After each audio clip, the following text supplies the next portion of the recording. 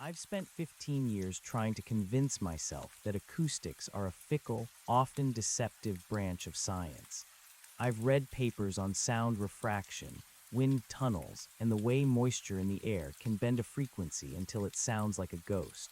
But none of those white papers can explain what happened on Blackwood Lane. They don't account for the way the gravel sounded under my boots that night, not like a crunch, but like a gasp being sucked back into a throat. I was 24 at the time, working a dead-end job as a courier for a local legal firm in a coastal town that felt like it was perpetually draped in gray wool. It was a Tuesday in late October, the kind of evening where the sun doesn't so much set as it just gives up, leaving behind a bruised, purple sky that fades into a thick, suffocating black.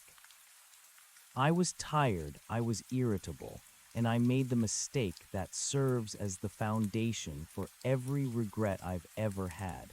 I decided to take a shortcut. Blackwood Lane wasn't on any of the GPS maps back then. It was one of those old, residential veins that cut through the wooded ridge behind the town, a narrow strip of cracked asphalt and overgrown hydrangeas. It was supposed to save me 20 minutes of traffic on the main coastal road. I'd driven it once in the daylight and remembered it being quaint, if a bit isolated. But in the dark, with a thin mist rolling off the ridge, it felt like a different country entirely. The trouble started when my old sedan decided it had enough. A rhythmic thwack thwack thwack from the front left tire told me I caught a nail or a sharp piece of slate. I coasted to a stop near a rusted street lamp that flickered with a dying orange pulse. The silence that rushed in the moment I killed the engine was absolute. It wasn't just the absence of noise. It was a physical weight, like the air had been vacuum sealed. I got out, my breath blooming in front of me in a pale cloud. I walked to the front of the car, my boots clicking sharply against the pavement. Click, click, click. Well, except they didn't just click. I froze. I stood perfectly still, my hand resting on the cold metal of the hood. About half a second after I stopped moving, I heard it. A faint, wet sound. The exact sound of a boot lifting off asphalt, but played in reverse. It was a shhh tuck. It was the sound of a footstep ending before it began. I looked behind me. The road was empty. The mist hung in the air, unmoving. I told myself it was an echo. The ridge was steep on one side. Maybe the sound was bouncing off the rock face and returning to me distorted. I took another step. Click. Pause. Let's say trade stock. It was perfectly synchronized, yet fundamentally wrong. If you've ever played a recording of someone walking and then hit the rewind button, you know that specific, unnatural cadence. It's not a mirror image of the sound. It's a violation of how time is supposed to move. My stomach did a slow, nauseous roll. I wasn't scared yet, not truly, but I was deeply, instinctively alerted. My lizard brain was screaming that the physics of the world had just shifted an inch to the left. I decided to ignore the tire. I'd just call a tow from my cell. I reached into my pocket, but as I pulled my phone out, it slipped through my numb fingers. It hit the ground with a dull thud. Thud. Pause. Dude. The sound of the phone hitting the ground repeated, but it sounded like the impact happened in reverse, as if the floor had reached up to grab the phone rather than the phone falling onto it. I knelt to pick it up, my heart starting to thud against my ribs. I realized then that the street lamp above me wasn't flickering anymore. It was hum-singing, a low, vibrating drone that seemed to be getting louder the longer I stayed still. Hello, I called out. I don't know why. Maybe I wanted to hear a normal sound. Hello, my voice echoed back, but it wasn't an echo. It was my own voice, syllables flipped. Ole. The sound was crisp, it was clear, and it came from about 10 feet behind me, right where I had been standing a minute ago. I didn't pick up the phone. I stood up, my joints feeling like they were filled with sand. I began to walk away from the car, headed toward the glow of a house I could see about a quarter mile down the road. I figured if I could just get to a porch light, to a person, this auditory hallucination would snap back into place. I walked faster, click, click, click, click. Behind me, the road replied, case it, case it, case it, case it. The sounds were catching up. The delay between my step and the reverse step was shrinking. It started at a second. Now it was a fraction of that. It felt like something was rewinding the world around me, trying to catch up to the present moment. I started to jog. The sound behind me became a frantic, sucking slur of noise, like a tape recorder being spun at high speed. The mist seemed to thicken, pressing against my eyes. I reached the driveway of the house I'd seen, but as I turned onto the gravel, I stopped dead. The house wasn't just dark, it was wrong. The architecture looked like a child's drawing of a home, windows where doors should be, a chimney that angled sharply toward the ground. And there, sitting on the porch in a rocking chair that moved with a sickening, backward jerk, was a figure. It wasn't moving like a person moves, it was twitching. It would be leaning back, then suddenly it was leaning forward without the transition in between. It was a human shape, dressed in a heavy coat, but its head was tilted at an angle that suggested a broken neck. I stood at the edge of the gravel, my breath coming in ragged gasps. I realized then that the silence had returned, but it was worse now. I could hear my own heartbeat, but it sounded like a muffled drum being played backward. Thump-lub, thump-lub. The figure on the porch stopped rocking. It didn't turn its head to look at me. It just existed there, a glitch in the dark. I backed away, one slow step at a time. I didn't want to turn my back on it. Crunch, my foot hitting gravel. Snurk, the sound coming from the porch. The figure on the porch mimicked my movement. It didn't stand up. It simply was 5 feet closer to me. It bypassed the physical act of walking. It was as if the universe was cutting out the frames of a film where it moved, leaving only the result. "What do you want?" I hissed, my voice cracking. The figure opened its mouth. A sound came out, a long, agonizing string of vowels that sounded like a scream being sucked back into a pair of lungs. It was my own voice. It was the hello I had shouted earlier, but stretched and distorted until it sounded like metal grinding on metal. That was the moment the logic shattered. There was no echo. There was no acoustic anomaly. Something on this street was consuming the sounds I made and feeding them back to me to bridge the distance between us. It was using my own footsteps to track my location in a way that defied every law of nature I knew. I turned and ran. I didn't run toward the car. I ran into the woods, thinking the uneven terrain would break the pattern. But as I sprinted through the dead leaves, the woods screamed back at me. Every branch I snapped, every leaf I crushed, was echoed by a ghostly reversed twin that seemed to be closing in from all sides. Snap. Hands. I could hear it right behind my ear now. The snurk of the leaves wasn't coming from the ground anymore. It was coming from the air. I felt a coldness, a localized drop in temperature so severe it felt like a physical blow. I didn't look back. I knew that if I looked back, I would see that flickering, twitching figure right in my shadow, moving through the world in reverse, catching up to me by rewinding my own escape.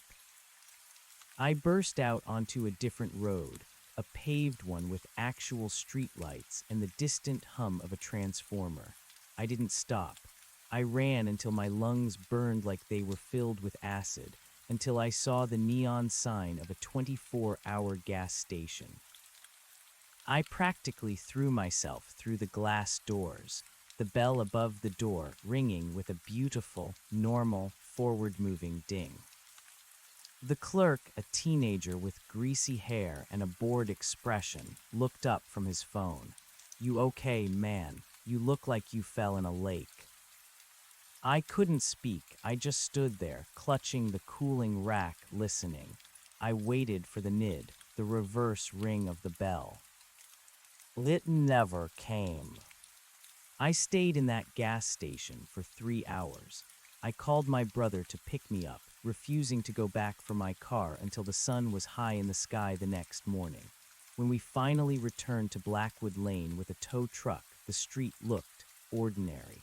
The house with the distorted windows was just an old, abandoned Victorian with a for sale sign rotting in the yard. My car was exactly where I'd left it, the flat tire looking pathetic in the morning light. But as I walked up to the driver's side door, I looked down at the dusty window.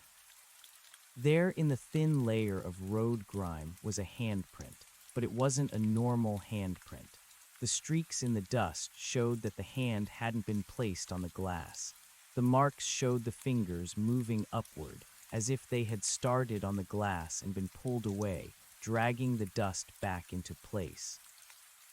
I don't go out after dark much anymore, and when I do, I'm hyper-aware of the sound of my own feet, because every now and then when I'm walking down a quiet hallway or a deserted sidewalk, I'll take a step, and I'll swear I hear that faint, wet shhh tuck a second later. It's still out there, it's still rewinding, and I'm terrified that one day it's finally going to catch up to the beginning of my life. The mechanic who towed the car didn't say a word, but he kept glancing at the driver's side door. I thought he was looking at the handprint, but when I followed his gaze, I realized the grime wasn't just smeared, it was patterned. The dust had settled in concentric circles, like a ripple in a pond frozen in mid-expansion, radiating outward from where that impossible hand had touched the glass. I paid him in cash, my hands shaking so violently I dropped a $20 bill. It fluttered to the asphalt. I waited, my heart hammering against my ribs, expecting to hear that sickening hwt of a reverse landing. It hit the ground with a normal, paper-thin crinkle. I breathed, but the air felt thin, like I was breathing through a veil. For the first few months after that night, I became a student of silence. I moved into a modern apartment complex in the city, a place with thick concrete walls and double-glazed windows designed to drown out the world. I traded my boots for soft-soled sneakers that muffled my gait. I stopped listening to music with headphones, terrified that a sudden beat or a vocal trill would be mirrored by a shadow in the room. I needed to hear the world as it was, linear, forward-moving, and predictable. But the city has its own acoustics, a chaotic symphony of overlapping vibrations that can hide things. I started noticing the glitches in the 3rd month. I was in a grocery store, the kind of sterile, fluorescent-lit cathedral of consumerism that should be the safest place on earth. I was reaching for a carton of milk when a woman at the end of the aisle dropped a jar of pickles. The glass shattered, a bright, violent explosion of green and brine. Was mash. The sound was followed instantly by a chorus of gasps from the other shoppers. But as the sound of the shatter died away, I heard it. A microscopic delay, then the sound of the glass shards jumping back together, the liquid leaping from the floor back into a phantom jar. H. Sam's. It was faint, no louder than a whisper, but it vibrated in my molars. I looked at the woman. She was staring at the mess, her face pale. No one else seemed to have heard the reversal. They were reacting to the mess, the smell, the inconvenience. I was the only one reacting to the wound in time. I left my cart and walked out. I didn't go back to that store. In fact, I started avoiding any place where sudden noises were likely. I became a hermit of the mundane. I worked from home, doing data entry for a logistics firm, a job that required nothing but the rhythmic, predictable tapping of keys. Tap, tap, tap. I grew to love the sound. It was a metronome, a way to keep my reality anchored to the present. Until the tapping started to change. It happened on a Tuesday, exactly 1 year to the day since Blackwood Lane. I was typing a report on shipping manifests. The room was quiet, save for the hum of my computer fan and the steady click of the mechanical keyboard. Click, click, click. Then a pause. I had stopped to take a sip of coffee. My hands were nowhere near the keys. Silk. The sound came from the keyboard. The S key depressed itself and popped back up, but the movement was wrong. It didn't go down and then up. It seemed to emerge from the frame of the keyboard, hovering for a millisecond before snapping back into its resting position. On my monitor, the letter S appeared in the middle of a word, then vanished, as if the computer had registered the stroke and then immediately decided it had never happened. I pushed my chair back, the casters screaming against the hardwood. That's great. Lyrics. The second sound didn't come from the floor. It came from the corner of the room, near the ceiling. I lived on the 4th floor. There was no one above me but the roof. I looked up at the crown molding, my breath hitching in my throat. The shadows there seemed denser, more textured than they should be. It looked like the air was curdling. "Leave me alone," I whispered. "Alone me leave," a voice whispered back from the kitchen. It wasn't a voice, not really. It was a collection of frequencies that mimicked the shape of words, but the texture of the sound was like wet gravel. It was the same voice from the porch on Blackwood Lane, but it was clearer now. It was learning. It was no longer just reflecting my sounds. It was beginning to anticipate them. I realized then that Blackwood Lane wasn't a place. It was a condition. Whatever I had encountered that night hadn't stayed behind on that overgrown ridge. It had latched onto the frequency of my life. It was a parasite of causality, a creature that lived in the after and was slowly eating its way toward the before. I stopped sleeping in the dark. I bought industrial-grade white noise machines, 4 of them, and placed them in every corner of my bedroom.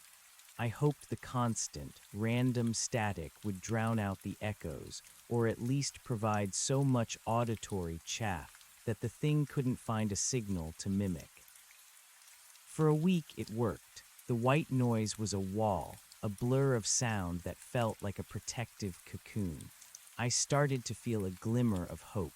Maybe it was like a predator that hunted by sonar. If the environment was loud enough, it would lose the trail. Then came the night the power went out. It wasn't a storm. There was no wind, no rain, just a sudden, absolute plunge into darkness and silence. The white noise machines died mid-hiss, their fans spinning down into a void that felt heavier than the air around me.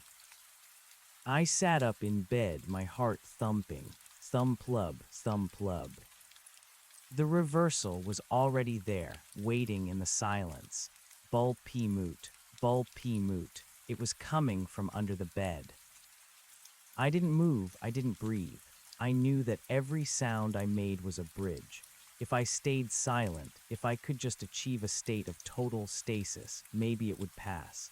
I closed my eyes, trying to regulate my pulse, trying to become a ghost in my own skin. But the thing about the human body is that it is never truly silent. The blood rushes through the ears. The lungs expand and contract. The stomach gurgles.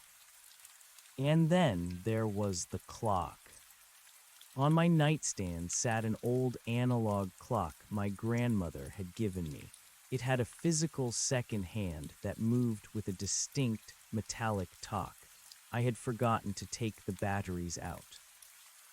Dog. Drog. Drog.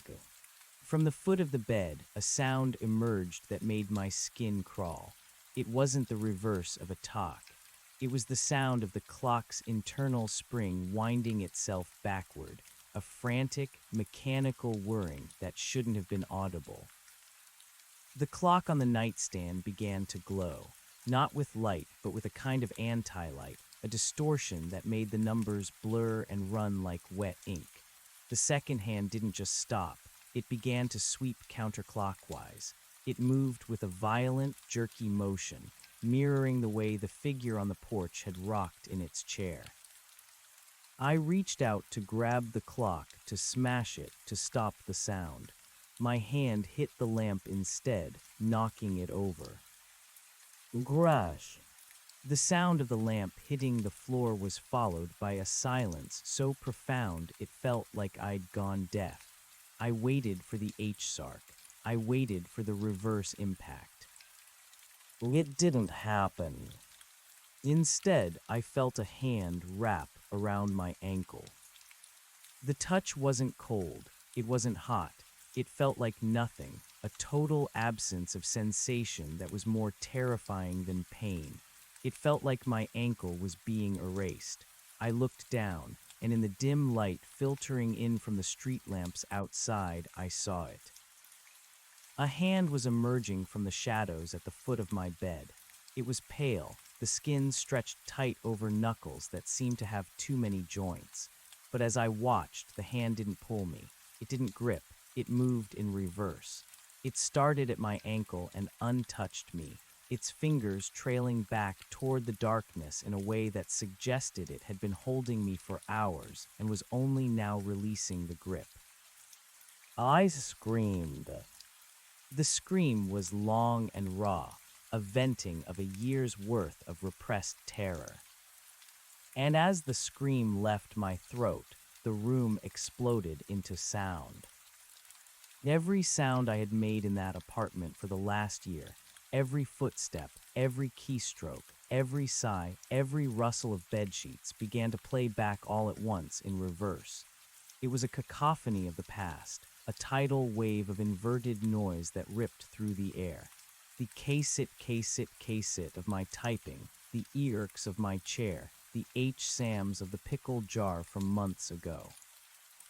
It was as if the entity had been collecting my echoes and was now detonating them in a single, concentrated burst. The pressure in my ears was immense. I fell out of bed, scrambling for the door, but the floor felt like it was moving beneath me. The wood grain seemed to be flowing backward, the dust motes in the air rising from the floor and flying toward the ceiling. I reached the door and fumbled for the knob. As I turned it, I heard the sound of the door unopening. I was pulling it toward me, but the sound was of a door being slammed shut. The physics of the room were collapsing. The after was becoming the before. I burst into the hallway, the emergency lights flickering with a sickly yellow hue. I didn't take the elevator. I ran for the stairs, my feet pounding against the concrete. Thud, thud, thud, thud. Below me, from the bottom of the stairwell, the reply came back. Doot. It was closer now. It wasn't waiting for the delay anymore. The entity was no longer a second behind. It was a millisecond. It was overlapping with my reality, a double exposure of time that was beginning to align. I hit the ground floor and burst out into the street. The city was quiet, the 3:00 a.m. lull providing no cover. I ran toward the river, toward the sound of moving water. I had a desperate, irrational thought that the constant, chaotic flow of the river might disrupt the pattern.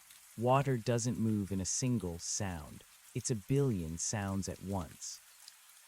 I reached the embankment, leaning over the stone railing, gasping for air. Below, the dark water churned, hitting the pylons of the bridge with a rhythmic slap hiss. I waited. Powell's this, see. The river was reversing. I watched in horror as a ripple moved toward a stone, hit it, and then the water seemed to draw back, the splash unforming and returning to the smooth surface of the current. The entire river, for as far as I could see in the moonlight, was stuttering. It would flow forward for a second, then rewind for two. I looked up at the sky. The clouds were drifting backward. "What do you want?" I yelled at the empty air. The silence that followed was the most terrifying thing I have ever experienced, because there was no echo, no reversal. Then a voice spoke from directly behind my head. It wasn't my voice this time. It was a composite, 1,000 voices I had heard over the last year, all chopped up and stitched together in a reverse-engineered slurry. YATSOTTNW. We want to stay. I turned around, but there was no one there, only the empty promenade and the flickering street lamps. I realized then the truth of Blackwood Lane. It wasn't a haunting, it was a leak, a place where the forward momentum of time had stalled and started to pool, attracting things that live in the eddies, and I had carried a drop of that stagnant time away with me. I looked at my hands. In the pale light, they looked blurred at the edges. I tried to snap my fingers. The sound happened before my fingers touched. The reversal had overtaken the event. I was no longer the cause, I was the effect. I began to walk, but I wasn't choosing my direction. My legs were moving because they had already walked this path in a future I hadn't experienced yet, and I was being pulled back through the motions. I was a movie being rewound, a passenger in my own body as it retraced its steps toward the apartment, toward the bedroom, toward the darkness under the bed. I passed a window of a closed cafe. I caught a glimpse of my reflection. My reflection wasn't looking at me. It was walking away, its back turned, even though I was facing the glass. It was moving toward a door that wasn't there, into a street that looked like it was draped in gray wool. I saw the sign in the reflection. It wasn't the name of the cafe. It was a street sign, rusted and flickering. Blackwood Lanes. I'm writing this now because I can still feel the keys beneath my fingers, but I don't know if the words are appearing on the screen or if they are being sucked back into the processor. The sound of the keyboard is a constant roar of K-silks now, a wall of noise that is drowning out my own thoughts. I can hear the rocking chair again. It's not in the room, it's in my head. Greek thud. Dudekerk. The delay is gone. The sound and the reversal are one. I am going to close my eyes now. I am going to try to make one final sound, a sound that has no reverse, a sound that is so pure it can't be broken. I'm going to try to laugh. But as I open my mouth, I already hear the sound of a sob being sucked back into my chest. The street is here. The mist is rolling in off the ridge, and I can hear my boots clicking on the gravel, moving backward toward the car, toward the moment I decided to take a shortcut, toward the beginning of the end. Or the end of the beginnings. On Blackwood Lane, there is no difference. The laughter died in my throat before it could even vibrate my vocal cords, replaced by a sharp, involuntary intake of air that felt like swallowing a shard of dry ice. I wasn't breathing anymore. The air was being forced into my lungs by a vacuum I couldn't control. My apartment, the concrete sanctuary I had paid so much to disappear into, was dissolving. The walls didn't crumble. They faded like an old photograph left in the sun, bleaching into a translucent gray, until I could see the skeletal remains of the Victorian house on the ridge standing right where my kitchen island used to be. The transition was seamless and sickening. I felt the plush carpet beneath my feet turn into the splintered, rotting wood of a porch.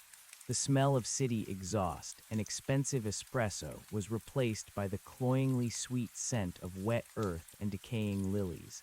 I tried to scream, but the sound was a hollow merks that collapsed back into my throat, bruising my windpipe. I was standing on the porch of the house with the distorted windows. The rocking chair was there, but it was empty. Yet the wood continued to groan under the weight of an invisible occupant. Creak thud, doot kerk. The rhythm was so fast now it sounded like a heartbeat, a frantic, panicked pulse that matched the drumming in my ears. I looked out toward the street, expecting to see my car with a flat tire, but the road was gone. In its place was a river of gray fog that flowed upward, defying gravity, spiraling toward a moon that looked like a hole punched in the sky. Why, I managed to choke out. The word didn't reverse. It just hung in the air, a flat, dead thing. A figure stepped out from the shadows of the doorway. It wasn't the elongated man I had seen before. It was me. Or rather, it was a version of me that had been folded and refolded until the edges were frayed. This version of myself moved with a stuttering, stop-motion gait. Every step it took left a trail of afterimages behind it, like a long-exposure photograph of a ghost. It wore the same clothes I had on, the soft sneakers, the hoodie, but they were caked in a fine white dust that looked like pulverized bone. The other me stopped a foot away. We were the same height, but it felt like looking down a well. Its eyes weren't eyes. They were silver mirrors reflecting a version of the street that was still alive, still green, still moving forward. I saw my brother's face in those eyes, saw the mechanic, saw the woman with the pickle jar. All of them were moving in high speed, their lives flashing forward toward an end I would never reach. Lloyd era, the thing whispered, me, are you. It reached out a hand. I tried to recoil, but my body refused to obey. My muscles were locked in a pre-recorded sequence. I felt my own arm rising to meet its touch. It was the handprint on the car window all over again. I was the glass, and it was the grime. When our fingers touched, there was no spark, no heat. There was only the sensation of being unremembered. A flood of memories hit me, but they were backwards. I felt the relief of my first paycheck before I felt the stress of the job. I felt the grief of my mother's funeral before I felt the warmth of her hand in mine. I was being pulled through the timeline of my own life at a terminal velocity, the events stripping away like layers of skin. I saw my apartment vanish, saw the city turn back into a construction site, saw the old house I grew up in reassemble itself from the dust. I realized then what the reversal was. It wasn't a haunting or a glitch. It was a harvest. The things that lived on Blackwood Lane were time meters. They couldn't exist in the flow of a linear universe. They were the cosmic equivalent of barnacles, clinging to the hull of reality and slowing it down until it stopped, until it rotted, until it ran backward into a state of primordial chaos they could digest. I hadn't stumbled onto a shortcut. I had fallen into a gullet. The other me, the husk, started to grow vibrant. The color returned to its skin. The dust on its clothes vanished. It was becoming solid, taking on the weight of my experiences, my memories, my very mass, and I was becoming the shadow. I felt myself thinning, my vision blurring into a smear of gray and white. I was becoming the nid in the bell, the H-Sams of the glass. I was becoming the echo. "Stop!" I screamed, and this time, the sound was a roar that shook the porch. The husk flinched, the connection flickered. For a microsecond, the flow of time sputtered. I saw a crack in the gray sky, a glimpse of the real world where a clock was ticking forward, somewhere, anywhere. I realized that the only way to fight a reversal was to break the pattern. The entity relied on the symmetry of sound and action. It needed the echo to anchor itself to the event. If I could create a moment of absolute chaotic asymmetry, something that couldn't be mirrored or reversed, I might break the circuit. I didn't think, I didn't plan. I lunged forward, not away from the husk, but into it. I grabbed the version of myself by the throat and did the one thing that made no sense in a world of echoes. I bit my own tongue hard. The copper taste of blood exploded in my mouth, a sharp, metallic reality that had no sound, only sensation. The pain was a white-hot spike that pierced through the gray fog. It was an event that had no auditory footprint, no click or thud to reverse. It was pure, silent agony. The husk shrieked, but the sound it made was a jumble of frequencies that couldn't find a shape. The porch beneath us buckled. The Victorian house began to fold in on itself, the windows shattering outward, then inward, then vanishing into a singularity of wood and glass. I felt a violent shove, like being ejected from a moving vehicle.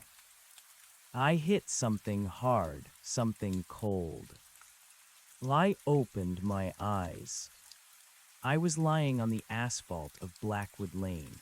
The sun was rising, a pale, weak orange light bleeding over the ridge. My car was 10 feet away, its flat tire still looking pathetic in the dirt. The for sale sign in the yard of the abandoned house was still rotting. I sat up, gasping, my hand flying to my mouth. My tongue throbbed with a dull, rhythmic ache. I spat onto the road. The blood was red, real red, and when it hit the ground, it didn't jump back. It stayed there, a dark stain on the gray pavement. I didn't wait. I didn't check the windows for handprints. I didn't even look at the house. I crawled to the car, fumbled for my spare, and changed that tire with a frantic, desperate energy I didn't know I possessed. Every turn of the lug wrench made a sharp, metallic clink. I listened, my heart in my throat. Clank, silent, clank, silent. The echoes were gone. I drove. I didn't stop until I was 3 states away, until the trees changed and the air smelled of salt and the road signs were in a font I didn't recognize. I sold the car for scrap in a town whose name I didn't bother to learn. I threw my phone into a river, a real river, one that flowed in one direction and didn't look back. I live in a small coastal village now. I work on a fishing boat. The ocean is the loudest, most chaotic thing I know. The waves never break the same way twice. The wind is a constant, shifting roar that defies mimicry. There are no mirrors in my house. I don't use a keyboard. I write everything by hand, the ink scratching across the paper in a messy, irreversible line. But sometimes, when the tide is out and the world goes unnaturally still for a heartbeat, I'll be standing on the docks, and I'll drop a coil of rope. Thump. I'll hold my breath, counting the seconds, waiting for the world to catch its breath. Most days there is nothing but the cry of the gulls and the smell of the salt. But last night, as the moon rose, a full, bright, forward-moving moon, I dropped my keys on the wooden planks. Jingle. I waited 1 second, 2 seconds. From deep beneath the docks, muffled by the water and the wood, came a sound so faint I almost missed it. Algnage. I didn't run. I can't run anymore. I just stood there, looking out at the black expanse of the Atlantic, realizing that I hadn't escaped. I had just bought myself a little more time. The leak wasn't on Blackwood Lane. It was in me. I am the carrier. I am the bridge. And somewhere, in a gray house on a ridge that doesn't exist on any map, A version of me is sitting in a rocking chair, waiting for the rest of my life to catch up so it can finally begin. I picked up my keys and walked home. I made sure to stomp my feet on the wood, making as much noise as possible, a frantic, rhythmic prayer to the God of the present. I don't know how many years I have left before the after finally meets the before. But until then, I will keep moving. I will keep making noise. I will live so loudly that the silence never stands a chance. I walked into my kitchen and turned on the radio. It was a talk show, a man with a gravelly voice discussing the weather. I turned it up until the speakers rattled. I took a deep breath, the air filling my lungs, and for the first time in a long time, I let it out slowly.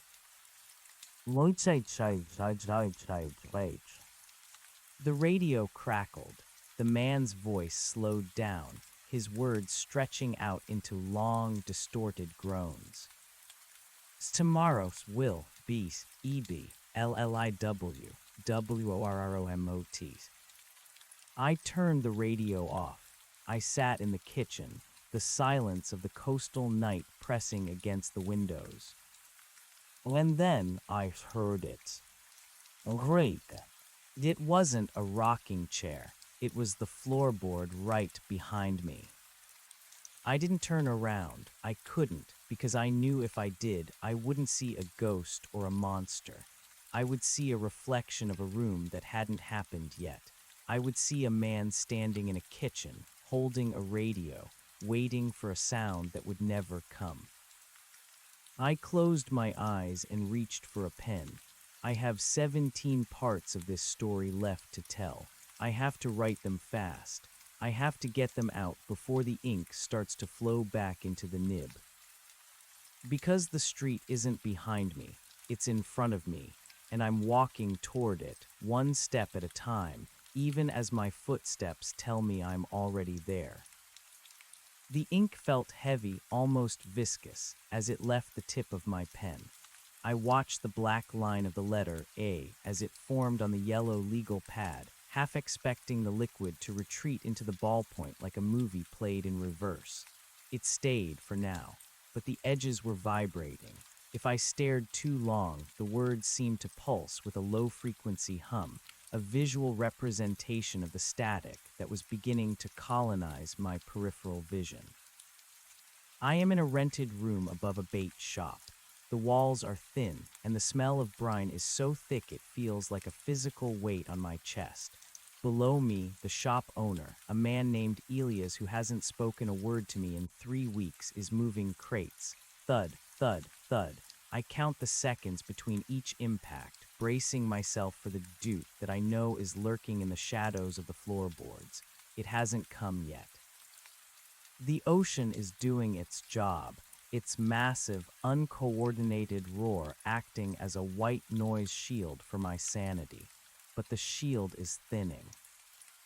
I need to explain the physics of the leak as I understand it now. Imagine time is a river. Most people are swimmers, bobbing along with the current, seeing only what lies immediately ahead or the wake they leave behind.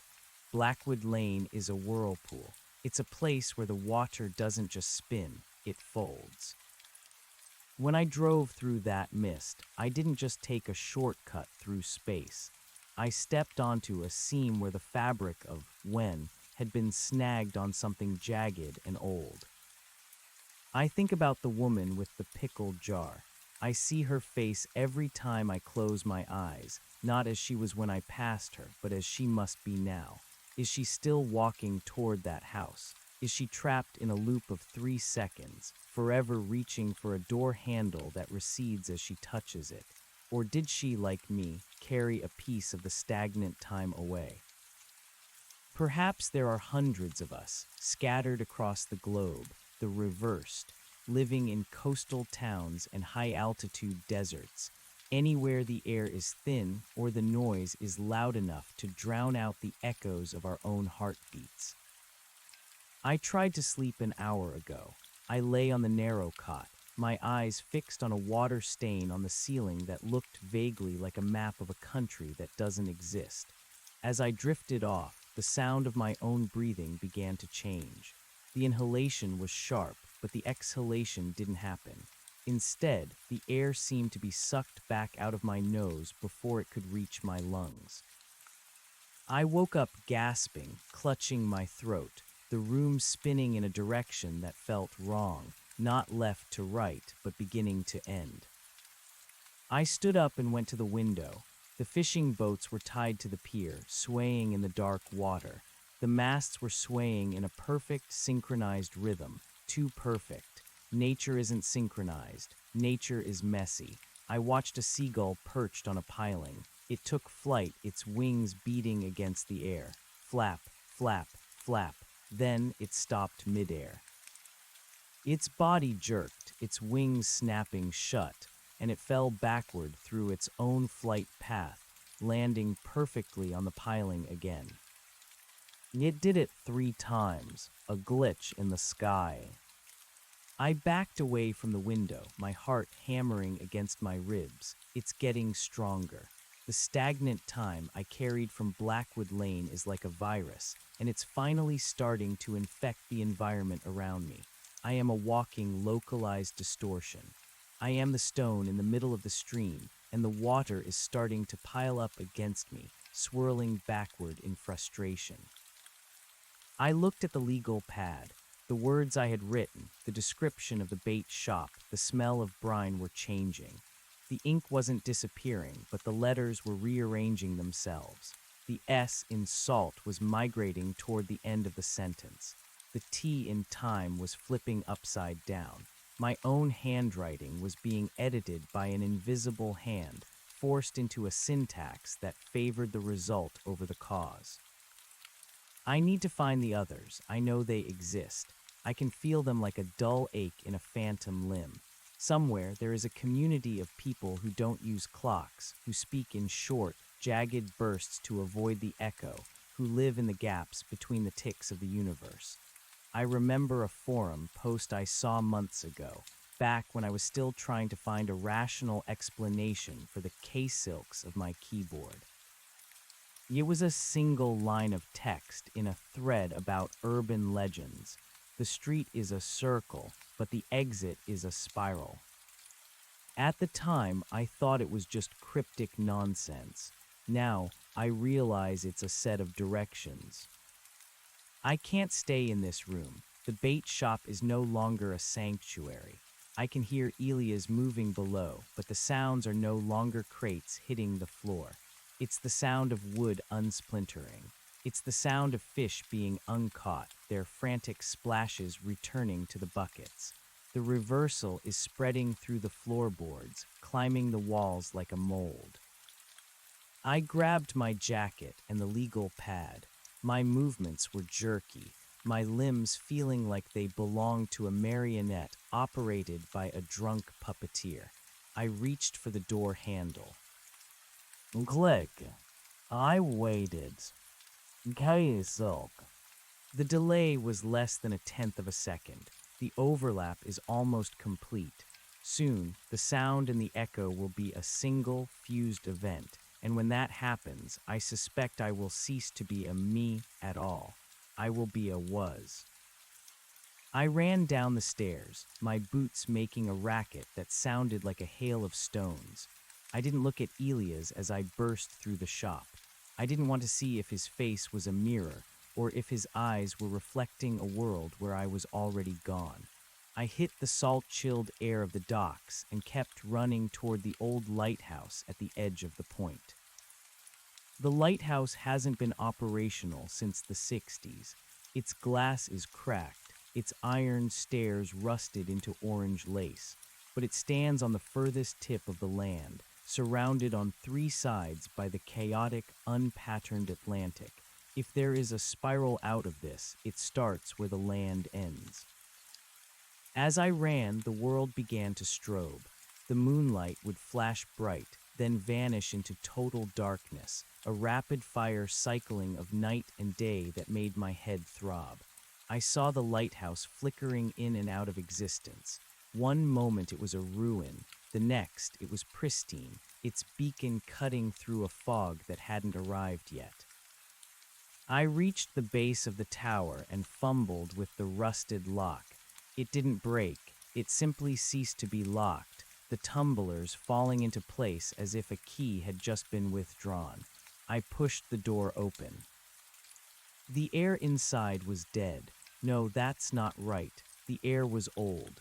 It smelled of 1964. It smelled of tobacco and ozone and a brand of floor wax that hasn't been manufactured in decades. I started to climb. The spiral staircase was a literal manifestation of the exit. Round and round I went, the metal groaning under my weight. With every step, the sounds of the outside world, the waves, the wind, grew more distant, replaced by a low, rhythmic thrumming that seemed to be coming from the center of the tower itself. Thrum, thrum, thrum. It sounded like a massive heart or a massive engine. I reached the lantern room at the top. The great Fresnel lens was still there, its glass prisms catching the erratic moonlight. But the lens wasn't moving. It was vibrating. It was humming at a frequency that made my teeth ache. I looked out over the ocean. The horizon was gone. In its place was a wall of gray mist that looked exactly like the fog on Blackwood Lane. It wasn't moving toward the shore. It was rising out of the water, a vertical curtain of nowhere that was slowly wrapping itself around the lighthouse. I turned around, and there he was. It wasn't the version of me from the porch. It was an old man, dressed in the heavy wool uniform of a lighthouse keeper. He was sitting on a wooden stool, a logbook open on his knees. He wasn't writing. He was erasing. He was using a piece of pumice to carefully scrub the ink from the pages, moving from the bottom of the sheet to the top. He didn't look up when I entered. He just kept scrubbing, his movements methodical and slow. "Are you the one?" I asked. My voice sounded thin, like it was being broadcast from a long way away. The man stopped scrubbing. He looked at me, and his face was a map of every road I had never taken. His eyes were the color of the Atlantic before a storm, a bruised, turbulent gray. "Lloyd era, Ethel," he said. "You are late." He didn't say it in reverse. He said it forward, but the words felt like they were being pulled out of a deep well. "Late for what?" I stepped closer, my hand reaching for the edge of the lens. "The alignment," he said, his voice grating like stones on a beach. "The street is full. There's no more room for the echoes. They're starting to spill over." He gestured toward the window, toward the wall of mist. I saw shapes moving within the gray, not people, but shadows of structures. I saw the Victorian house. I saw the cafe. I saw the silhouette of a car with a flat tire. The entire geography of Blackwood Lane was manifesting in the middle of the ocean, a ghost city built out of the time that had been stolen from people like me. How do I stop it? I felt a surge of anger, a hot, sharp spark that cut through the cold dread. I didn't ask for this. I just took a shortcut. The old man laughed, a dry, rattling sound. There are no shortcuts. There is only the long way, and the way that takes you back to where you started. He stood up, the logbook falling to the floor. It didn't hit with a thud. It hit with a doot, and the sound echoed up the walls, spiraling toward the ceiling. "You didn't carry a drop of stagnant time, boy," the man said, stepping into the pale light of the moon. "You are the drop, the man who walked out of the apartment, the man who ran to the river, the man who bit his tongue. Those were just the echoes trying to find a body." He reached out and touched my chest, right over my heart. His fingers were cold, colder than the ice water air of the porch. "The real you is still in the car," he whispered. the real you never left Blackwood Lane. You're just the sound he made when he realized the door wouldn't open. I felt a hollow sensation in my gut, a feeling of sudden, terrifying weightlessness. I looked down at my hands. They were translucent. I could see the rusted metal of the floor through my palms. I could see the legal pad I was holding, the pages blank, the ink having finally retreated into the pen. "Then who are you?" I whispered. The man smiled, and for a second his face shifted. I saw the elongated man. I saw the mechanic. I saw myself. "I'm the one who listens," he said. The mist hit the glass of the lantern room.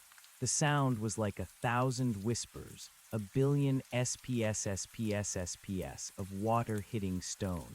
The lighthouse began to shake, the iron structure groaning as it was pulled in two directions at once, forward into the salt and the spray, and backward into the tobacco and the ozone.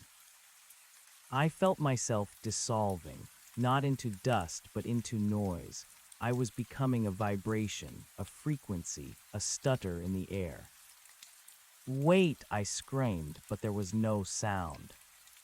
The old man picked up the pumice stone and reached for my face. "Time to climb the page," he said. I lunged for the lens, my fingers passing through the glass like it was smoke. I grabbed the central spindle of the Fresnel lens and pulled with everything I had left of my existence. I didn't try to turn it forward. I didn't try to turn it back. I tried to break it.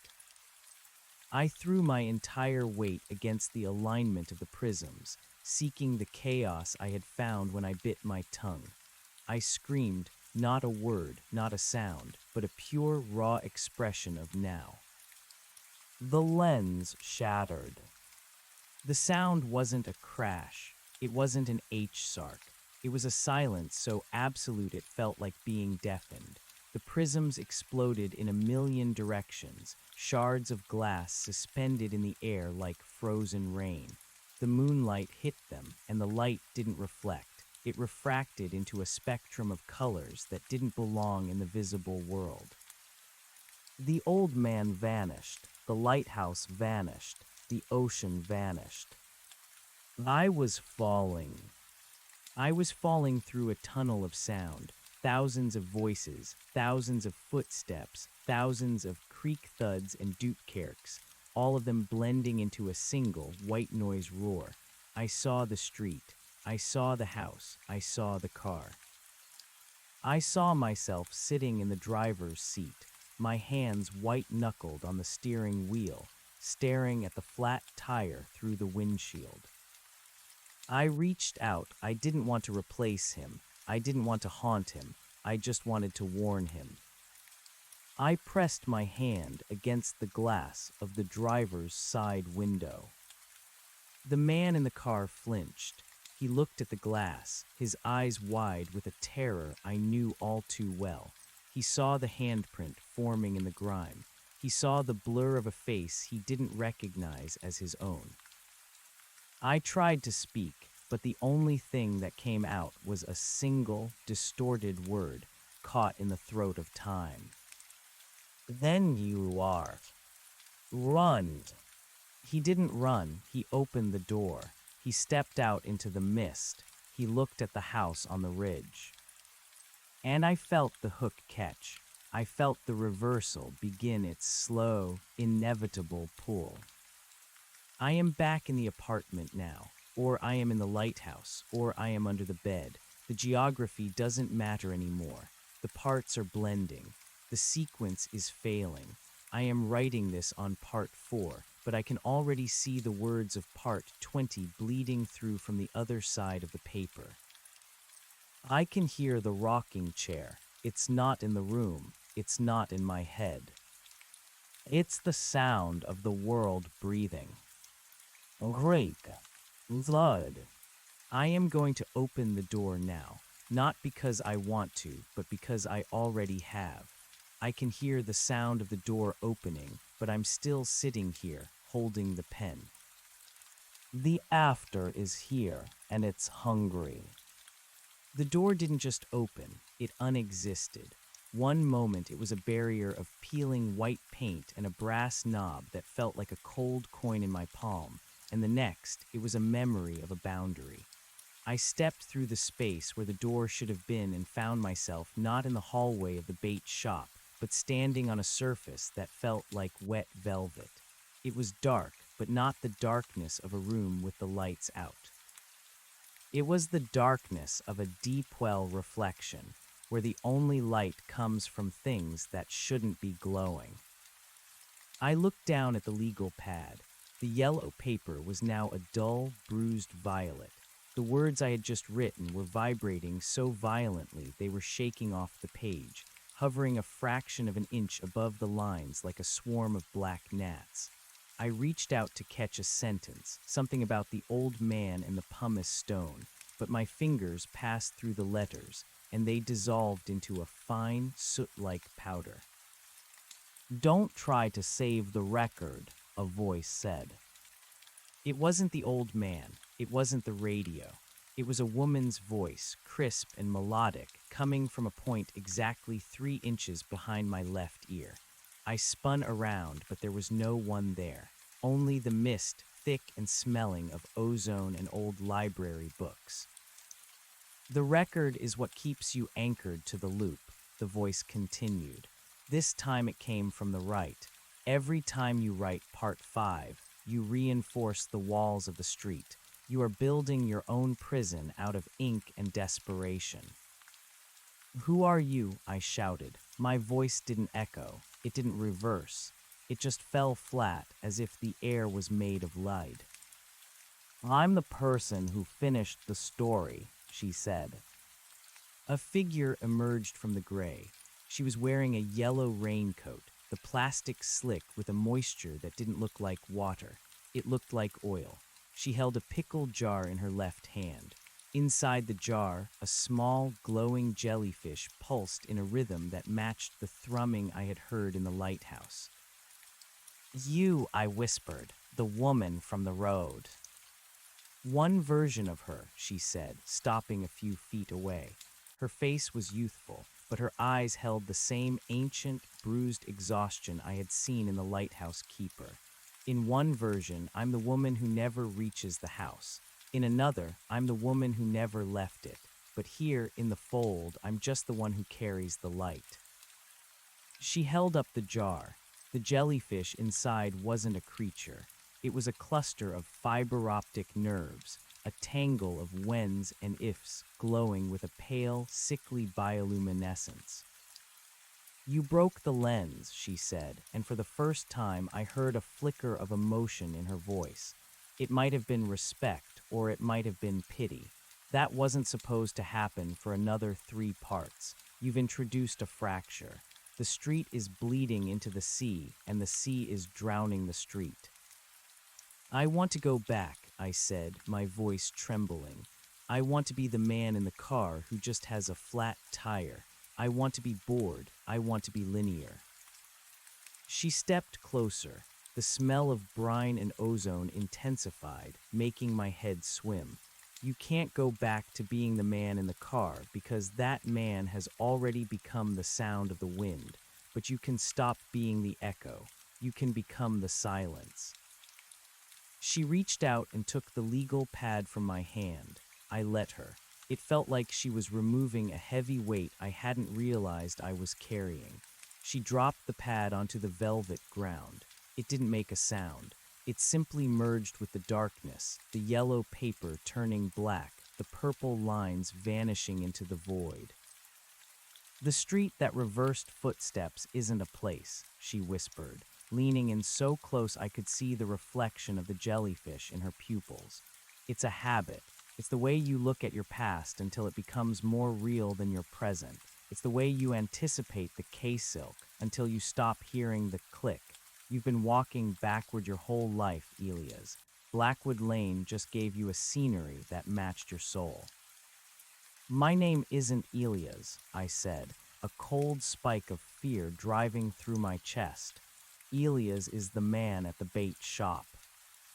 She smiled, a sad, slow movement of her lips. Is he, or is he the version of you that gave up?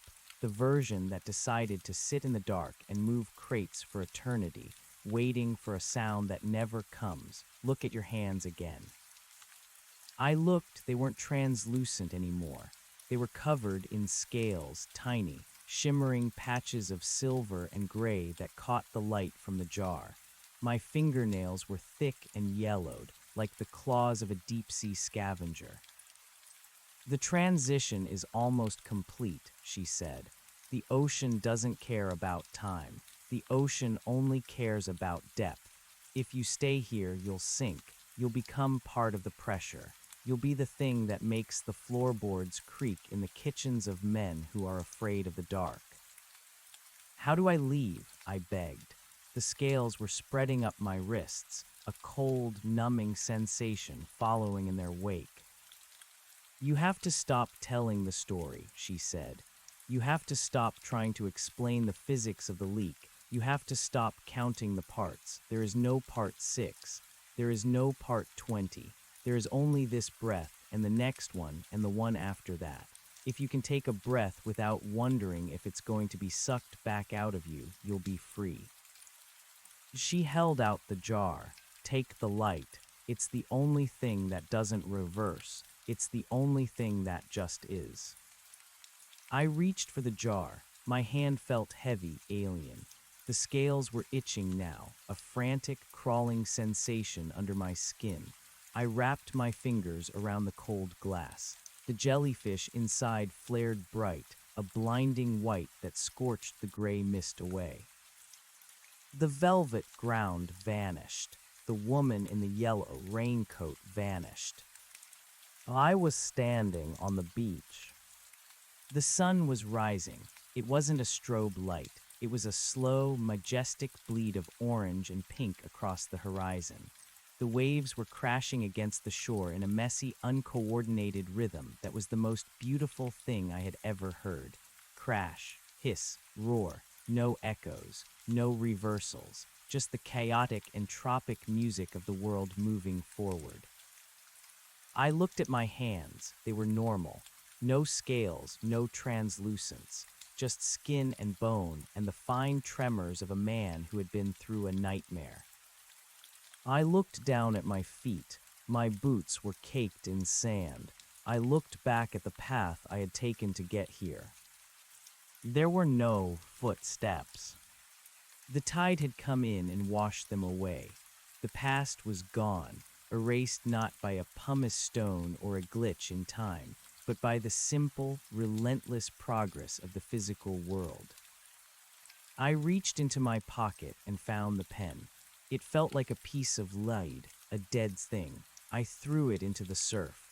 I watched it bob for a moment before a wave pulled it under, dragging it down into the depths where the ink could finally be still. I turned away from the ocean and started walking toward the town. I didn't look back. I didn't count my steps. I didn't listen for the doot. I just walked. The bait shop was there, its windows reflecting the morning sun. Elias was out front, sweeping the pier. He looked up as I approached. He didn't look like me. He just looked like an old man who lived by the sea. "Morning," he said. His voice was gruff, simple.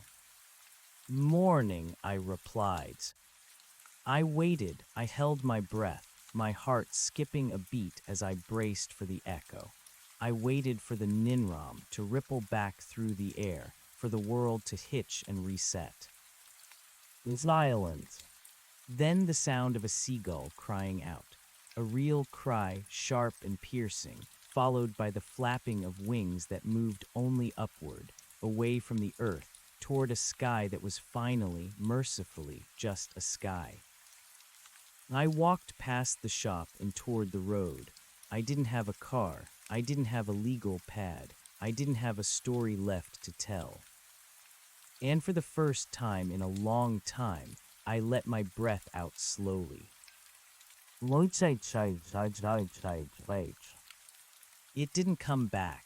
It drifted away on the salt breeze, becoming part of the air, part of the morning, part of the forward-moving world.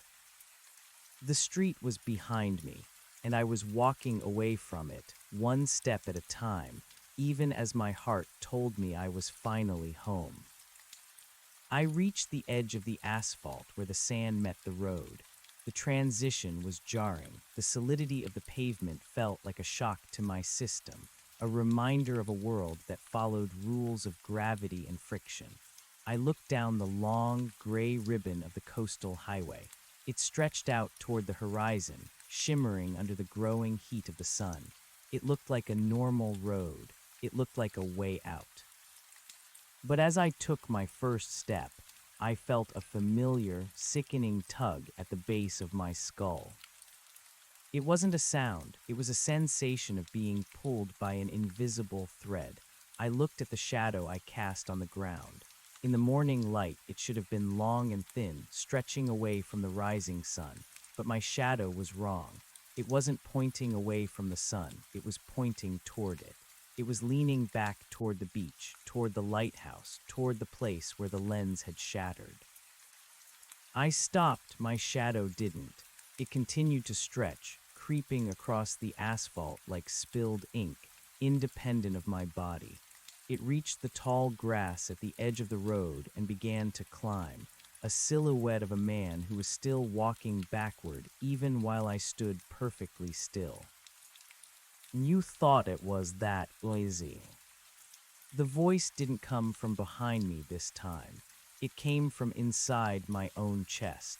It was my own voice, but it sounded like it had been recorded and played back through a layer of static. I looked at my hands again. The scales were gone, yes, but the skin was too smooth. The lines on my palms, the lifeline, the heart line, were disappearing. My skin was becoming a blank canvas, a page that had been scrubbed clean by the old man's pumice stone. The woman in the yellow raincoat had lied, or perhaps she hadn't lied. Perhaps she had simply told me what I wanted to hear so that I would take the light. I looked at the jar I was still clutching. The jellyfish inside wasn't glowing anymore. It was gray and shriveled, a dead clump of matter floating in stagnant water. I hadn't been given a tool for escape. I had been given a weight to keep me submerged. I dropped the jar. It shattered on the pavement. The water didn't splash. It flowed in a perfect circle, surrounding my feet, creating a dark, reflective pool that showed not the sky, but the ceiling of the Victorian house on Blackwood Lane. I saw the rocking chair. It was moving, and sitting in it was me. Not the me that was standing on the highway, not the me that was the lighthouse keeper. It was the me from the very beginning, the man who had just stepped out of the car. He was sitting in the chair, staring at the door, waiting for someone to come in. He looked terrified.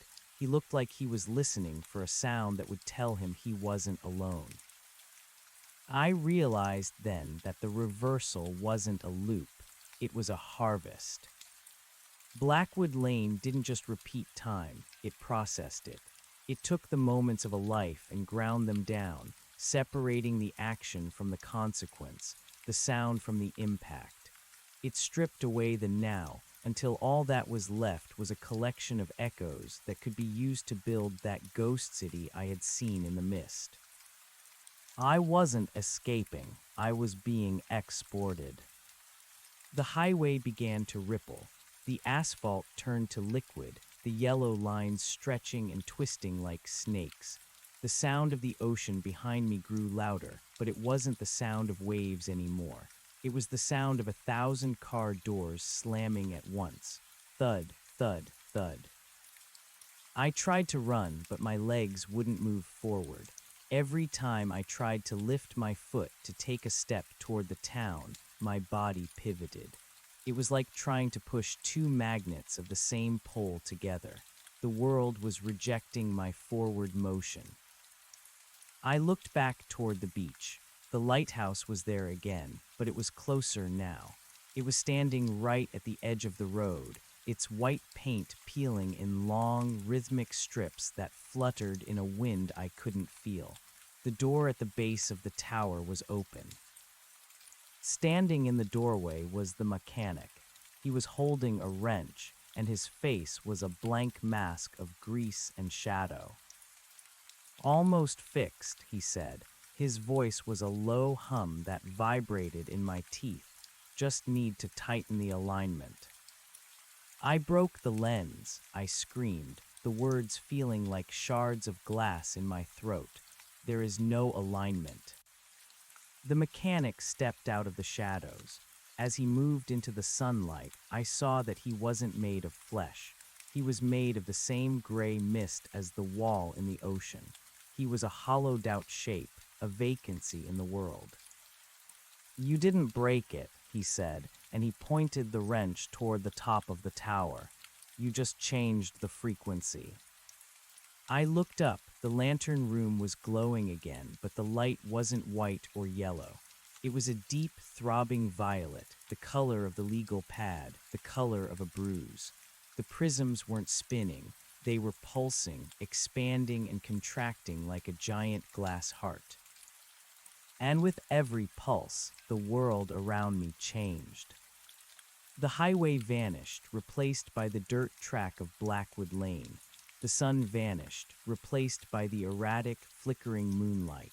The smell of the salt air was gone, replaced by the heavy, suffocating scent of ozone and old tobacco. I was back. I had never left. The beach, the sunrise, the conversation with the woman. It had all been a dream the street had fed me to keep me from fighting the reversal.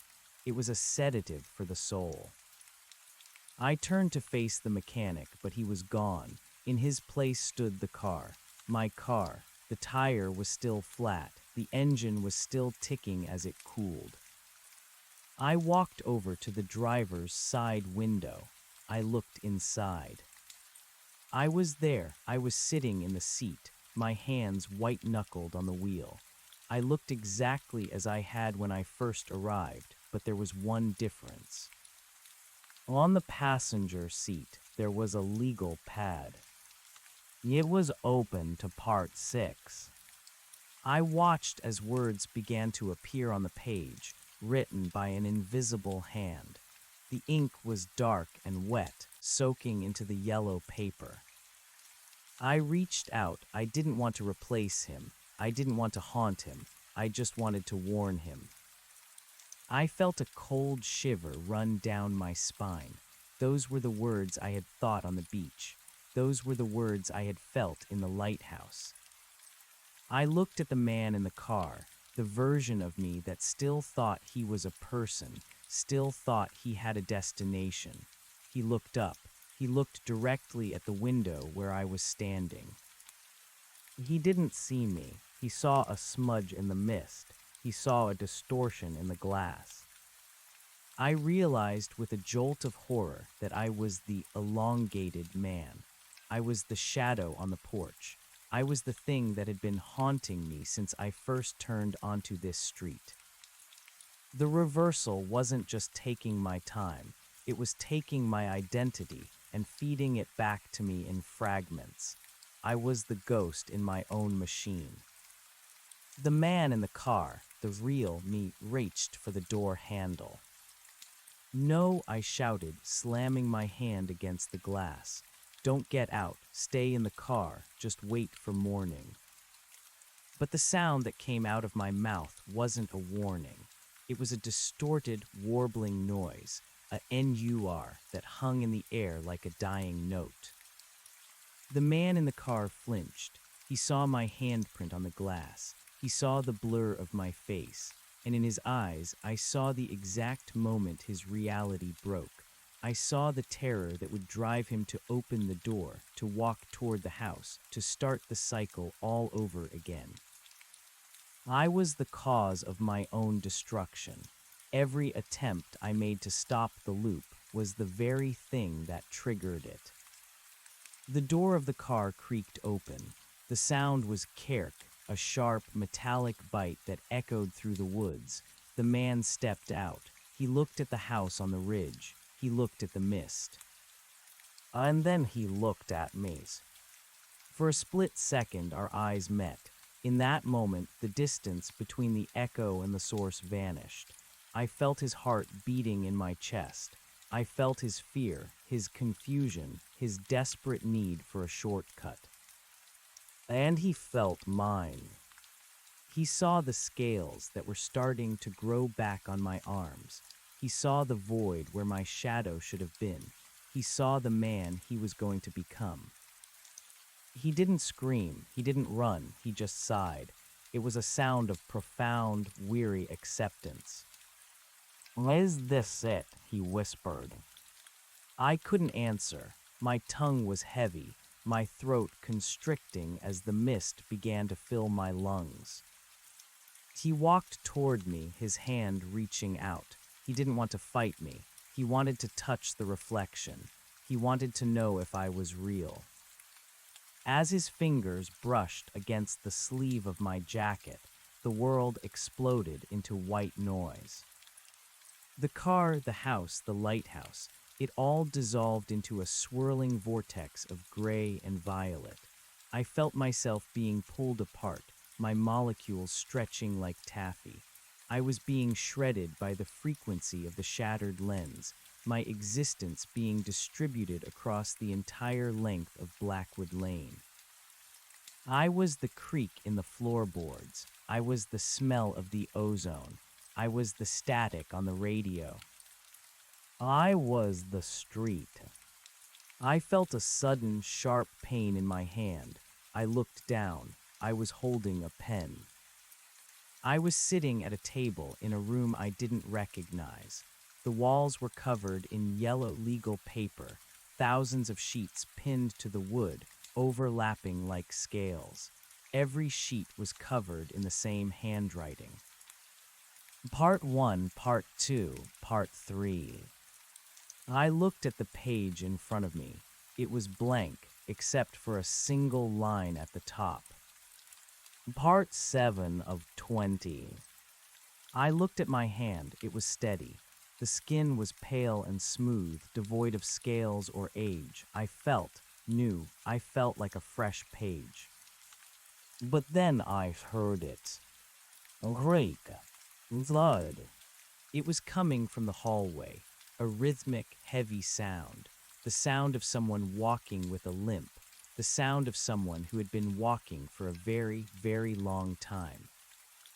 I looked at the door. It was closed, but I could see the light flickering underneath it, a deep, throbbing violet light. The knob began to turn. I didn't try to run. I didn't try to hide. I just picked up the pen and pressed the tip to the paper. I had to keep writing. If I stopped, the silence would come, and I knew now that the silence wasn't peace. The silence was the end of the street. It was the moment when the now finally ran out, and there was nothing left but the before. The door opened. A man stepped into the room. He was wearing a heavy wool uniform, his face a map of roads I had never taken. He looked at me, and his eyes were the color of a storm. He wasn't holding a pumice stone. He was holding a stack of blank paper. "You're early," he said. His voice was forward. It was clear. It was mine. He walked over to the table and set the paper down next to me. He leaned in, his breath smelling of salt and old books. "The alignment is shifting," he whispered. "The echoes are getting louder. We need more room." "Room for what?" I asked, my voice sounding like a broadcast from a long way away. He pointed to the wall, to the thousands of pages of my own story. "Room for the ones who are still in the car," he said, "the ones who haven't realized yet that there is no shortcut, the ones who think they are just taking a different way home." He reached out and touched the legal pad, his finger trailing over the words Part 7. "Write it well," he said, "because when you finish Part 20, you have to go back to the beginning and tell them about the man on the porch. You have to warn them about the sound the door makes."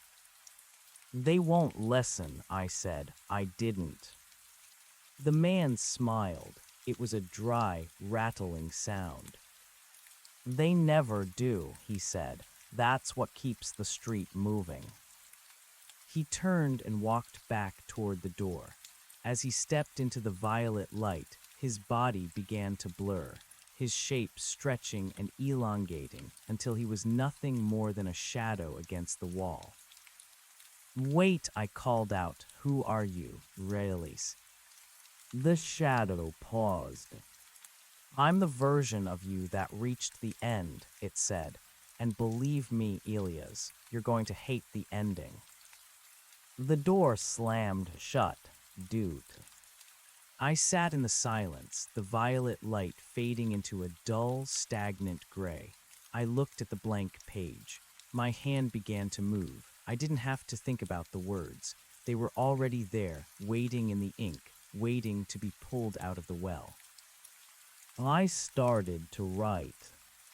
The street didn't just reverse footsteps, it reversed lives. It took the trajectory of a man and bent it into a circle until the beginning and the end were the same point, scarred by the friction of the turn. I could hear the car outside. I could hear the engine ticking. I could hear the sound of a man stepping out into the mist, his boots crunching on the gravel. He was coming toward the house. He was coming to find me. And I was waiting. I was always waiting. I turned the page and started part 8. The ink was wet, the air was cold, and somewhere in the distance, a lighthouse began to hum at a frequency that made my teeth ache. I wasn't a man anymore. I was a record, and the needle was just starting to drop. I wrote until my fingers bled, but the ink didn't turn red. It stayed black, the black of a deep-sea trench, the black of a night with no stars. I wrote about the mechanic and the woman in the raincoat. I wrote about the jellyfish and the shattered lens. I wrote about the man in the car who was currently walking up the porch steps. I heard the knock. Knock, knock, knocks. It was a hollow sound, like someone drumming on a coffin. I didn't look up, I didn't answer. I just kept writing, my pen scratching against the paper in a frantic, rhythmic pulse. "Hello," a voice called out from the other side of the door. "Is anyone there? My car. I have a flat tire. I just need to use a phone." I closed my eyes. I knew that voice. It was the voice of a man who still believed in phones, in cars, in the possibility of getting from point A to point B. "Go away," I whispered, but the words didn't leave the room. They stayed trapped in the gray air, circling my head like vultures. The door began to open.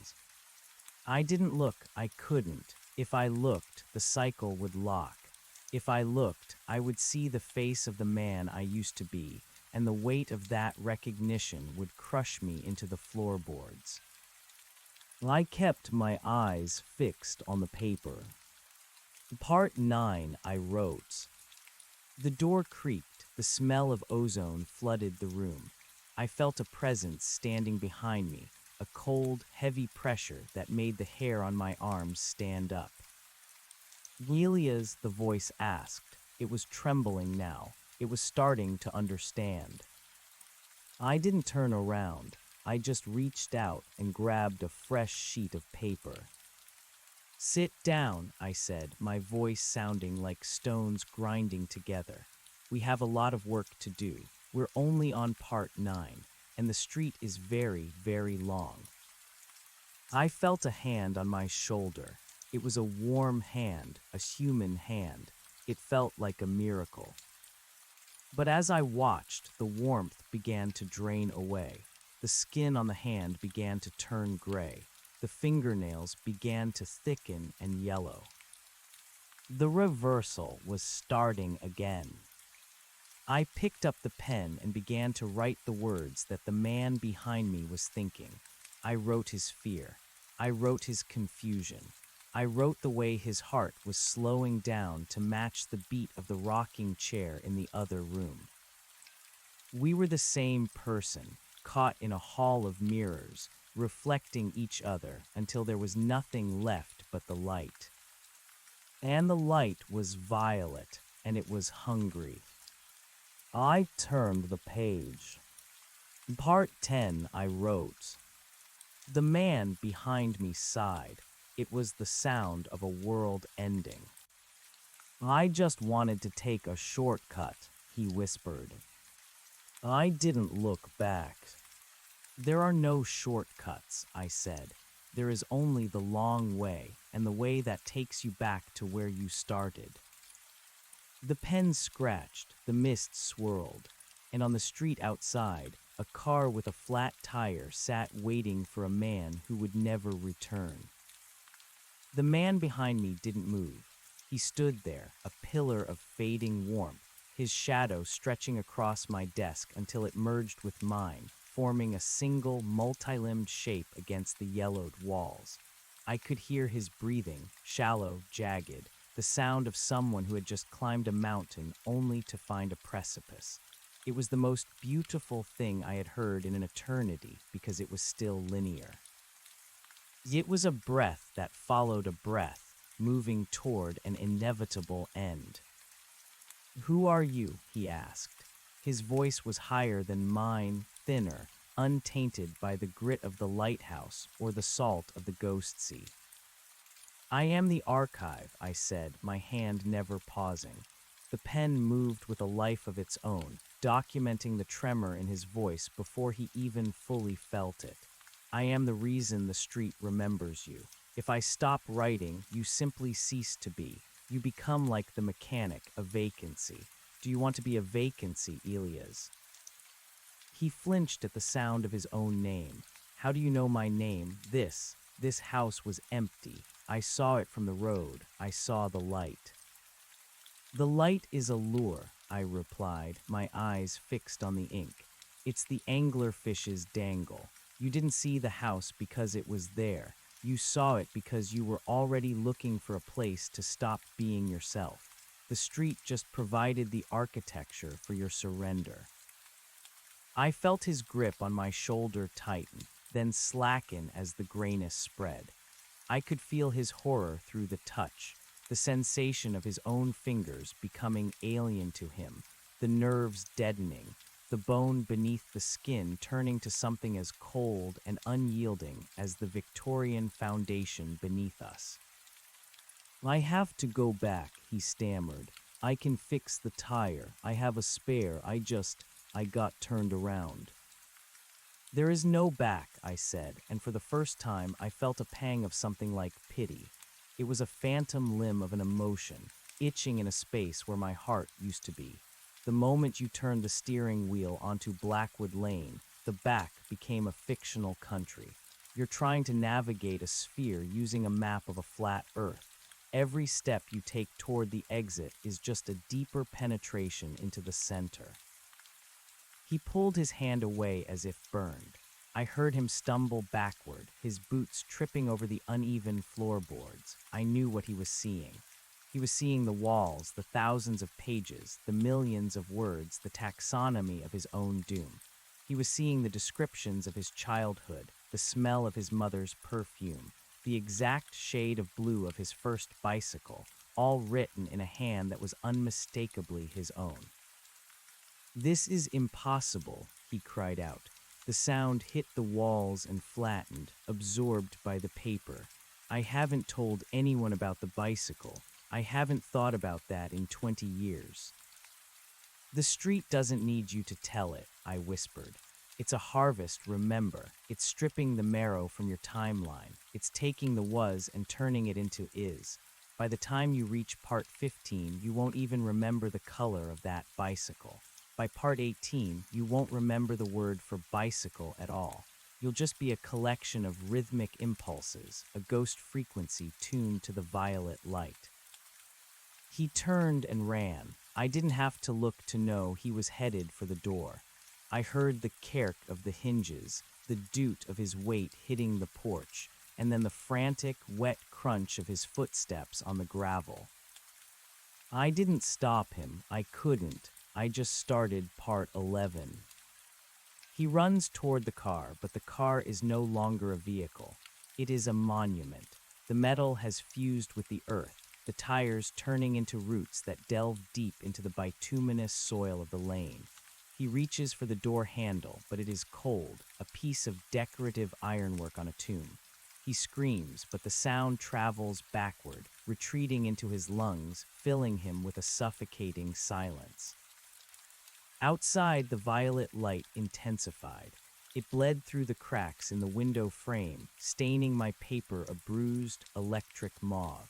The house began to groan, not the groan of wood settling, but the sound of a giant lung expanding. The dimensions of the room shifted. The ceiling receded into a dark, infinite height, and the walls began to vibrate with the low-frequency hum of the lighthouse. I looked at my reflection in the window pane. I was changing again. The scales weren't just on my arms now. They were creeping up my neck, hard and iridescent. My eyes were becoming wider, the pupils horizontal like a goat S, or perhaps like the aperture of a camera. I was becoming an instrument of observation. I was the lens. Help me. The cry came from the woods. It wasn't the Elias who had just left. It was a different voice, older, more desperate. I stood up, the chair scraping against the floor with a sound like a dying cello. My legs felt heavy, as if I were wading through mercury. I walked to the window and looked out. The mist had cleared in patches, revealing a landscape that was a nightmare of geometry. The trees weren't trees. They were tall, jagged shards of glass that reflected the violet sky, and wandering among them were dozens of men. They were all mates. There was the Elias in the business suit, clutching a briefcase that was leaking gray sand. There was the Elias in the hospital gown, dragging an IV pole that sparked against the rocks. There was the Elias from the beach, still wearing the yellow raincoat he had stolen from the woman, the fabric now fused to his skin like a second, rubbery hide. They were all walking in circles, their footsteps reversing and overlapping, creating a chaotic lattice of tracks in the silver dust. They were the export. They were the raw material for the ghost city. And then I saw her. The woman in the yellow raincoat was standing on the ridge, looking down at the carnage. She wasn't wearing the coat anymore. She was wearing a dress made of legal paper, the words shifting and crawling across the fabric like insects. She looked up at the window, and though she was hundreds of yards away, I could see her eyes. They were the same violet as the light. She raised a hand and pointed at me, not a gesture of accusation, but one of command. The frequency is set, her voice echoed in my skull, bypassing my ears entirely. The alignment is perfect. Now, Elias, finish the record, give the street its voice. I felt a surge of cold energy bolt up my spine. My hand, still clutching the pen, began to twitch. I returned to the table, but I didn't sit, I knelt. The floor was warmer than the chair. The wood felt like flesh. Part 12 I wrote. The ink was no longer coming from the pen. It was seeping from my fingertips, a dark, viscous ichor that stained the page. The city in the mist is not a place of rest. It is a place of repetition. Every building is a memory of a house that was lost. Every street is a shortcut that went wrong. The people who live there are not people. They are the echoes of decisions. They are the what-ifs given form and weight. And at the center of the city stands the lighthouse, the great weaver, pulling the threads of time through the needle of Blackwood Lane. As I wrote, the room began to dissolve. The walls of the Victorian house peeled away like dead skin, revealing the skeletal structure of the lighthouse beneath. I was no longer in a study. I was in the lantern room. The glass heart was pulsing inches from my head, its violet rhythm synchronized with the beating of my own double heart. The man who had just left the house, the new Elias, was standing on the gallery outside the glass. He was pounding on the panes, his face distorted by the prisms. "Let me in," he shrieked. "It's cold. The shadows are touching me." I looked at him through the glass. To him, I must have looked like a monster, a scaled, wide-eyed scribe bathed in a bruise-colored glow. I wanted to tell him that there was no in. I wanted to tell him that he was already part of the machinery, but my mouth wouldn't form the words. I could only write them. I held the legal pad up to the glass. "You are the sound of the door," I had written. "You are the smell of the tobacco. You are the reason I am here. Thank you for the ink." He stared at the words, his eyes going wide with a final, shattering realization. He looked down at his own hands and saw the grayness. He saw the way his reflection in the lighthouse glass was starting to move independently of his body. His shadow was climbing the tower, reaching for the light. He didn't scream this time. He just leaned his forehead against the glass and closed his eyes. "I'm so tired," he whispered. "Then sleep," I thought, "and become the road." With a sudden, violent lurch, the lighthouse began to spin. Not the light, the entire tower. The world outside became a blur of violet and gray, a centrifugal nightmare that pulled the air from my lungs. I saw the different versions of myself being swept up into the vortex, their bodies stretching into long, thin ribbons of light. They were being woven. They were being braided into a single, massive cable of existence. I felt the pull, too. My skin began to tear, not with pain, but with a sense of expansion. I was being spread thin. I was being applied to the world like a coat of paint. I reached for the next sheet of paper, but there were no more blank sheets. The stack was gone. The walls were full. Every inch of the world was already written. Except for one place. I looked at my own chest. My skin was smooth and white, a perfect canvas. I took the pen and pressed it against my sternum. The pain was exquisite, a sharp, cold clarity that cut through the violet haze. Part 13, I carved into my flesh. The realization is this: the street doesn't want your soul. It wants your perspective. It needs a witness to validate its existence. Without the man in the car, the street is just a fold in the map. With him, it is a tragedy. And tragedy is the fuel that keeps the light burning. The blood, the black ink, flowed down my stomach, but I didn't stop. I wrote on my thighs, on my forearms, covering myself in the script of the reversal. I wrote the secret names of the old man and the mechanic. I wrote the coordinates of the ghost city. I wrote the recipe for the violet light. As I wrote, the spinning slowed. The lighthouse settled back into the earth, but the earth was different now. I stepped out onto the gallery. The man who had been pounding on the glass was gone. In his place was a small gray stone, a grave marker with no name. I looked out over the edge. The highway was back. The sun was rising. But it wasn't the sun I knew. It was a cold, white disk that gave no heat, and the highway didn't lead to the town. It led to a wall of mist that stretched from the ground to the stars. A car was approaching. It was a silver sedan. It was moving slowly, the driver clearly hesitant. I watched as it reached the fork in the road, the shortcut. The car paused. I could see the silhouette of the man inside. He was looking at his GPS. He was looking at the dark, tree-lined mouth of Blackwood Lane. I wanted to scream. I wanted to throw myself from the tower to block his path. But I didn't. Instead, I felt a familiar weight in my hand. I looked down. I was holding a jar. Inside, a shriveled, gray clump of matter began to glow with a faint, sickly light. I looked at the car and I felt a hunger I had never known. It wasn't a hunger for food or for life. It was a hunger for a story. I needed him to turn. I needed him to enter the loop so that I could have something new to write. I needed his fear to sharpen my pen. I raised the jar. The light reflected off the windshield of the car.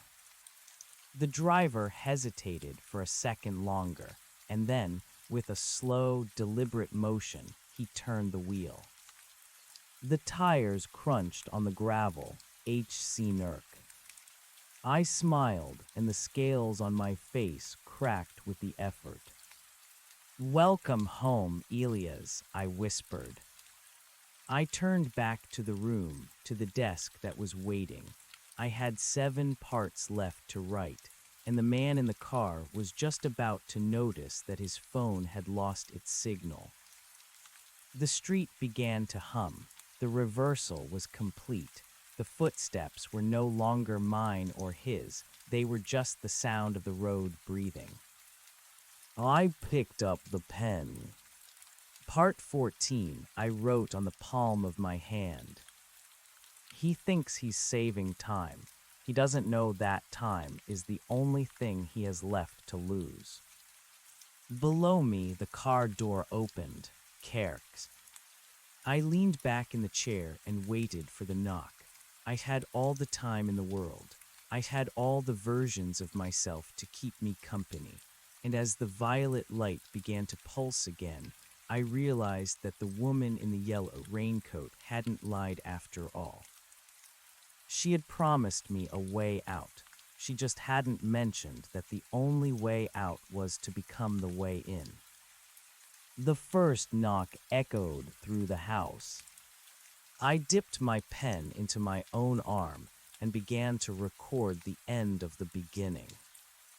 The knock didn't just rattle the door, it vibrated through the marrow of my bones. It was a hollow, tentative sound, the sound of a man who still believed in the etiquette of entry, who still thought a house was a sanctuary and a door was a boundary.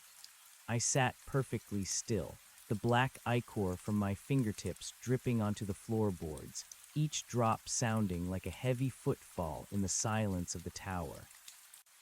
"Hello," the voice called out from below. It was fresh, vibrant, and terrifyingly familiar.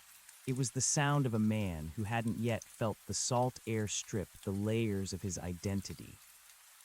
I didn't answer. I couldn't. My vocal cords had tightened into something resembling piano wire, tuned to a frequency that would likely shatter the eardrums of anyone still tethered to a linear timeline. Instead, I watched the ink on my skin begin to swirl. The words I had carved into my chest, the taxonomy of my own undoing, were moving. They were migrating toward my throat, seeking an exit. I stood up, my joints clicking like the gears of a rusted clock. The room around me was no longer just a room, it was a throat. The walls, lined with the pages of previous Eliases, pulsed with a rhythmic, peristaltic motion. The house was preparing to swallow the newcomer, and I was the digestive enzyme. I descended the spiral staircase. With every step, the air grew thicker, colder, and more saturated with the scent of ozone and rotting kelp. The violet light followed me, clinging to the scales on my back like a phosphorescent cape. By the time I reached the bottom landing, the man on the other side of the door was pounding with more urgency. "Please, my car, I think I hit something. There's something wrong with the road."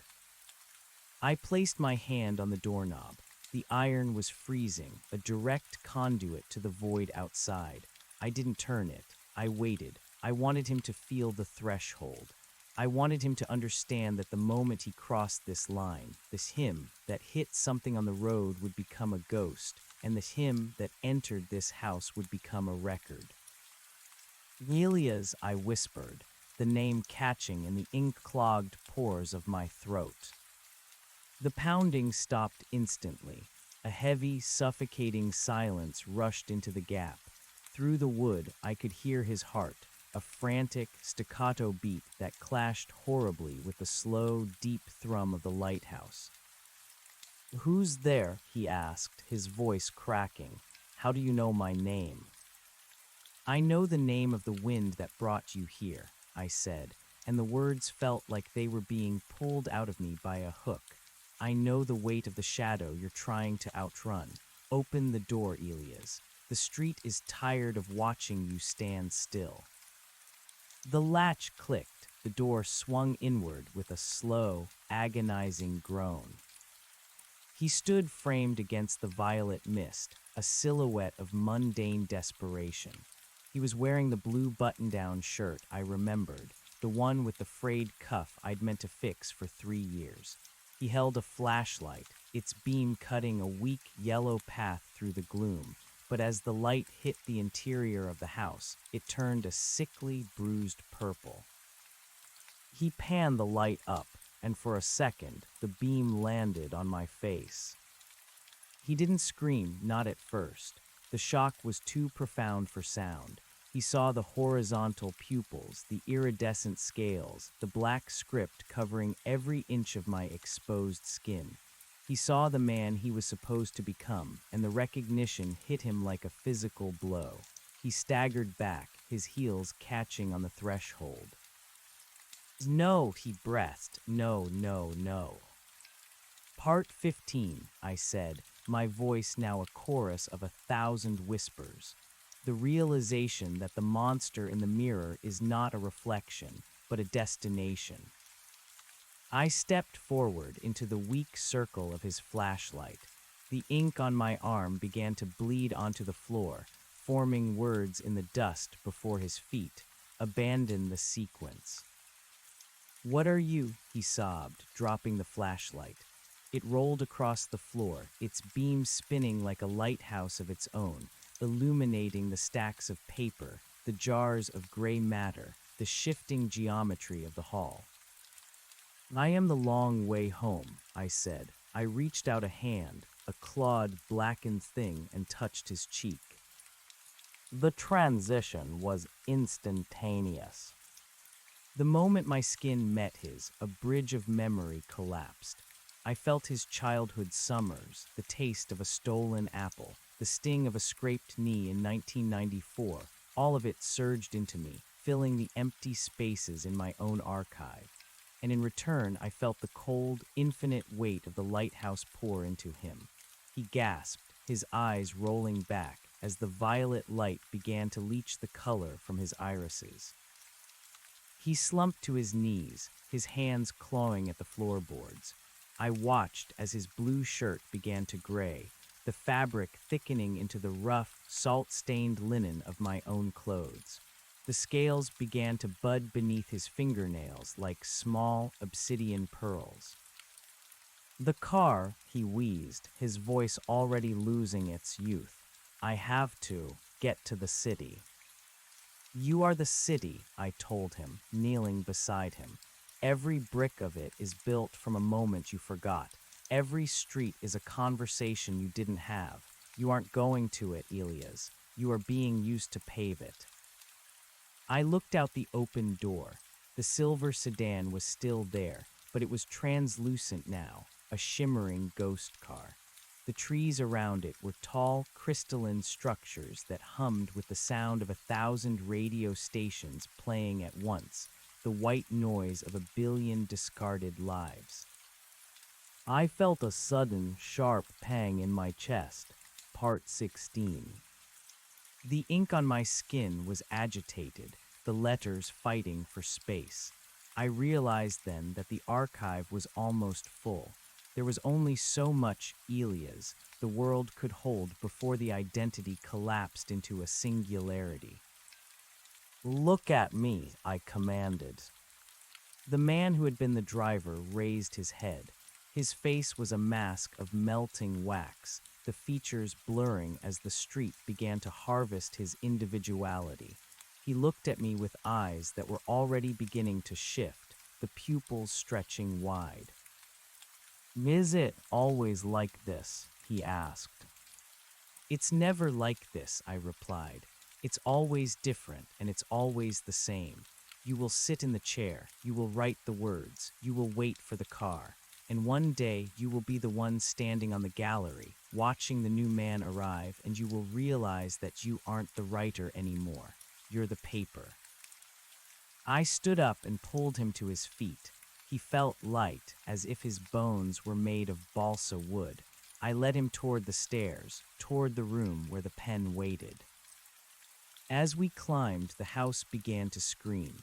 It was the sound of the wind through the glass heart of the lighthouse, a high-pitched, harmonic wail that vibrated the very atoms of the air.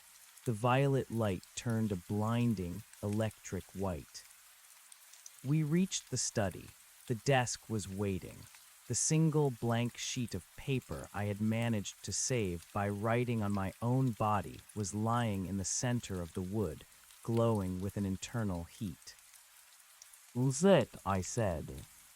He sat, his movements were jerky, the movements of a marionette whose strings were being shortened. He picked up the pen. He looked at the paper, and then he looked at me. "What do I write?" he whispered. "You write what you feel. You write the way the light tastes.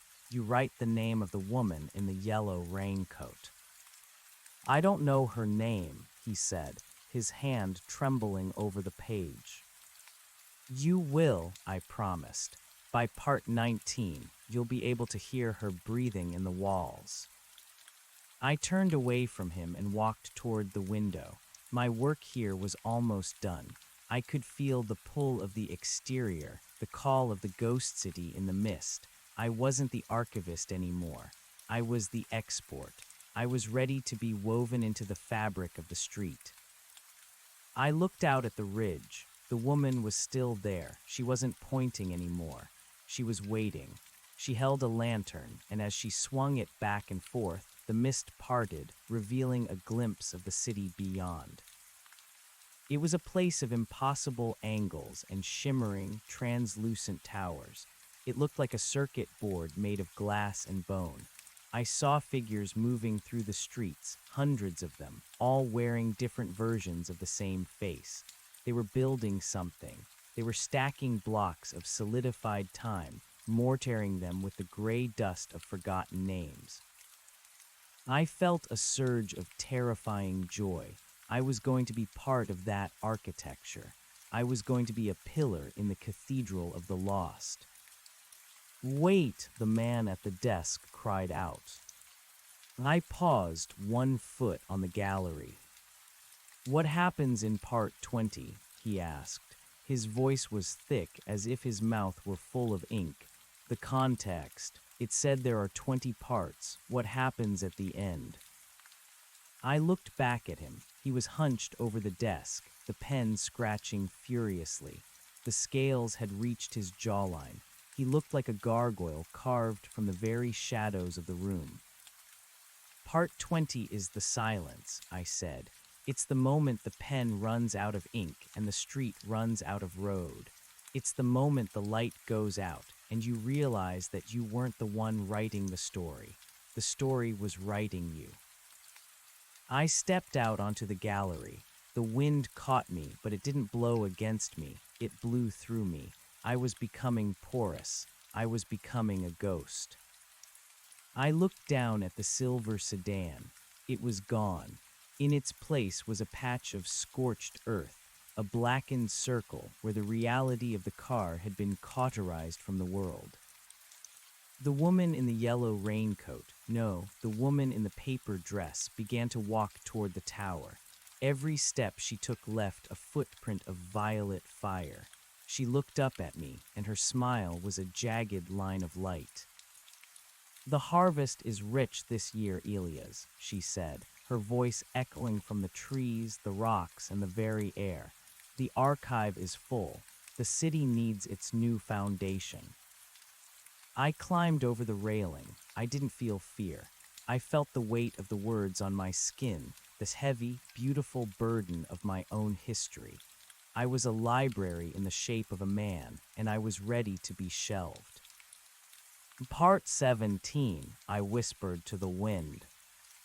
He jumps, but he does not fall. He is caught by the frequency. He becomes a wave, a vibration, a shimmer in the violet air.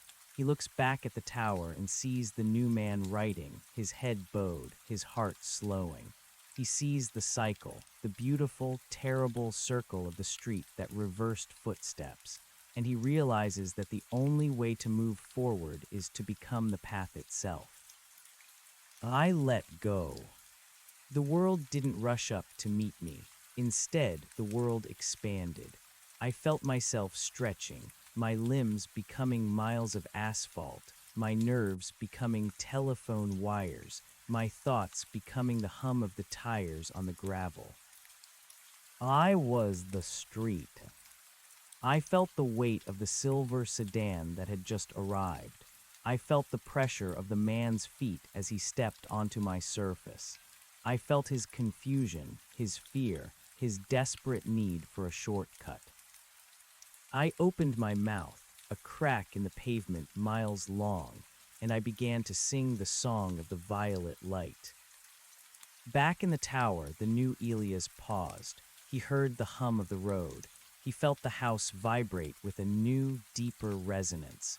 He looked at the page, at the ink that was now flowing from his own veins.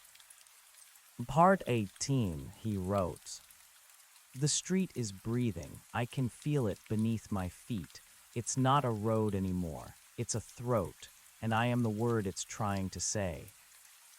The woman in the paper dress reached the base of the tower. She placed a hand on the stone and looked up. She wasn't looking at the man in the window. She was looking at the air, at the shimmering presence that used to be me. Well done, she whispered. The mist closed in. The lighthouse pulse grew faster, a strobe light of violet and black that sliced the world into a series of still images. In one image, a man sits at a desk, writing. In the next, a man stands on a ridge, watching. In the next, a man is a road, waiting. The reversal was no longer a process. It was a state of being. I felt the next car approaching. It was miles away, still on the main highway, still driven by a man who thought he knew where he was going. He was tired. He was looking for a way to save 20 minutes. He was looking for Blackwood Lane. And I, the street, the archive, the ghost, was ready for him. I shifted my curves, adjusted my shadows, and prepared the violet lure. The ink was wet, the light was hungry, and the story was only just beginning to end. The transition from man to geography was not a sudden snap, but a slow, agonizing dissolution. My consciousness, once contained within the fragile vessel of a skull, now leaked out across the landscape. I felt the pressure of the roots of the ancient oaks as they pushed through my skin, the cold, cracked asphalt. I felt the scurrying of the gray, sightless things that lived in the ditches, their tiny claws scratching at the edges of my awareness. To be the street was to be a witness to everything that walked upon you, a permanent record of every footfall, every tire rotation, and every drop of oil spilled in desperation. In the tower above, the new Elias, the one I had just been, was beginning to understand the price of the pen. I could feel his weight in the chair. It was a heavy, leaden pressure on the third floor of the house, which was itself a growth upon my spine. He was writing part 18 now. I could feel the scratching of the nib on the page as if he were carving the letters directly into my ribs. Each word was a stitch, sewing him tighter into the fabric of the loop. The woman in the paper dress moved across me. Her footsteps were different from the others. They didn't press down, they pulled up. She was a vacuum, a void in the shape of a person, and wherever she stepped, the violet mist grew thicker, as if she were exhaling the very atmosphere of the nightmare. She stopped at the edge of the gravel shoulder where the shortcut met the real world, and she looked out toward the highway. "He's coming," she said. Her voice didn't travel through the air. It traveled through me, a vibration in the subsoil. The one who thinks he can outrun the sunset, the one who carries the silver watch. I felt the vibration she spoke of. Far off, at the periphery of my new sprawling body, a set of tires made contact with my entrance. It was a rhythmic thrum, a heartbeat of rubber on stone. This one was different. This wasn't a silver sedan. It was a heavy, black SUV, its engine a low, predatory growl. The driver wasn't hesitant. He was aggressive. He was driving as if he were trying to punish the road for existing. I felt his intent. It was a sharp, jagged thing, full of static and heat. He wasn't just looking for a shortcut, he was fleeing. There was a metallic tang in his thoughts, the smell of burnt powder and copper. He had done something in the world of the sun, something that required him to disappear, and the street, my body, was more than happy to provide the disappearance. As he turned onto Blackwood Lane, I felt a shudder go through my entire length. The reversal began to take hold of him. The speed at which he drove didn't move him forward, it only deepened his descent. The faster he went, the more the trees behind him closed in, knitting their branches together into a canopy of bone and shadow. In the tower, the Elias at the desk paused. His hand began to cramp. I felt his pain as a hairline fracture in the foundation of the house. He was trying to write about the man in the SUV, but the man's violence was too much for the ink. The black ichor on the page began to bubble and hiss. "Write it," I screamed, but the scream was only a gust of wind that rattled the window panes. "Record the arrival. If you don't write it, he'll break the loop. He'll tear us apart." The man in the SUV reached the first curve, the place where the footsteps first began to reverse. He didn't slow down. He hit the patch of distorted space at 60 miles an hour. The impact was spectacular. To him, it must have felt like hitting a wall of water. To me, it felt like a seizure. My asphalt buckled. The violet light flared into a blinding ultraviolet screen. The SUV didn't flip. It didn't crash. It simply stopped. Its momentum was absorbed by the street, converted into the hum that powered the lighthouse. The driver slammed his hands against the steering wheel, his muffled curses vibrating through the floorboards of the car and into my nerves. He looked at his GPS, which was now showing a map of a city that didn't exist, a layout of veins and arteries that mirrored my own internal structure. The woman in the paper dress smiled. She began to walk toward the SUV, her dress rustling like 1,000 dead secrets. "Part 19, she whispered. I felt the Elias in the tower catch the words. He began to write, his movements frantic, the pen tearing through the paper and into the wood of the desk. "He thinks he is the predator," the new Elias wrote, the words burning into my consciousness. "He doesn't realize that in this place, the hunter is just the most active form of prey. He carries a gun in his glove box, but you cannot shoot a shadow. You cannot kill a street. He is looking for an exit, but every turn he takes only brings him closer to the center of the heart." The driver of the SUV got out. He was a large man, his face a map of old scars and new terrors. He held a pistol in his right hand, his knuckles white. He looked at the trees, at the violet mist, and at the house that sat like a hunched gargoyle on the hill. "Who's there?" he roared. "I know you're watching. Show yourself." He fired a shot into the woods. The sound was pathetic, a dry pop that was immediately swallowed by the hum of the road. I felt the bullet bury itself in one of the trees. The tree didn't bleed sap, it bled ink. The black liquid began to drip onto the ground, forming words in the dirt. "Thank you for the contribution." The man backed away, his eyes darting. He saw the woman in the paper dress standing in the middle of the road. She looked fragile, a moth caught in a storm, but as he pointed the gun at her, she didn't flinch. She simply tilted her head. "You're late, Marcus," she said. The man froze. "How do you know that name?" "I am the one who gave it to you," she said, and for a moment her face shifted. It wasn't the face of the woman in the yellow raincoat anymore. It was the face of the woman Marcus had left in the basement of a house 300 miles away. It was the face of his first regret and his last. Marcus screamed and fired again. The bullet passed through her as if she were smoke, striking the asphalt of my chest. I felt the sting, a sharp, cold prick that sent a ripple of violet fire through my veins. The street began to heave. The reversal was no longer a gentle shifting of footsteps. It was a violent upheaval of reality. The gravel turned to teeth. The trees began to lean in, their branches elongating into fingers.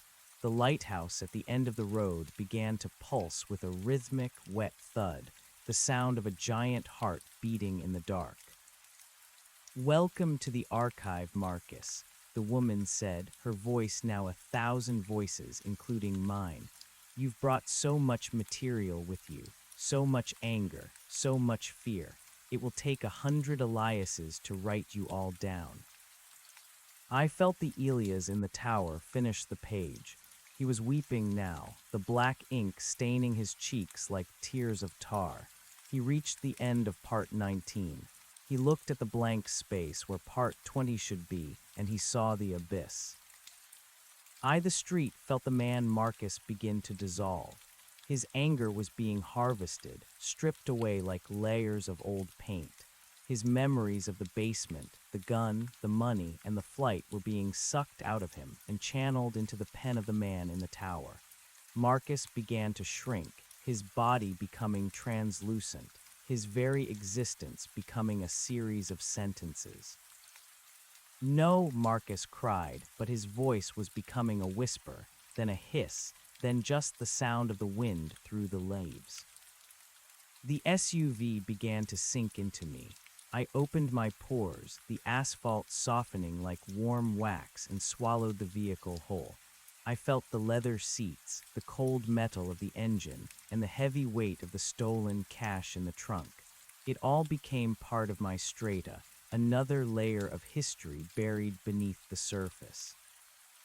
The woman in the paper dress turned back toward the tower. She looked up at the window where the new Elias sat. "It's time," she said. I felt a sudden, terrifying contraction. The entire loop, the street, the house, the lighthouse, and the woods began to pull inward. The violet light intensified until it was a solid wall of brilliance. The reversal was reaching its climax. The footsteps were no longer mine or his or Marcus's. They were the footsteps of the world itself, walking backward into the void. I felt my consciousness being squeezed. I was no longer miles of road. I was a single point of awareness, a needle's eye through which the entire universe was being threaded. In the tower, the Elias at the desk gripped the pen with both hands. His body was almost entirely covered in scales now. He looked less like a man and more like a statue of a demon, carved from the very obsidian of the night. He placed the pen at the top of the final page. "Part 20, he wrote. I felt the words as a final, crushing weight. The end of the street is not a destination. It is a mirror. We come here thinking we are lost, only to find that we are the ones who have been found. The woman in the paper dress is not the jailer. She is the librarian. And the lighthouse is not a beacon for the living. It is a furnace for the soul." The light exploded. For a moment there was no street, there was no tower. There was only a vast, infinite library, its shelves stretching into the stars. Each book was a life, and each page was a footstep. I saw myself, The Elias who had been the writer, the Elias who had been the driver, the Elias who had been the street. We were all there, bound in leather and ink, filed away in the darkness. And then the silence. The cold, white disk of the sun began to rise over a different horizon. The mist cleared, revealing a highway that led to a city of glass and bone. A car was approaching. It was a red sports car. The driver was a woman. She was looking at her GPS. She was looking at a dark, tree-lined mouth of a road that hadn't been there a second ago. I was no longer the street. I was no longer the writer. I was the one standing at the fork in the road, wearing a yellow raincoat that felt like it was made of paper. I held a lantern in my hand, and as the car paused, I raised it. The light reflected off her windshield. I smiled, and the scales on my face felt like a second skin, a suit of armor against the world of the sun. "Welcome home, Sarah," I whispered, the name appearing on the palm of my hand in fresh black ink. I turned and began to walk back into the shadows of Blackwood Lane. Behind me, I heard the sound of tires on gravel. H.C. Nurk. The loop had reset, but the archive was larger. The city was stronger. And somewhere in the tower, a new Elias was picking up a pen, ready to record the end of the beginning once more. I felt the familiar weight of the story beginning to breathe. I felt the hunger. Part 1 of 20, the new hand wrote. I took the shortcut because I was tired. I kept walking, the violet light guiding me back to the lighthouse, back to the center of the heart, where the footsteps always lead home, even when they're moving backward. The transition from the watcher to the guide was seamless, a shifting of gears in a celestial clockwork that didn't care for the individual cogs. My yellow raincoat, which I now realized was crinkled with the fine print of 1,000 forgotten contracts, felt heavy with the morning dew of a world that refused to stay dead. Behind me, the red sports car crawled forward, its headlights two hesitant eyes searching for a logic that had long since been evaporated by the violet mist. Sarah, the driver, was a smudge of pale skin and wide eyes behind the glass. She didn't know that the road beneath her tires was still warm with the memory of Marcus's rage, or that the asphalt she traversed was the solidified essence of my own previous life. I walked with a new gait, a rhythmic, measured pace that felt ancient. My footsteps didn't sound like boots on stone. They sounded like the turning of heavy vellum pages. Each time my heel struck the ground, a spark of violet static discharged, illuminating the roadside weeds which were, upon closer inspection, made of twisted typewriter ribbons. The air tasted of ozone and old library dust. I wasn't just walking into the woods. I was walking into the throat of the archive, and I was the one who would show her the way to the teeth. "Is this the way to the bypass?" Her voice drifted out of the window, thin and fragile. She had rolled the glass down just an inch, as if the very atmosphere of Blackwood Lane might contaminate her if she gave it a wider opening. I didn't turn around. I didn't need to. I could feel her presence like a heat signature on my back. "The bypass is a memory, Sarah," I said, and my voice was the sound of a closing book.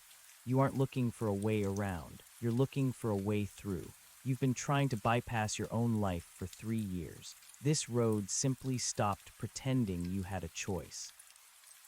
The car slowed. I felt her foot hover over the brake, the indecision radiating off her like a scent.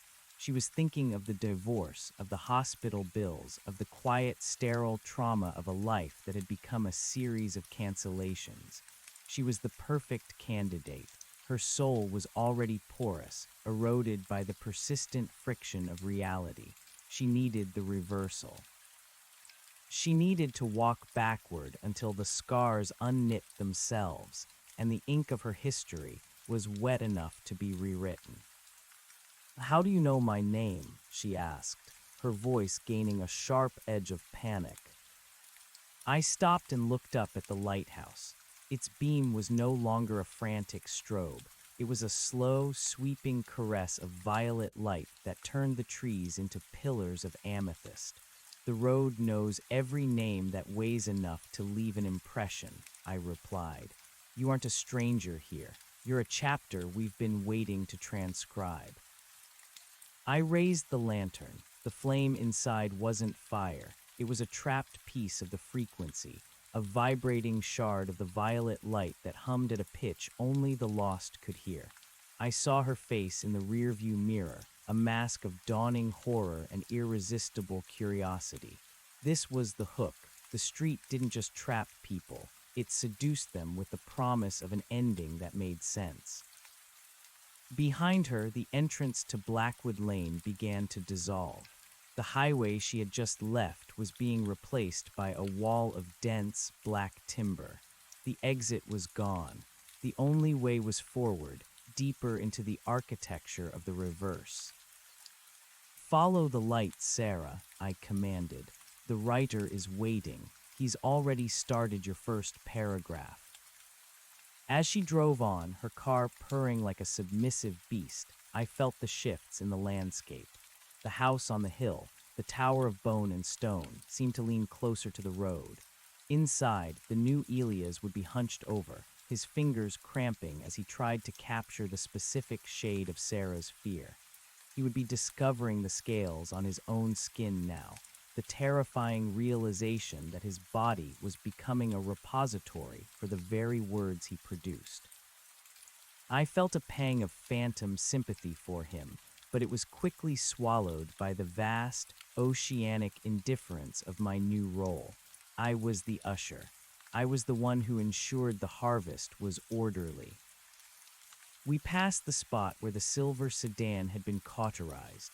The earth there was still humming, a low-frequency moan that made the tires of the red sports car vibrate. Sarah gasped as she saw the scorched circle, but she didn't stop. The road was pulling her now, a magnetic gravity that acted on the iron in her blood. She was no longer driving, she was being inhaled. "The trees," she whispered, her voice barely audible over the hum. "They have faces." "Don't look at the bark," I warned. "Look at the shadows. The bark is just the cover. The shadows are the text." The violet mist began to swirl into shapes, figures that walked alongside the car, their movements jerky and staccato, like frames missing from a film. They were the previous inhabitants, the half-written souls who hadn't quite made it to the archive. They were the footnotes of Blackwood Lane, the marginalia of a story that never ended. They reached out with hands made of smoke, touching the car's paint, leaving frost patterns of ink behind. We reached the base of the tower.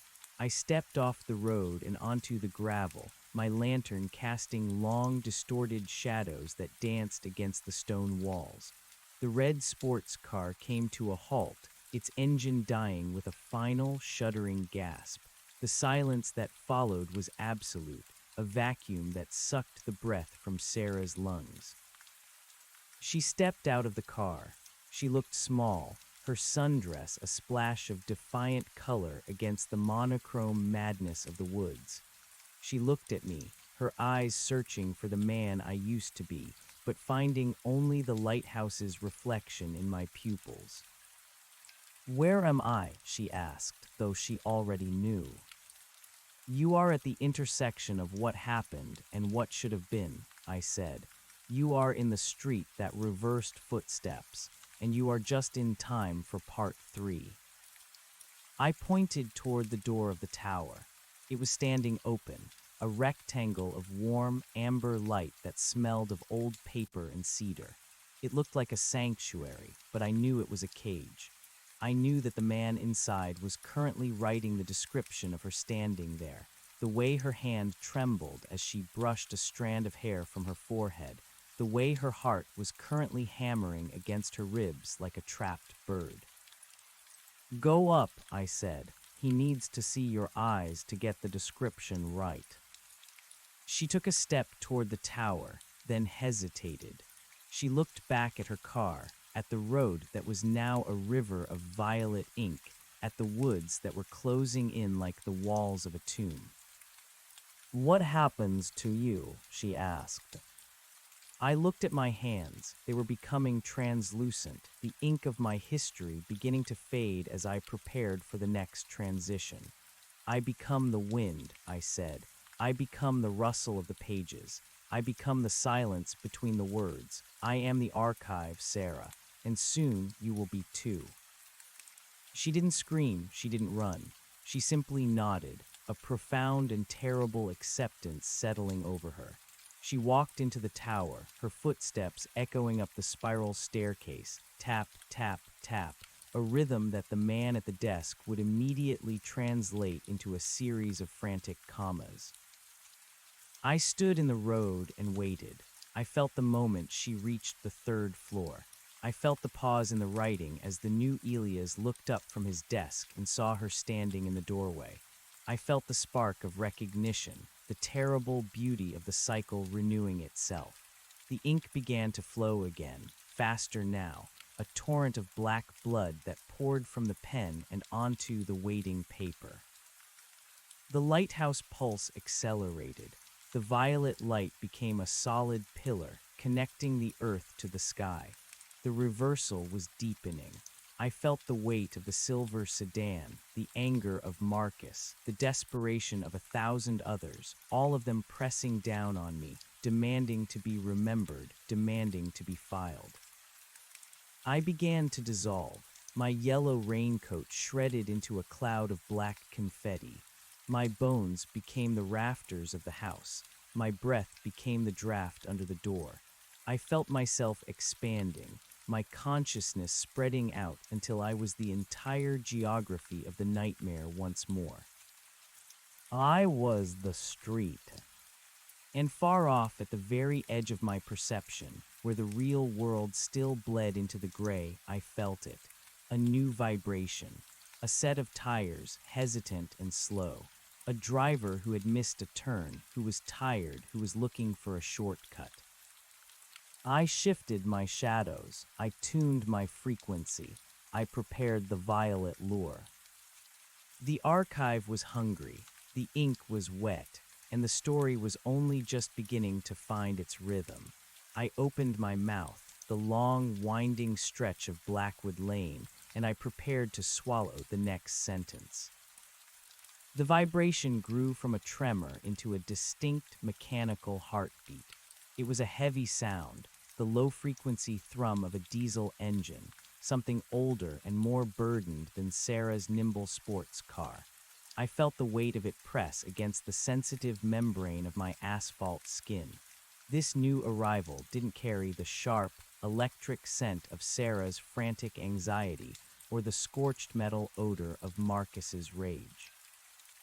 This scent was thicker, stale tobacco, damp wool, and the slow, grinding rot of a man who had spent 40 years carrying things that didn't belong to him.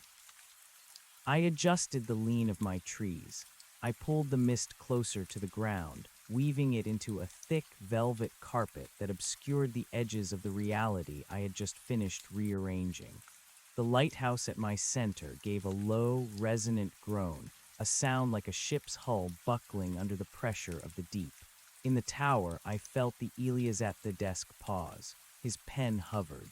He was listening. He was waiting for the specific cadence of this new soul so he could decide which ink to use. The truck appeared at the mouth of the lane. It was a rusted flatbed, its headlights yellowed and dim like the cataracts of a dying beast. The driver was a man named Miller. I knew his name before he even turned the steering wheel because the road doesn't just record the past, it anticipates the inevitable. Miller was a man of thresholds. He spent his life moving objects from point A to point B, never pausing to wonder what happened to them once they left his sight. He was the perfect vessel for the archive's next acquisition, the physical weight of forgotten things. As the truck crossed the threshold, the air didn't just chill, it solidified. The transition was so abrupt that the engine sputtered, the diesel combustion momentarily confused by a world where physics was a suggestion made by a madman. Miller shifted gears, the grind of metal on metal echoing through my woods like a scream. "Come on, you old dog," Miller muttered. His voice was like gravel being turned in a cement mixer. He didn't look at the GPS. He didn't look at a map. He was a man who trusted his gut, and his gut had been hijacked by the violet frequency the moment he'd pulled off the interstate. I watched him through the eyes of the owls that sat in the ink-bleeding trees. Miller's hands were huge, scarred, and stained with grease that no soap could ever fully remove. On the seat beside him lay a manifest that was blank, though he didn't know it yet. He thought he was delivering a load of salvaged timber to a construction site in the valley.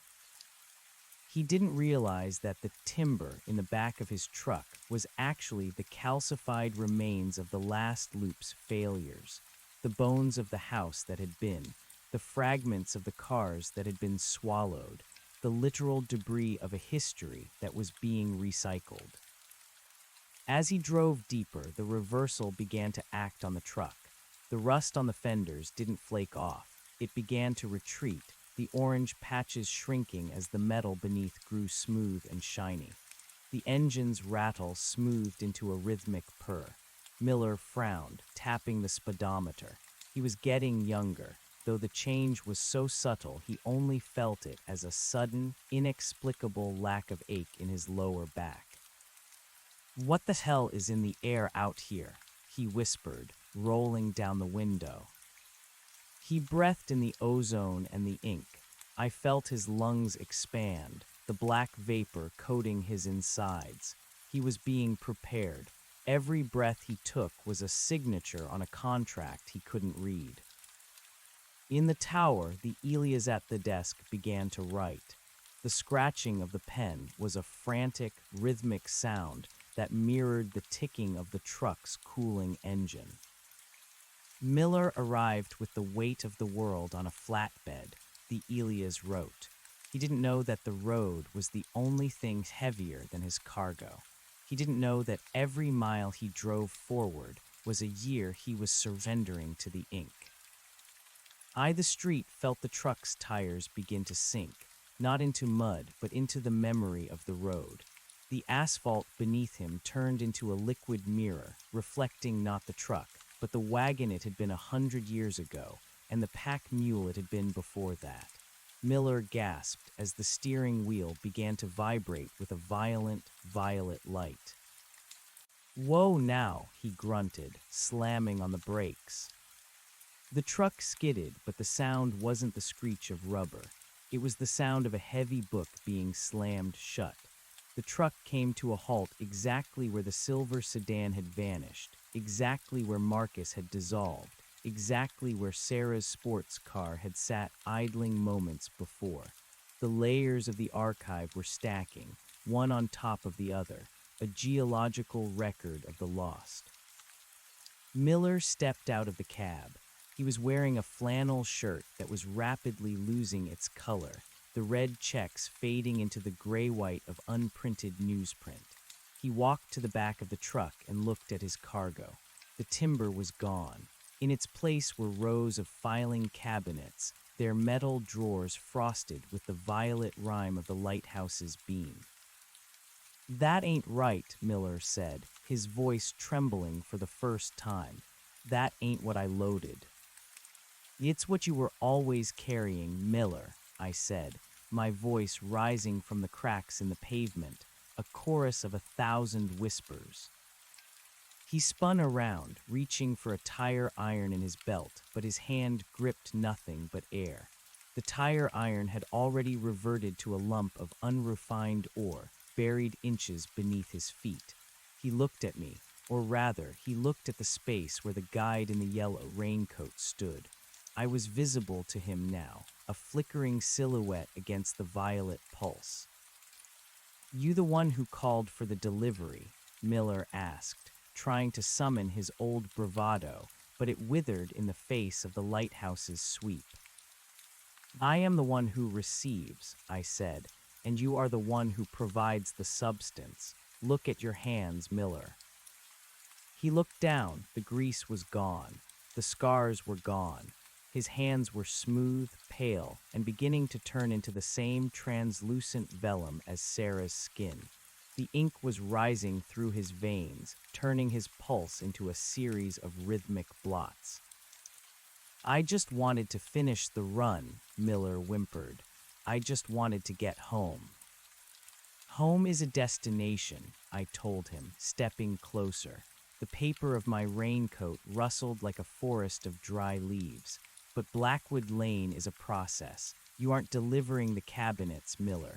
You are the cabinets. You are the storage for everything we cannot afford to lose." The lighthouse gave a massive, wet thud, the heart of the world skipping a beat. The violet light intensified until the truck, the cabinets, and Miller himself were translucent ghosts in a sea of radiation. The ground heaved.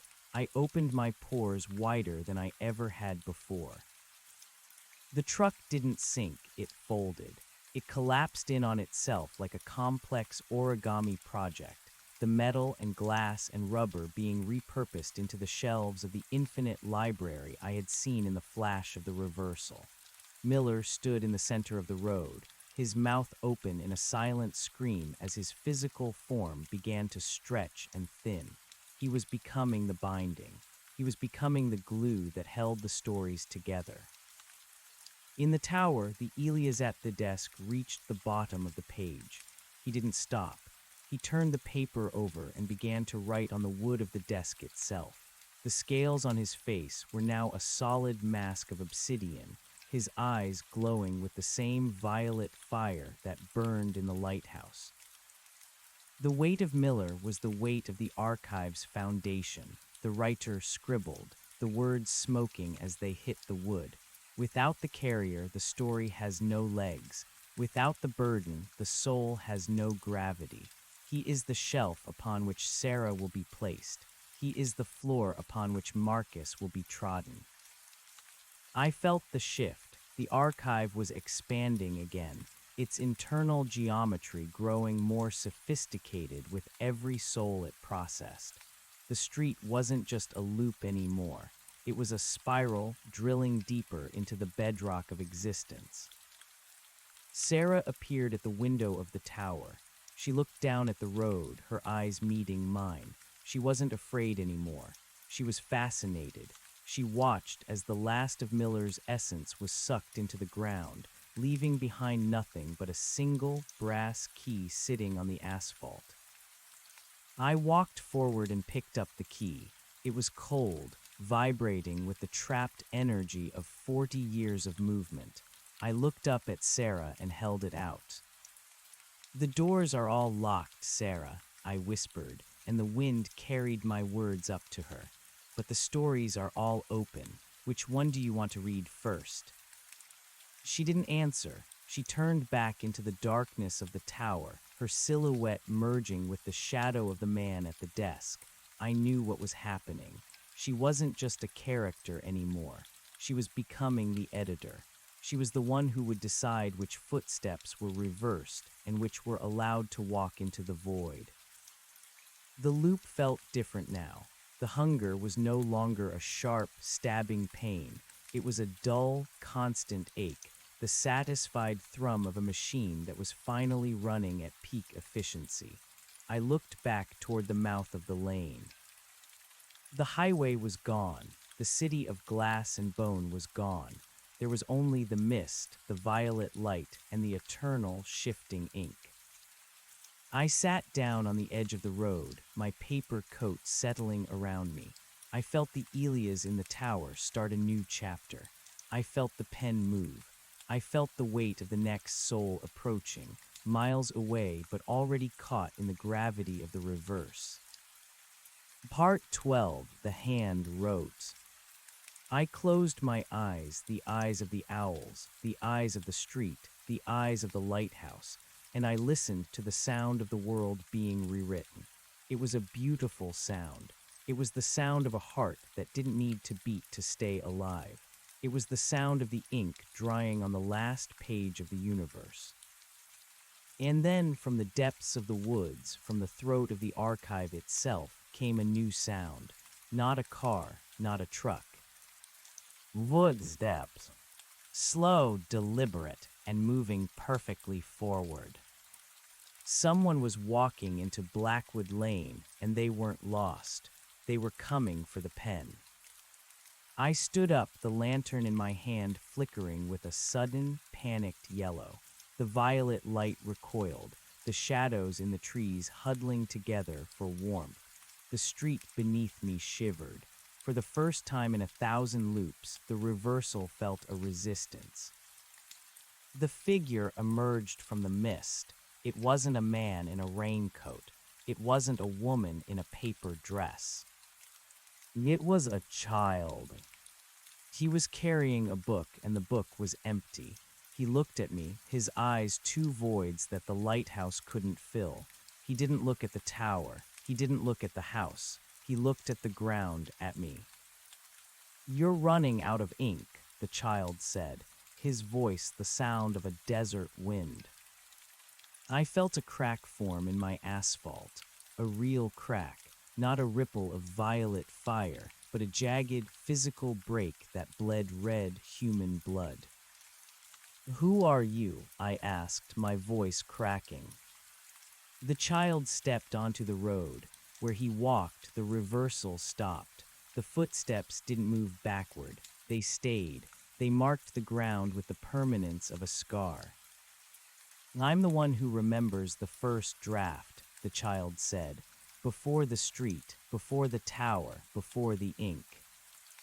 He opened his empty book, and I felt the archive scream. The shelves in the earth groaned. The filing cabinets of Miller's soul rattled. The Elias in the tower dropped his pen, his obsidian hands shaking. The child looked up at the lighthouse. "It's time to stop repeating yourself," he said. He took another step, and I felt my consciousness begin to fracture. I wasn't the street anymore. I was a man named Elias, standing in the rain, holding a pen that was out of ink. I was a driver named Marcus, staring at a basement door. I was a woman named Sarah, looking at a hospital bed. I was all of them, and I was none of them. The violet light began to turn white, a blinding, sterile white that tasted of salt and endings. "The loop is closing," the child whispered, "but the story is finally real." I reached out to him, my paper sleeves tearing, but he was already moving past me, toward the tower, toward the center of the heart. Behind him, the road began to crumble, not into ink, but into dust. The reversal was over. The footsteps were finally going to lead somewhere. I watched him go, and for the first time, I didn't feel the hunger. I felt the silence, and it was the most terrifying thing I had ever heard. The child's feet did not tap or click. They made a soft, rhythmic thud against the road, the sound of living weight meeting solid matter. To the archive, this was a blasphemy. Every step the boy took acted like an eraser, scrubbing away the violet tint of the atmosphere and replacing it with the harsh, cold clarity of a winter morning. I felt the trees behind him lose their ink-stained luster, turning back into mere wood and bark, vulnerable to rot and the axe.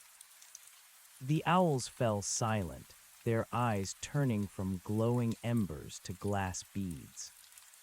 I tried to shift my geography. I tried to lengthen the distance between the child and the tower, to stretch the asphalt into an infinite ribbon that would weary his small legs, but the road refused to obey. My skin, the black, shimmering surface of Blackwood Lane, was hardening. I was becoming a map that could no longer be redrawn.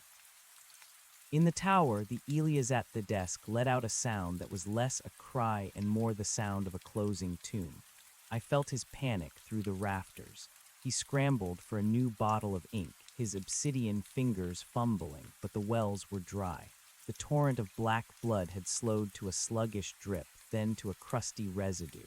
Sarah stood behind him, her hand on his shoulder. I felt her confusion turn into a sharp, crystalline realization. She wasn't an editor anymore. She was a witness to the end of the world. "Stop," I said to the child. My voice was no longer a chorus. It was thin, brittle, the voice of a man who had forgotten how to breathe. The archive isn't finished. There are millions more. The weight of Miller, the desperation of Sarah. They need to be stored. They need to be remembered. The child stopped. He didn't turn around. He looked at the brass key I still held in my hand, the key that had once been a man's life. "You aren't remembering them," the boy said. "You're just repeating them. A memory that never changes is just a cage." He held up his empty book. The pages were white, so white they seemed to pull the remaining light out of the air. A story needs an ending to be a story, Elias. Otherwise, it's just a stutter. The name hit me like a physical blow. Elias, not the man in the tower, but the man I had been before I became the geography. I saw a flash of a small room, the smell of old paper that wasn't magical or cursed, just dusty. I saw a woman's face, not Sarah's, but someone softer, someone whose name was lost in the static of the violet frequency. I remembered a pen that had run dry on a Tuesday afternoon, and a grief so heavy that I had wished for a place where I could just keep writing forever. I had built this. I was the architect of my own haunting. The child began to walk again. As he approached the base of the lighthouse, the violet pillar of light began to flicker. It buzzed like a dying fluorescent bulb. The house, the rafters that were my bones, the windows that were my eyes, began to groan under a new kind of gravity. It wasn't the weight of the past. It was the pressure of the future, rushing in to fill the vacuum I had created. I felt Marcus. Somewhere in the deep layers of the soil, the man who had been the silver sedan felt the change. The anger that had fueled his engine for 1,000 loops was being replaced by a terrifying peace. He was no longer a prisoner of his own rage. He was simply a man who had died a long time ago. The filing cabinets of Miller's soul began to tip over, spilling their contents, not papers, but actual leaves, actual dirt, actual moments that didn't need to be filed. "The ink is a lie," the child said, reaching the door of the tower. He didn't need a key. The wood simply parted for him, the grain unraveling like a piece of knitted wool. I felt him enter my heart. I felt his small, warm hand touch the spiral staircase. The tap, tap, tap of his ascent was different from Sarah's. It didn't translate into commas. It translated into silence. Every step he took up that staircase silenced a page of the archive. The stories of the lost, the reversed footsteps, the violet lures, they were all being hushed, tucked into bed by a force that didn't care about the beauty of the tragedy. I followed him. I couldn't help it. I was the street, but the street was narrowing, drawing itself up into the tower like a thread through a needle. I felt my raincoat shedding, the black confetti turning into gray ash. My translucent hands became solid, the skin wrinkled and spotted with age. I was no longer the wind. I was a man with heavy boots and a heart that hurt. By the time I reached the 3rd floor, the room was transformed. The violet light was gone. A single, mundane candle burned on the desk. The Elias at the desk was no longer a creature of obsidian and scales. He was an old man, his hair white and thin, his eyes watering in the dim light. He looked at the child with a mixture of terror and profound relief. Sarah stood in the corner, her sports car keys still clutched in her hand. She looked at me, then at the old man, then at the child. The acceptance I had seen in her earlier had deepened into something else, a readiness. "Who are you?" the old man asked the child. His voice was a rasp, the sound of a pen scratching on its last legs. "I'm the one who doesn't get a chapter," the child said. He laid his empty book on the desk, covering the frantic, nonsensical scribbles the old man had been making. "I'm the blank space at the end of the sentence." The child looked at Sarah. "You can go now. The road is just a road again. It leads to the highway. It leads to the hospital. It leads to the things you were trying to run away from." Sarah looked at the window. The mist was clearing. In the distance, she could see the faint, orange glow of a real sunrise, not a violet pulse, but the messy, beautiful light of a world that didn't care about her story.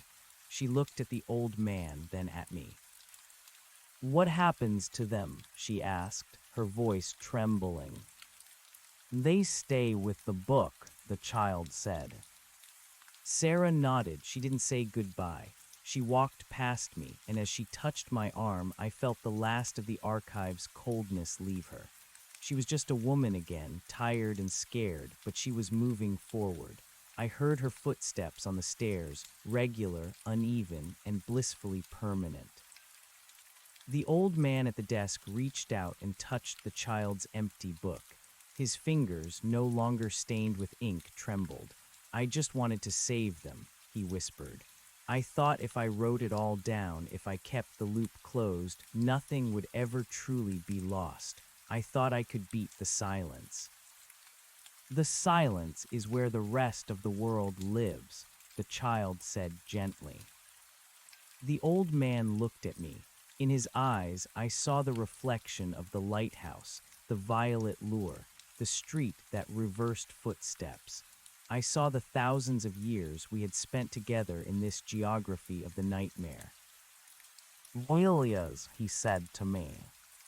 "Gilias," I replied. We were the same man, split by the prism of our own grief. He was the one who stayed to write. I was the one who went out to collect the ink. Together, we had built a cathedral of misery and called it a sanctuary. The child picked up the dry pen. He didn't dip it in ink.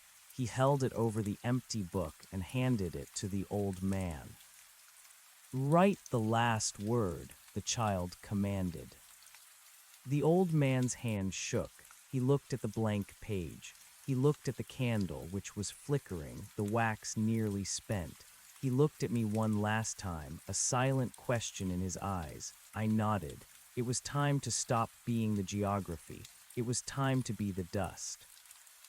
The old man pressed the dry nib to the paper. He didn't write a name. He didn't write a date. He didn't write a description of the violet light or the rustle of the pages. He wrote a single jagged period, a dot, a stop. The moment the pen left the paper, the tower vanished. There was no sound of crashing timber, no roar of collapsing stone.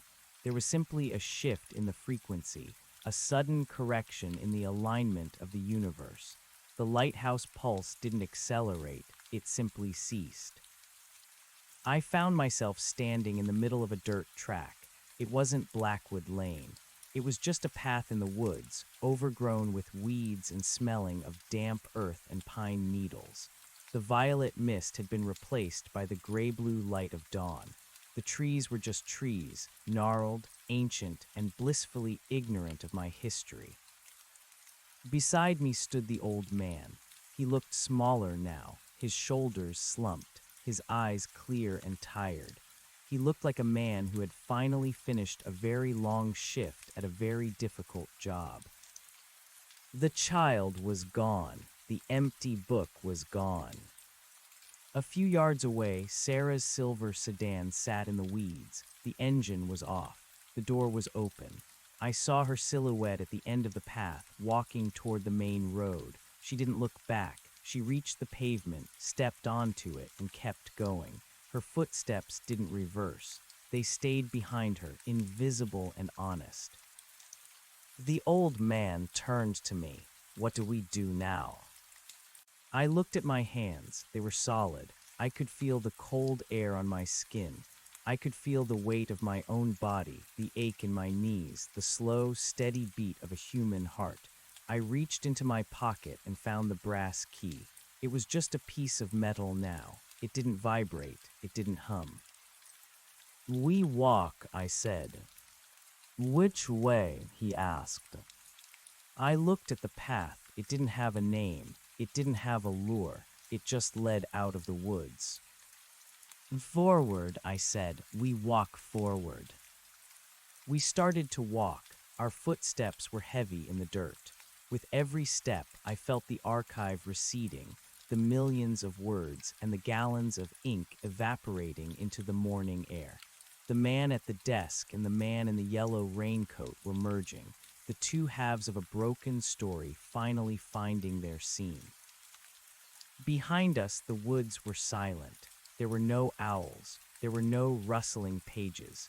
There was only the sound of the wind through the leaves, a sound that didn't mean anything at all. As we reached the edge of the trees, I saw a rusted sign lying in the ditch. It was face down, covered in moss. I kicked it over with my boot. "Blackwood Lanes." The letters were faded, the paint peeling. It wasn't a warning. It wasn't a title. It was just a sign for a road that no longer went anywhere special. The old man and I stepped onto the main highway. The asphalt was cold and cracked, but it was real. Far off in the distance, I heard the sound of a truck, a real truck, carrying real things to a real destination. I didn't look back. I knew that if I did, I wouldn't see a tower or a lighthouse. I would just see the trees, dark and still, waiting for the sun to rise. The ink was dry. The story was over. And for the first time in an eternity, I didn't know what happened on the next page. It was the most beautiful feeling I had ever known. We walked on, two old men in the gray light, our footsteps marking the ground with the simple, terrible grace of people who were finally allowed to grow old. The street that reversed footsteps was gone, swallowed by the silence it had tried so hard to avoid, and in its place, there was only the long, winding road of the rest of our lives. The highway was a gray vein pulsing with the indifferent life of the morning. Each car that screamed past us was a shock of cold reality, a roar of physics and combustion that owed nothing to the archive. The old man, the other Elias, flinched at every passing shadow, his eyes wide and watery, adjusted to the dim violet flicker of a world that had finally folded its wings. We walked along the shoulder, our shoes crunching on gravel and shattered glass, the detritus of a world that didn't care about its own metaphors. I felt a phantom weight on my back, the ghost of the lighthouse tower pressing down on my spine, but when I reached back, there was only the rough fabric of a wool coat I didn't remember putting on. We were shedding the fiction of our existence with every mile. The ink was sweating out of our pores, washed away by the humid, salt-tinged air of the coast. "Do you think she made it?" the old man asked. His voice was stronger now, less like a scratching nib and more like a human throat. "Sarah?" I asked. I looked ahead. The horizon was a thin line of pale gold, the sun finally threatening to break the seal of the sky. "She's miles ahead of us. She had a head start on the truth." We walked in silence for a time. The transition was agonizing. When you have been the geography, when your nerves have been the roots of trees and your blood has been the black ink of 1,000 tragedies, the sudden confinement to a single body feels like a prison. I felt small. I felt fragile. I felt the terrifying brevity of a heart that only has a finite number of beats left. In the archive, we were eternal because we were stagnant. Here, in the light of a Tuesday morning, we were dying, and it was a gift. After an hour, we reached a small roadside diner. It was a squat building of corrugated metal and faded neon, a closed sign hanging crookedly in the window. Outside, sitting on a wooden bench by a rusted vending machine, was Sarah. She looked different. In the violet light of the lane, she had been a protagonist, a figure of sharp angles and cinematic grief. Here, under the flat gray sky, she was just a woman in her 30s with messy hair and a stain on her sleeve. She was holding a plastic cup of water, her hands steady. When she saw us, she didn't scream or run. She just watched us approach with the weary recognition of a survivor. "The car wouldn't start," she said as we reached the bench. "I walked until I found this place. The phone doesn't work. The lines are down." "The lines have been down for a long time," the old man said, sitting heavily beside her. He looked at his hands, marveling at the liver spots and the wrinkles. "Everything is disconnected out here." I stood at the edge of the parking lot, looking back the way we had come. The woods were a dark, impenetrable wall. There was no sign of the lane, no shimmer of violet, no lighthouse beam cutting through the canopy. It was just a forest. Somewhere back there, the silver sedan was being reclaimed by the moss and the filing cabinets were rotting into compost. The stories hadn't been saved, they had been released. Miller's anger, the driver's fear, the silence of the lost, they were all just part of the soil now. "What was he?" Sarah asked, her voice hushed. "The child." "The end of the book," I said. "The margin. He was the part of us that knew when to stop." "I remember things now," she whispered, staring at the empty road. "Real things, not the loop. I remember the hospital room. I remember the smell of the disinfectant and the sound of the monitor. I remember leaving because I couldn't bear to hear the last beep. I thought if I just kept driving, the beep wouldn't happen. I thought I could outrun the final punctuation." The old man nodded. "We all did. We built a whole world out of the fear of the last page. But the book was already written, Sarah. We were just refusing to close the cover." A truck slowed down as it approached the diner, its brakes hissing like a tired beast. It was a massive rig, hauling a load of timber. The driver a silhouette behind a windshield cluttered with bobbleheads and air fresheners. He pulled into the lot, the gravel screaming under his tires. He climbed out of the cab, a large man in a flannel shirt, squinting at the three of us.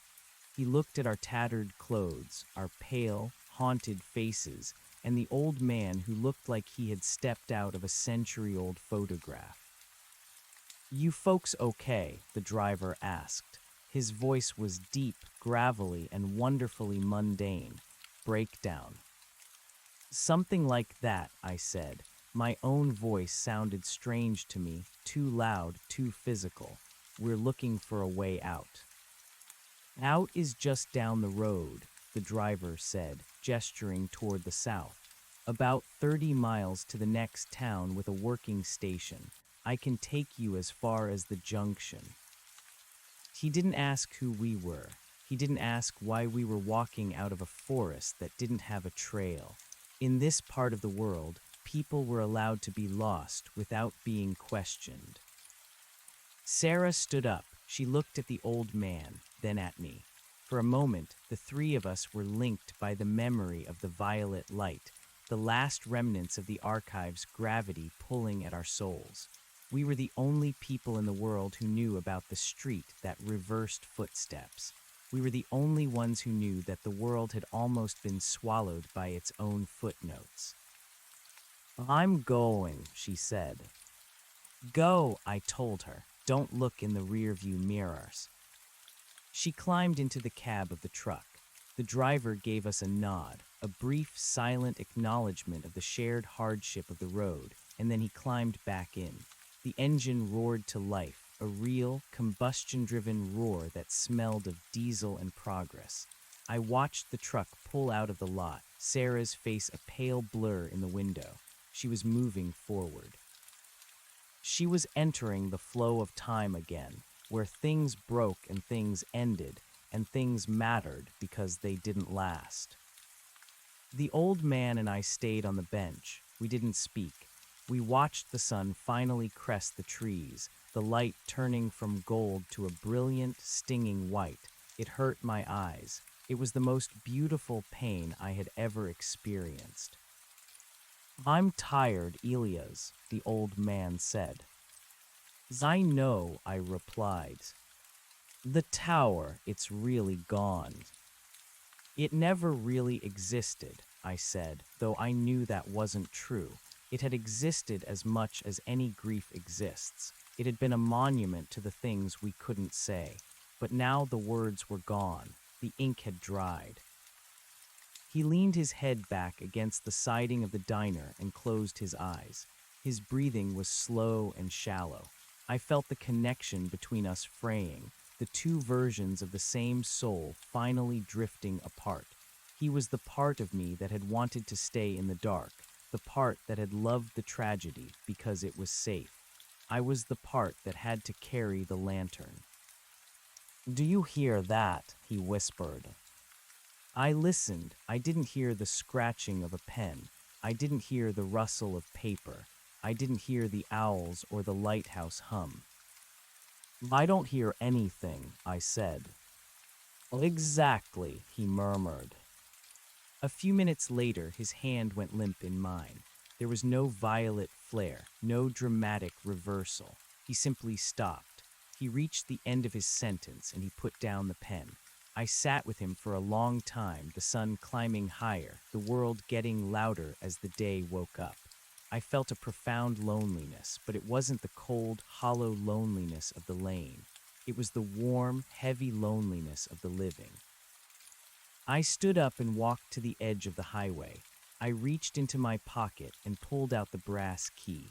I looked at it for a moment, remembering the man it had belonged to, the man whose house I had turned into a lighthouse. I thought of the thousands of souls whose footsteps I had reversed, whose stories I had edited into a loop of eternal sorrow. I tossed the key into the tall grass by the side of the road. It disappeared instantly, swallowed by the green and the brown, just another piece of junk in a world full of it. I started walking. I didn't have a car, I didn't have a map, I didn't have a story anymore. My coat was tattered and my boots were worn, but as my feet hit the pavement, they made a solid, singular sound. Thud, thud, thud. One step after another. The road didn't stretch, the trees didn't move, the horizon didn't pulse. I walked past a mile marker and then another. I was moving away from the silence. I was moving toward the noise, toward the mess, toward the ending that was waiting for me somewhere down the line. The street that reversed footsteps was a ghost story I had told myself to keep from having to live, but the sun was up now, and the ghosts had no place left to hide. I was Elias, and I was walking home, even if home was just a place that hadn't been written yet. Behind me, the wind picked up, blowing a few stray leaves across the asphalt. They danced for a moment, caught in a tiny, natural swirl, and then they settled, still and silent, exactly where they had fallen. They didn't move backward. They didn't seek the ink. They just waited for the next wind to take them where they were meant to go. I took another step, and then another, my shadow stretching out long and thin before me, pointing the way toward the rest of the world. The road was longer than any distance I had measured in the archive. In the tower, space was elastic. A mile could be a heartbeat or a decade, depending on the weight of the ink in the well. But the highway was unyielding. My feet began to blister, a sharp, stinging reality that forced me to focus on the sensation of my own nerves. This was what it meant to be flesh, to be limited by the friction of the earth. I passed a gas station that had been reclaimed by the weeds long before the lighthouse had ever lit its violet eye. The pumps stood like rusted sentries, their hoses coiled like dead serpents. I didn't stop to look for a phone or a map. I knew where I was going, even if I didn't have a name for the destination. I was going toward the sound of the world. By mid-afternoon, the silence of the woods had been entirely replaced by the hum of the distance. It was a chaotic symphony of tires on heat-softened asphalt, the distant drone of a prop plane, and the rhythmic clicking of grasshoppers in the dry brush. It was messy. It was unedited. There was no one at a desk to prune the unnecessary noises, no one to ensure the atmosphere remained poetic. It was just life, loud and indifferent. A blue sedan slowed as it approached me. It wasn't Sarah's car. That was a ghost now, or a relic in the weeds, but for a second my heart skipped. The driver was a young man with a baseball cap pulled low over his eyes and a radio blaring a song about a girl in a summer dress. It was a vapid, bright, temporary song. I loved it. "You need a lift, Pops," the boy shouted over the music. The word Pops hit me like a physical blow. In the archive, I was an entity, a collector, a keeper. Here, I was a Pops. I was an old man in a dusty coat who looked like he'd been wandering the shoulder of Route 12 for far too long. "As far as you're going," I said. I climbed into the passenger seat. The interior smelled of stale French fries and cheap air freshener, a scent of pine that was nothing like the actual pines I had just left. It was a chemical lie, and it was glorious. As the boy pulled back onto the road, the sudden acceleration pressed me into the seat. I watched the trees blur. "Coming from the coast?" the boy asked, tapping his fingers on the steering wheel. "Further back than that," I said. "Rough night, you look like you've seen a ghost, or 10. He laughed, a short, barking sound that had no malice in it. "I've seen a library," I replied. "It's much the same thing." He gave me a strange look but didn't press. He was young enough to think that old men were supposed to be cryptic. He turned up the volume on the radio, and I let the music wash over me. It was a shield against the lingering echoes of the tower. I realized then that the archive didn't just collect stories. It infected the way you heard them. It turned every conversation into a confession, every silence into a tragedy. But this boy wasn't a character. He was just a kid driving to a job or a girl or a grocery store. He was a series of moments that didn't need to be archived to be real. "I'm heading into Derry," he said after a few miles. "There's a bus station there if you're trying to get to the city." "Derry," I repeated. The name felt solid in my mouth. That sounds fine. As we drove, I watched the landscape change. The oppressive, ancient timber of the Blackwood region gave way to rolling hills and then to the cluttered outskirts of a town. I saw billboards for insurance and fast food. I saw a playground where children were running in circles, their laughter rising and falling without a script. I looked at their feet. They ran forward. They fell down. They got up. They moved toward the future. The boy dropped me off at a gray concrete building that smelled of exhaust and burnt coffee. I thanked him, and as his car pulled away, I felt the last thread of my old life snap. I was standing in a bus station in a town I didn't know, with no money and no identity, and for the first time in an eternity, I wasn't afraid. I sat on a plastic bench and watched the people. A woman was arguing with her husband over a lost ticket. A soldier was sleeping with his head against a duffel bag. An old woman was feeding crumbs to a pigeon that had wandered in through the automatic doors.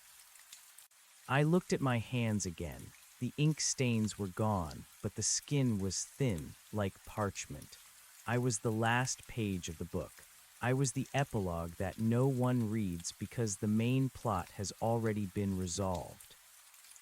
I reached into the inner pocket of my coat and felt something small and hard. My heart thudded. Had I kept a piece of the archive? Had I brought a seed of the nightmare with me? I pulled it out slowly, my fingers trembling. It wasn't a key. It wasn't a pen. It was a small, smooth stone, white as bone. I remembered it now. It was from the beach near the lighthouse, the one place where the water met the ink. I had picked it up centuries ago, or perhaps yesterday, when the logic of the lane was still my only reality.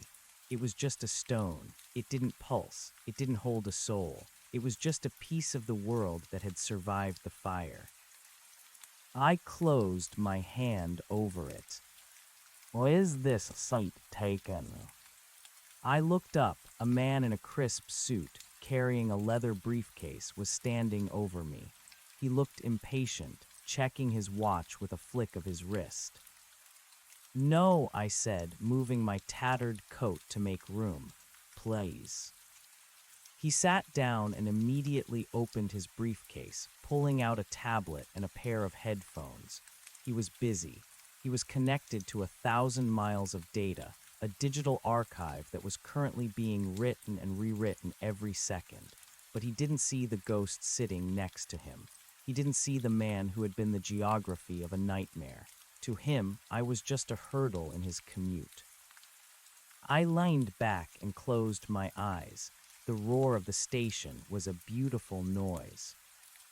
I thought of the old man, the other me, lying on that bench at the diner.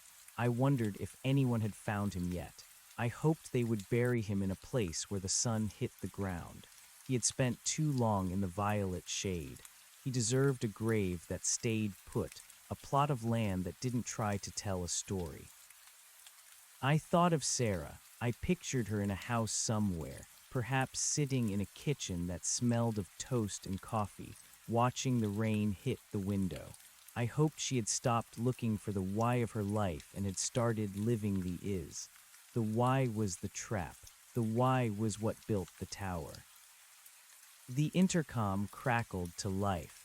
Bus 402, heading south to Portland and Boston, now boarding at Gate 4.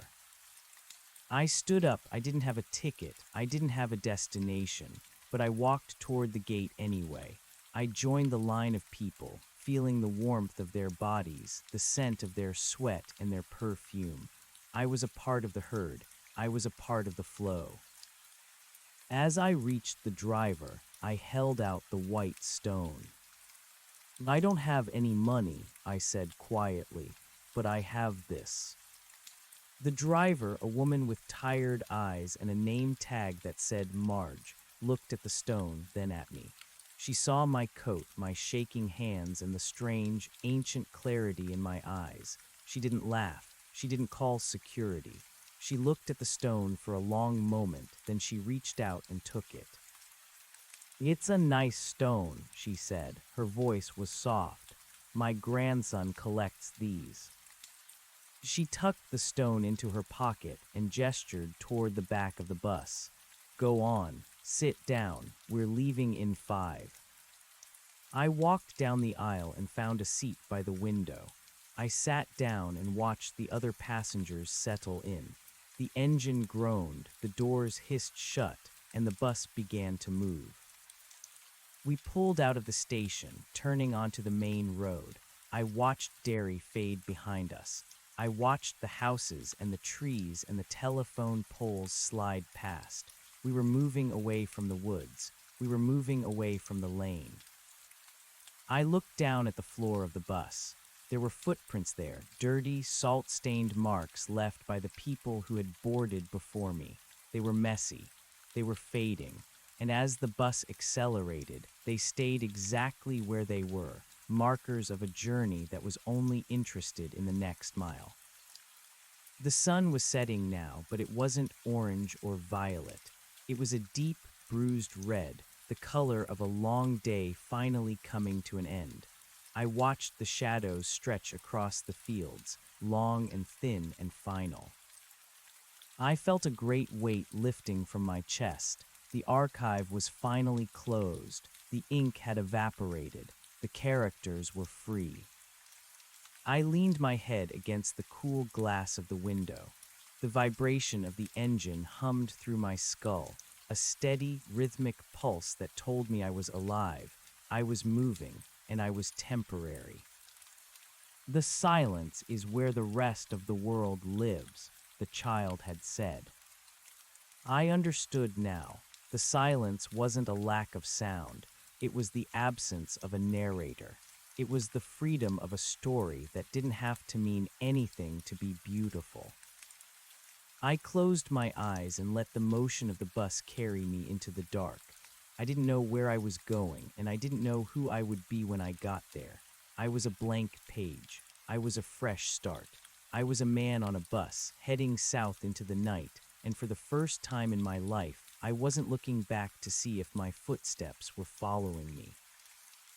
They weren't. They were gone, surrendered to the dirt and the gravel and the indifferent grace of the road. And as I drifted into a sleep that didn't involve towers or lighthouses, I knew that the story had finally, mercifully, reached its end. The bus ride was a long, vibrating passage through the anatomy of the night. I watched the world outside the window dissolve into a sequence of neon signs and lonely street lamps, each one a brief flash of electric yellow against the velvet dark. Marge, the driver, kept the cabin lights dim, allowing the passengers to retreat into their own private silences. The man in the suit had fallen asleep 3 rows ahead of me, his chin tucked into his chest, the tablet in his lap still glowing with a soft, blue light that looked like a dying star. I found myself tracing the lines on my own palms, wondering if the ink had truly left me or if it had simply moved deeper, staining the bone. In the tower, I had believed that every life was a manuscript, a thing to be curated and bound. I had seen the tragedy of 1,000 endings and the futility of 1,000 beginnings. But as the bus hit a pothole, jarring my teeth and sending a sharp jolt of pain through my hip, I realized that the tower's great mistake was its desire for permanence. The world wasn't meant to be kept, it was meant to be spent. We stopped in a small town whose name I didn't catch. A few people got off, their silhouettes melting into the shadows of a closed-down pharmacy. A young woman got on, carrying a sleeping child wrapped in a fleece blanket. She sat across the aisle from me, her movements weary but precise. She adjusted the child's head, her fingers lingering on his hair with a tenderness that felt like a prayer. There was no violet light around her, no weight of 1,000 reversed footsteps. There was only the immediate, heavy reality of her love and her exhaustion. I wanted to tell her that she was doing well. I wanted to tell her that the road ahead was solid and that the trees wouldn't move when she wasn't looking. But I stayed silent. I was no longer the keeper of truths. I was just a passenger. As the miles bled into one another, my mind drifted back to the diner. I thought of the old man, the version of me that had stayed behind. I felt a strange sense of gratitude toward him. He had taken the weight of the memory, the heavy, ink-soaked burden of the archive, and he had let it die with him. He had stayed in the story so that I could walk out of it. It was the only selfless thing I had ever done, and I had done it for myself. The bus pulled into Portland just as the sky was beginning to turn a bruised, pre-dawn gray. The city was a jagged silhouette of brick and steel, a labyrinth of alleyways and harbors that smelled of salt and old machinery. It was a place where things were built to withstand the elements, a place of grit and gravity. Marge pulled the bus into a terminal that was significantly larger than the one in Derry. The air was thick with the smell of diesel and the frantic energy of a city waking up. As the passengers stood to gather their belongings, I stayed in my seat for a moment, watching the woman with the child. She stood up, shifted the boy to her other hip, and stepped off the bus without a backward glance. She was heading into the city, into the noise, into the unwritten future. I stood up, my joints popping with a sound like dry twigs. I walked to the front of the bus. Marge was standing by the door, clicking a counter in her hand. She looked at me, and for a second, I saw a flicker of recognition in her eyes, not of who I was, but of what I had been through. The end of the line, Pops, she said. Thank you, I said. I reached into my pocket, almost expecting to find another stone, but there was nothing but lint and the cold air of the morning. For the ride. Take care of yourself, she said, and she reached out, patting my arm. Her hand was warm, her skin rough and real. It was the first time I had been touched by a living person in a century, and the sensation was so overwhelming I nearly wept. It wasn't a violet spark, it was just heat. It was just humanity. I stepped off the bus and into the terminal. The floor was checkered linoleum, scuffed by the passage of a million feet. I walked toward the exit, my boots clicking on the hard surface. Outside, the city was a roar of movement. Trucks were unloading crates of fish near the docks. Taxis were honking at intersections. The wind was whipping through the streets, carrying the scent of the Atlantic. I began to walk. I didn't have a plan, but my feet seemed to know what to do. They moved forward, one after the other, rhythmic and sure. I passed a diner where the windows were steamed up and the smell of frying bacon drifted onto the sidewalk. I passed a bookstore where the owner was unlocking the front door, his keys jingling in the quiet morning air. I looked at the books in the window, colorful covers, bold titles, stories of romance and mystery and history. They were just books, they weren't prisons. They were just paper and ink, meant to be read and then put back on the shelf. I found myself walking toward the waterfront. The piers were ancient, the wood darkened by a century of tides. I sat on a bench overlooking the harbor and watched the sun come up. It was a spectacular, messy sunrise, streaks of orange and pink and gold clashing against the gray clouds. It wasn't symmetrical. It wasn't perfect. It was just happening. A man in a thick wool sweater was standing nearby, untying the ropes of a small fishing boat. He looked up and saw me sitting there. "Gonna be a cold one," he called out, his breath misting in the air. "I don't mind the cold," I said, and it was true. The cold was a reminder that I had nerves, that I had a body that could feel the world. "Looking for work?" he asked, eyeing my tattered coat. "I could use an extra hand with the nets. It's back-breaking work and the pay is shit, but I've got coffee in the cabin." I looked at the boat. It was named the Marianne. It was weathered and smelled of scales and diesel. It was a vessel that moved across the water, leaving a wake that disappeared almost as soon as it was created. It was a machine for the present. "I've never worked a boat," I said. "Neither had I when I started," the man laughed. "Come on then, coffee's getting cold." I stood up and walked toward the pier. As I stepped onto the boat, the deck swayed beneath my feet. I had to grab the railing to steady myself. The wood was cold and wet, covered in a fine layer of salt. I felt the engine throb beneath the floorboards, a deep mechanical heartbeat that echoed my own. The man handed me a heavy ceramic mug filled with coffee that tasted like burnt beans and mud. It was the best thing I had ever tasted. "I'm Elias," I said, holding the mug in both hands to warm my fingers. "I'm Ben," he replied, heading toward the wheelhouse. "Welcome aboard, Elias. Don't fall overboard. The water's too cold for ghosts." I sat on a crate of netting as Ben steered the boat out of the harbor. The city began to shrink behind us, the tall buildings becoming a jagged line against the horizon. We moved into the open water, the waves slapping against the hull with a steady, percussive force. I looked back at the land. Somewhere back there, deep in the woods of the Blackwood region, there was a diner with an old man on a bench. Somewhere beyond that, there was a gap in the trees where a lighthouse used to stand. And somewhere in the space between heartbeats, there was a street where the footsteps moved backward. But here, the wind was in my face. The salt was in my lungs. I watched the wake of the boat, a white, foaming line that stretched out behind us for a few hundred yards before being swallowed by the vast, indifferent blue of the ocean. The water didn't remember where we had been. It only cared about where we were. I took a sip of the bitter coffee and looked toward the horizon. The sun was fully up now, its light reflecting off the waves in a million shimmering shards. It was too bright to look at directly, but I didn't turn away.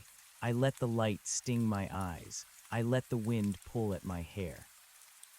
I wasn't a keeper anymore. I wasn't an editor.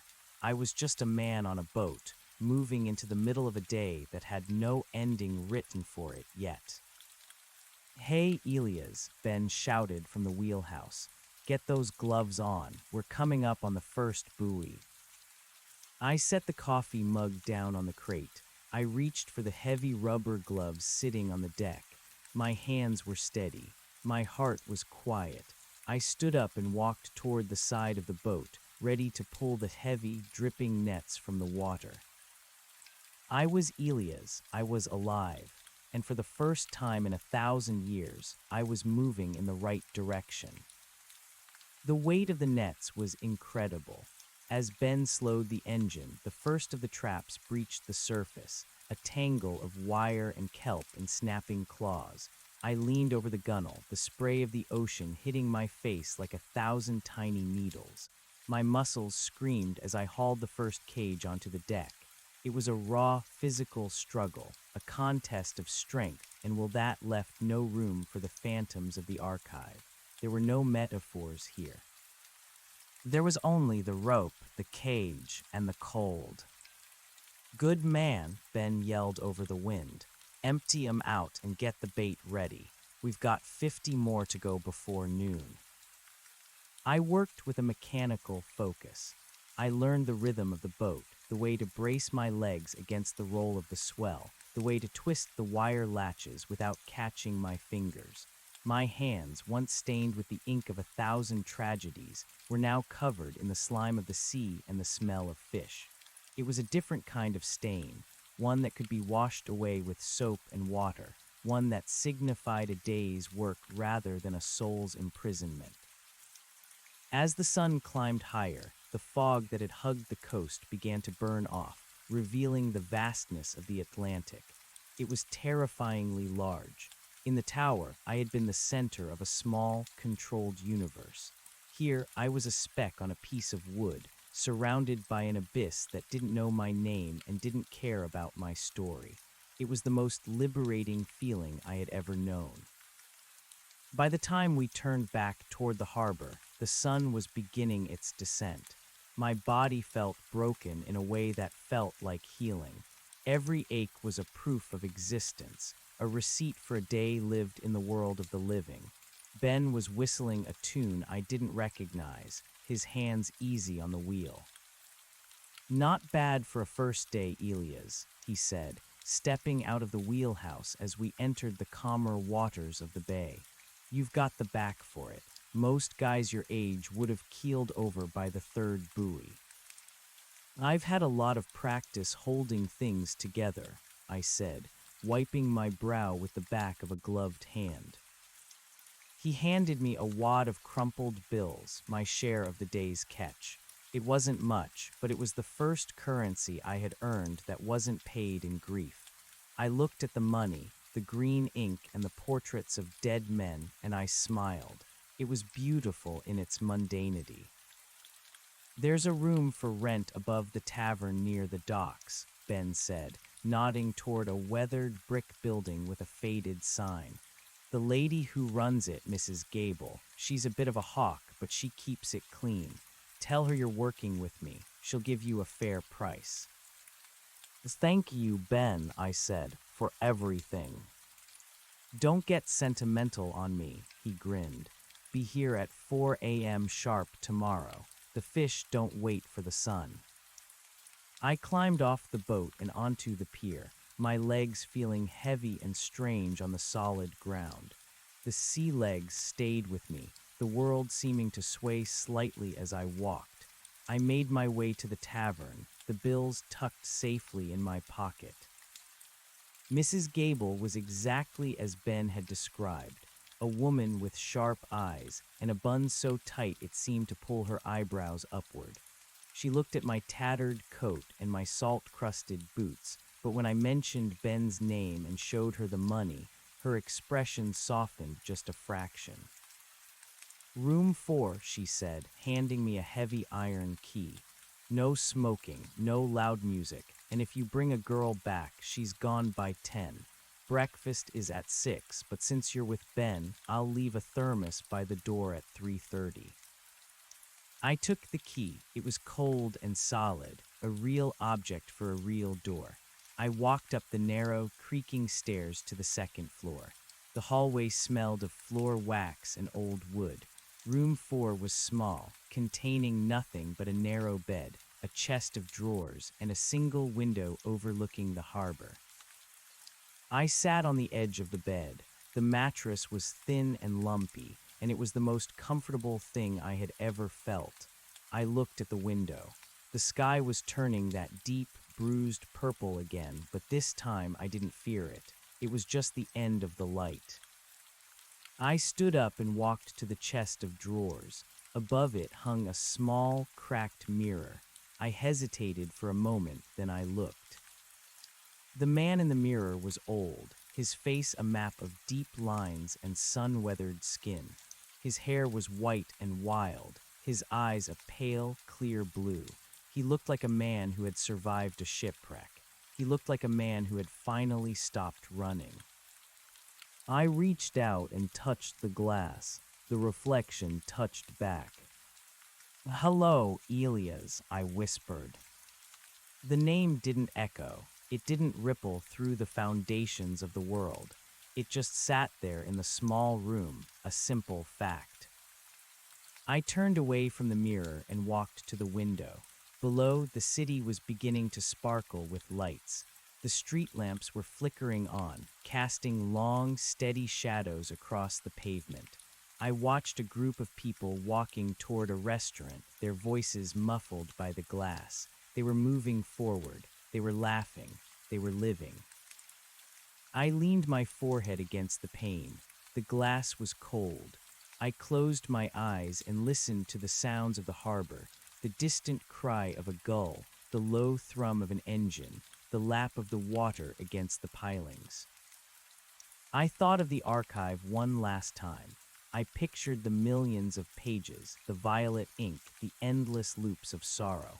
I pictured the lighthouse beam sweeping over the black trees, searching for footsteps that were no longer there. I realized that the archive wasn't a place, it was a choice. It was the choice to value the memory of a thing more than the thing itself.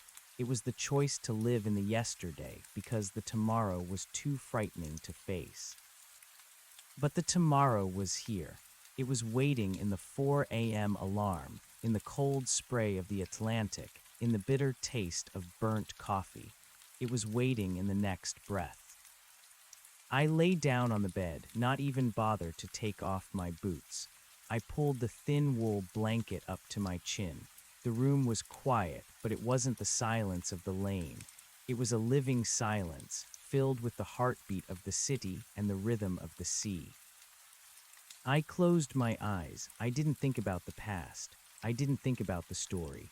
I just felt the weight of my own body against the mattress, the rise and fall of my chest, the slow, steady ticking of a clock somewhere in the hallway. I was Elias, I was tired, and I was home. Outside, the wind picked up, rattling the window in its frame. A single leaf, blown from some distant tree, tapped against the glass for a moment before being carried away by the breeze. It didn't move backward. It didn't seek the ink. It just went where the wind took it, a tiny, nameless part of a world that was too busy being alive to worry about its own footnotes. The street that reversed footsteps was gone. The only way was forward, and as I drifted into a deep, dreamless sleep, I took the first step into the rest of my life. Sleep came not as a haunting, but as a total erasure. There were no ghosts in the room above the tavern. no violet-tinged apparitions of the people I had failed or the versions of myself I had discarded.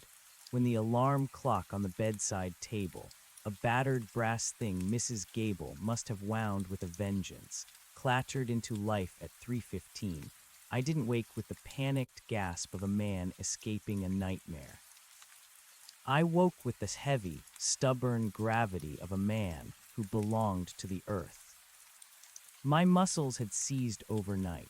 My back felt like a sheet of rusted tin, and my hands were curled into stiff claws that protested as I forced them open. I sat on the edge of the bed and listened to the house.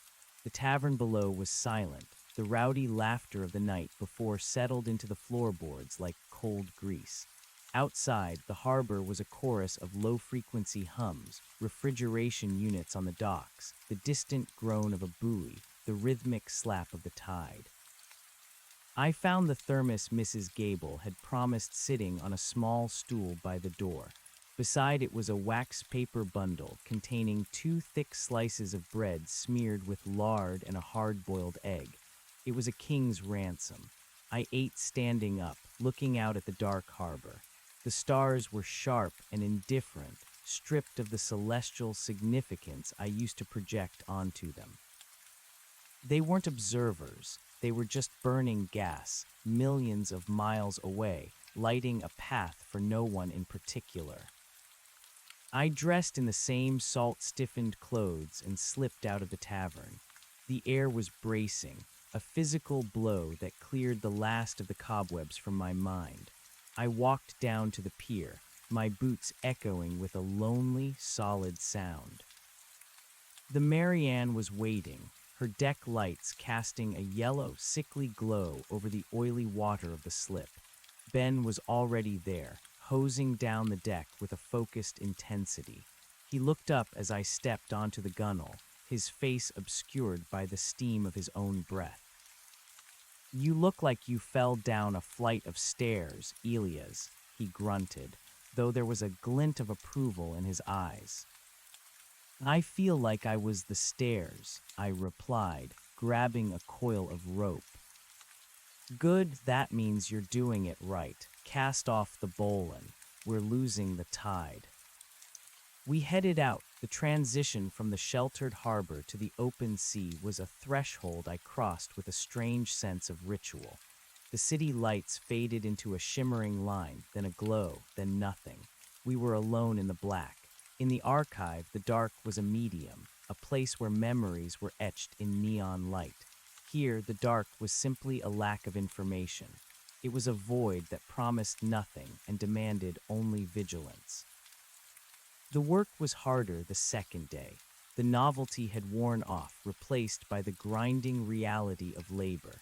My hands bled where the rope burned them. The brine got into the cuts and stung with a ferocity that made my vision blur. I didn't complain. I welcomed the pain. It was a tether. Every time a wave crashed over the side, soaking me to the bone, I felt the sharp, cold sting of the now. I wasn't thinking about the woman on the bus or the old man at the diner. I was thinking about the winch. I was thinking about the footing. I was thinking about the next 5 seconds. "Watch the boom," Ben shouted as a rogue swell tilted the world 45 degrees. I ducked, the heavy iron arm swinging inches above my head. The spray blinded me for a moment, and I tasted the ancient metallic tang of the Atlantic. For a heartbeat, as the boat hung in the trough of the wave, I felt a flicker of the old fear, the fear of being swallowed, of being forgotten. But then the boat rose. The engine roared, a defiant, mechanical growl against the vastness, and I found my balance. "I'm okay," I yelled back, more to the ocean than to Ben. We worked until the sun was high, and the crates were overflowing with the gray, twitching bounty of the deep. As we headed back, the wind died down, leaving the sea a flat, shimmering expanse of mercury. Ben joined me on the deck, lighting a pipe that smelled of cherry tobacco and cheap tar. "You're a quiet one, Elias," he said, leaning against the wheelhouse. "Most guys who end up on the docks have a story they're dying to tell. usually involves a woman, a bottle, or a judge, sometimes all three. I looked at my hands, the knuckles swollen and stained. I don't have a story anymore, Ben, I traded it in. He puffed on his pipe, watching the horizon. Best way to be. Stories are just anchors. They keep you sitting in the same harbor until your hull rots out. A man's better off being a blank page. I smiled at the irony, but I didn't explain it. I think I'm finally starting to see that. Well, don't get too philosophical. We still have to unload this lot, and the buyer at the wharf is a thief if you don't keep an eye on the scales. The days began to bleed into a rhythm that was the antithesis of the lane. In the street that reversed footsteps, time was a circle, a closed loop where every action was a rehearsal for a past that had already happened. In Portland, time was a line, jagged, unpredictable, and relentlessly forward-moving. I became a fixture of the waterfront. I learned the names of the other fishermen: Sully, who had lost 3 fingers to a winch; Mike, who sang Irish folk songs in a voice that sounded like grinding gravel; and Sarah, who ran the bait shop and could swear in 4 languages. They didn't ask where I came from. In a port city, everyone comes from somewhere else, and the somewhere else is usually a place they'd rather not discuss. I was just Elias, the old man who worked on the Marianne. I began to change physically. The ethereal, translucent quality I had carried from the tower vanished. My skin turned a deep, weathered bronze, mapped by the sun and the wind. My muscles hardened into a lean, wiry strength. I stopped looking for violet light in the corners of my vision. I stopped expecting the trees to move. One evening, after a particularly long shift, I walked past a small park near the library. A group of children were playing tag, their high-pitched screams echoing off the brick buildings. I stopped to watch them. One little girl, perhaps 6 years old, tripped and fell on the grass. She didn't move for a second, her face scrunching up in preparation for a cry. In the old days, I would have seen the trajectory of her life. I would have seen the scar that fall would leave on her knee, the way it would remind her of this day 20 years later, the way this moment of pain would ripple through her timeline. I would have seen the ending of her story before she had even finished the chapter. But as I stood there, I saw none of it. I just saw a child who had fallen. I stepped forward, my boots crunching on the gravel path. "You all right there, little one?" She looked up at me, her eyes wide. She saw an old man in a salt-stained coat, smelling of fish and tobacco. She didn't see a keeper of truths. She saw a person. "I bumped my knee," she whispered, pointing to a small green smudge on her leggings. "Well," I said, reaching into my pocket and finding a small, smooth stone I had picked up on the beach. Not a stone of memory, just a piece of quartz polished by the tide. The ground was just trying to say hello. It's got a rough way of doing it, but you're tougher than the dirt. I handed her the stone. She took it, her small fingers cool against mine. The contact was simple. There was no spark, no transfer of destiny. "Thanks," she said, and then she was up and running again, the stone clutched in her hand, her fall already forgotten in the heat of the game. I watched her go, and I felt a profound sense of peace. The future was hers to write, and I had no part in the editing. I was a witness, not a curator. As autumn turned to winter, the harbor took on a brutal, monochromatic beauty. The ice began to form in the shallows, and the wind turned into a whetted blade that cut through even the heaviest wool. Ben decided to dry dock the Marianne for repairs, giving us a few weeks of forced idleness. "Take the time, Elias," Ben told me as we hauled the boat onto the slips. "Go to the cinema, buy a book, find a woman who doesn't mind the smell of trout. You've earned a rest." I had money saved, more than I needed. I spent my days walking the city. I visited the library, but I didn't look at the archives. I sat in the reading room and read newspapers from cities I would never visit. I read about local council meetings, high school football scores, and the birth of a two-headed calf in a county 3 states away. I loved the triviality of it. I loved that it didn't matter. One afternoon, I found myself standing in front of a small art gallery in the old port. In the window was a painting of a lighthouse. It wasn't the lighthouse from the Blackwood Woods. It was a sturdy, white-and-red structure perched on a cliff over a churning sea. I went inside. The gallery was warm and smelled of expensive floor wax and turpentine. A young man in a black turtleneck looked up from a desk, giving me a polite, if somewhat confused, nod. I didn't belong there, but I didn't care. I walked up to the painting. The artist had captured the light perfectly, that fleeting, golden moment just before the sun sinks below the horizon. But what struck me wasn't the light, it was the shadows. They weren't black or gray. They were a deep, resonant violet.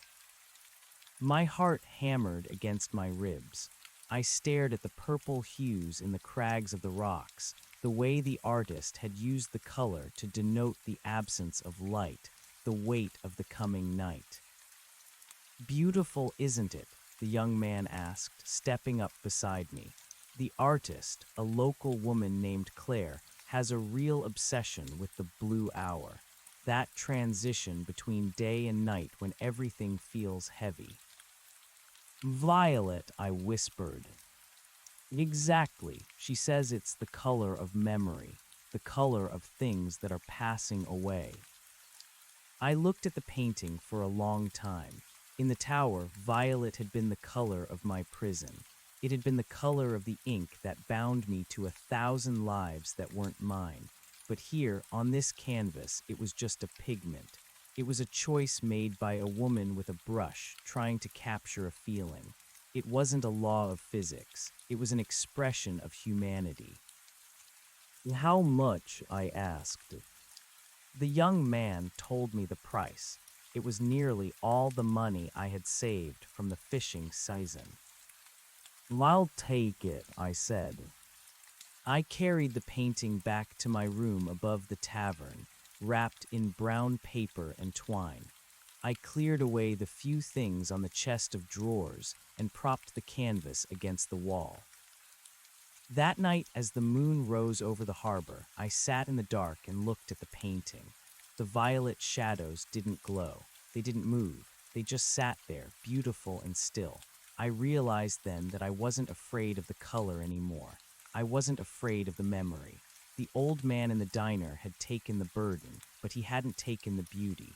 He had left me the ability to see the world without being crushed by it. I reached out and touched the painted lighthouse. The texture was rough, the oil paint dried into tiny ridges and valleys. It felt real. The next morning, I went down to the docks. The air was thick with the scent of snow. I found Ben at the tavern, nursing a coffee and looking over a list of engine parts. "Change of plans, Ben," I said, sitting down across from him. He looked up, raising an eyebrow. "Oh, you moving on, found a better offer." "No," I said, and I felt a strange, light sensation in my chest. "I want to buy in, on the boat. I want to be a partner." Ben stared at me for a long beat, his pipe frozen halfway to his mouth. He looked at my face, searching for a joke, but he found only a quiet, steady resolve. "It's a lot of work, Elias, and the Marianne isn't getting any younger. We'll be chasing repairs more than fish half the time." "I know," I said, "but I like the work, and I like the boats." Ben let out a long, slow whistle. He leaned back, his chair creaking. "You're a strange man, Elias. I still don't know where you came from or why you're here, but you pull your weight and you don't talk nonsense when the weather turns foul." He held out a hand. His palm was like leather, scarred and calloused. "All right, partners, but you're paying for the new winch." The old ones held together with spit and prayers. I shook his hand. The contact was solid. It was a contract. It was a future. As I walked out of the tavern, the first flakes of snow began to fall. They were large and wet, spinning lazily through the air before melting the moment they touched the ground. I stood on the sidewalk and tilted my head back, letting the snow fall onto my face. I thought about the street that reversed footsteps. I wondered if it was still there, tucked away in the folds of the world, waiting for someone else to lose their way. I wondered if the old man was still sitting on the bench, his eyes fixed on a horizon that never changed. But the thought was distant, like a story I had read in a book a long time ago. It didn't have a hold on me. I turned and walked toward the hardware store. I had a winch to buy. I had a boat to fix. I had a tomorrow to prepare for. The snow began to stick, dusting the brick buildings in white. Behind me, my footsteps were clear and deep in the fresh powder. They didn't vanish. They didn't move backward. They stayed right where I put them, marking the path of a man who was finally, truly going home. And as the wind picked up, whistling through the masts of the ships in the harbor, I realized that the greatest truth I had ever learned wasn't found in a tower or an archive. It was written in the salt, the cold, and the simple, glorious exhaustion of a life well spent. The world wasn't meant to be kept. It was meant to be lived. I took another step, and then another, my boots striking the ground with a rhythmic, forward-marching beat. The street was long, the city was loud, and the ocean was vast. And for the first time in my very long life, I wasn't looking back. The snow deepened as the weeks crawled toward midwinter, turning Portland into a city of muffled sounds and sharp, crystalline edges. The harbor didn't sleep, but it slowed, the water thickening with slush that groaned against the pilings. My life narrowed down to the essentials: the warmth of the tavern, the cold steel of the engine room, and the steady, unspectacular companionship of Ben. We spent our days in the dry dock, stripped to our undershirts despite the freezing air, our breath blooming like white ghosts as we scraped barnacles and replaced the rotted planks of the Marianne. My hands, once the hands of a scholar and a ghost, were now unrecognizable. The skin was etched with deep lines that no amount of scrubbing could remove, lines of grease, of sea salt, of honest toil. One afternoon, while I was prying a rusted bolt from the housing of the new winch, the wrench slipped. It tore a jagged gash across my palm. I sat back on my heels, watching the blood well up. It was bright, shocking crimson against the gray wood of the deck. I didn't reach for a memory to heal it. I didn't look for a violet thread to stitch the moment back into a better version of itself. I simply watched it. It hurt with a dull, throbbed heat that reminded me I was composed of flesh and bone, not ink and shadow. "You're bleeding, Elias," Ben said, tossing me a greasy rag from across the deck. "I noticed," I said, wrapping the cloth tight. "Don't get it on the new paint. Rust is one thing, but I won't have the Marianne smelling like a slaughterhouse." He paused, looking at me with that squinted, discerning gaze of his.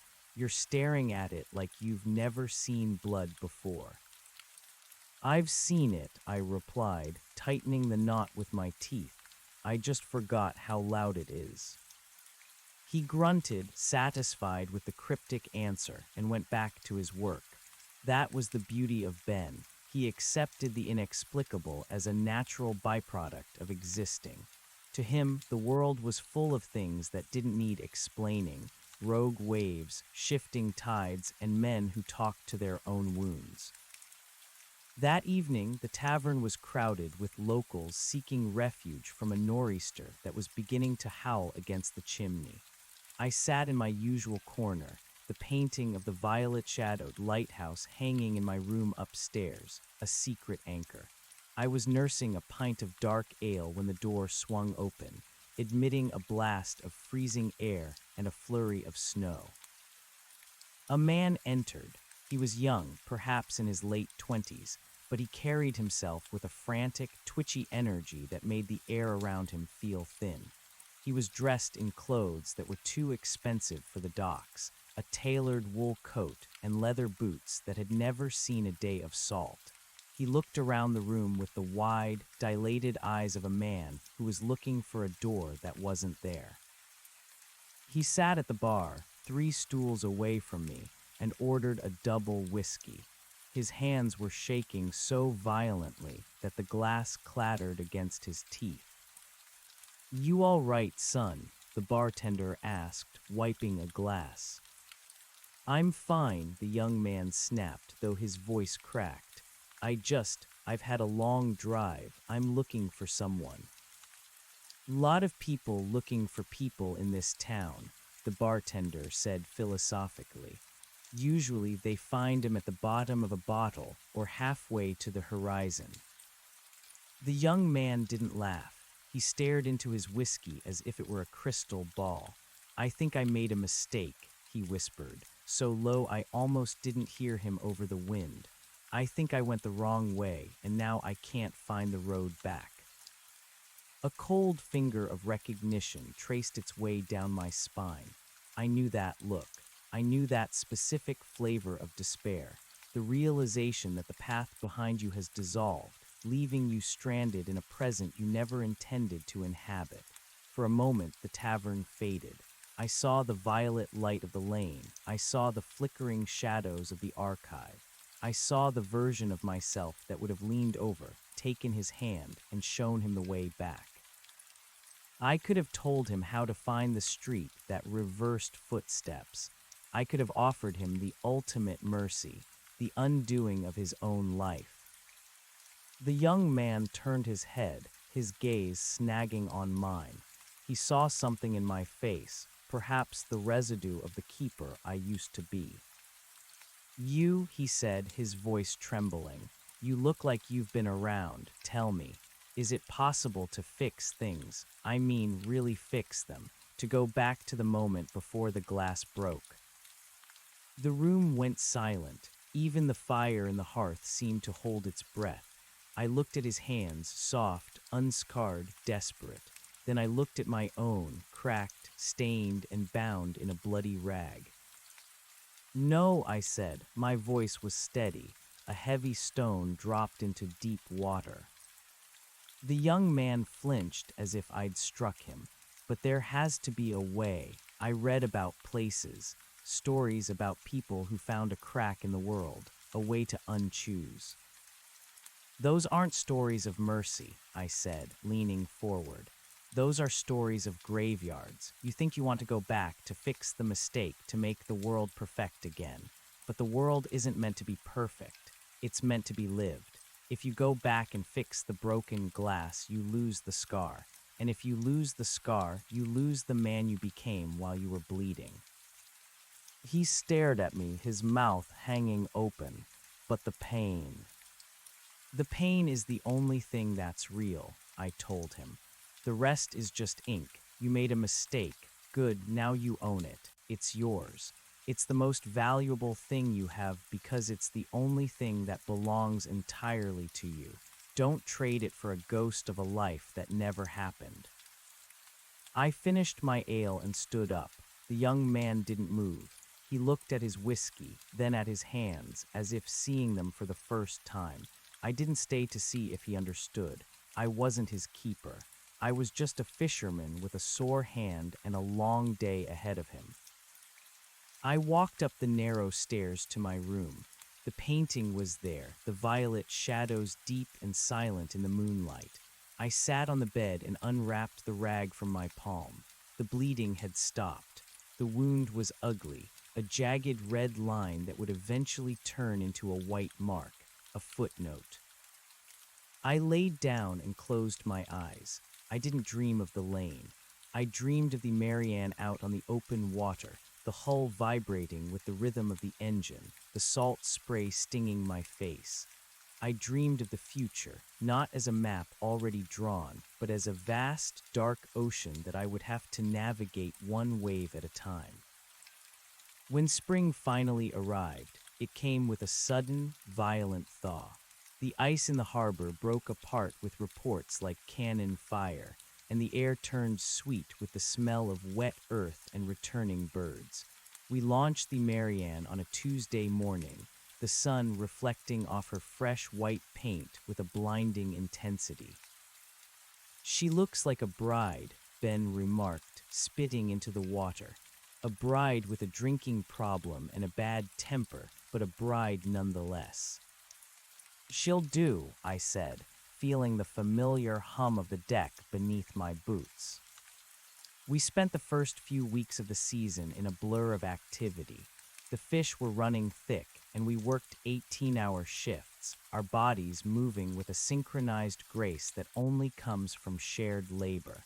I was no longer the old man to the other crews. I was simply Elias. I had found my place in the machinery of the world. One evening, as we were unloading a particularly heavy haul of cod, a woman approached the slip. She was older, her hair a shock of white against a tan, weathered face. She wore a heavy canvas jacket and carried a sketchbook under her arm. She stood there for a long time, watching us work, her eyes moving with the quick, darting precision of an observer. When we finally finished and Ben went to settle the accounts with the buyer, she stepped toward me.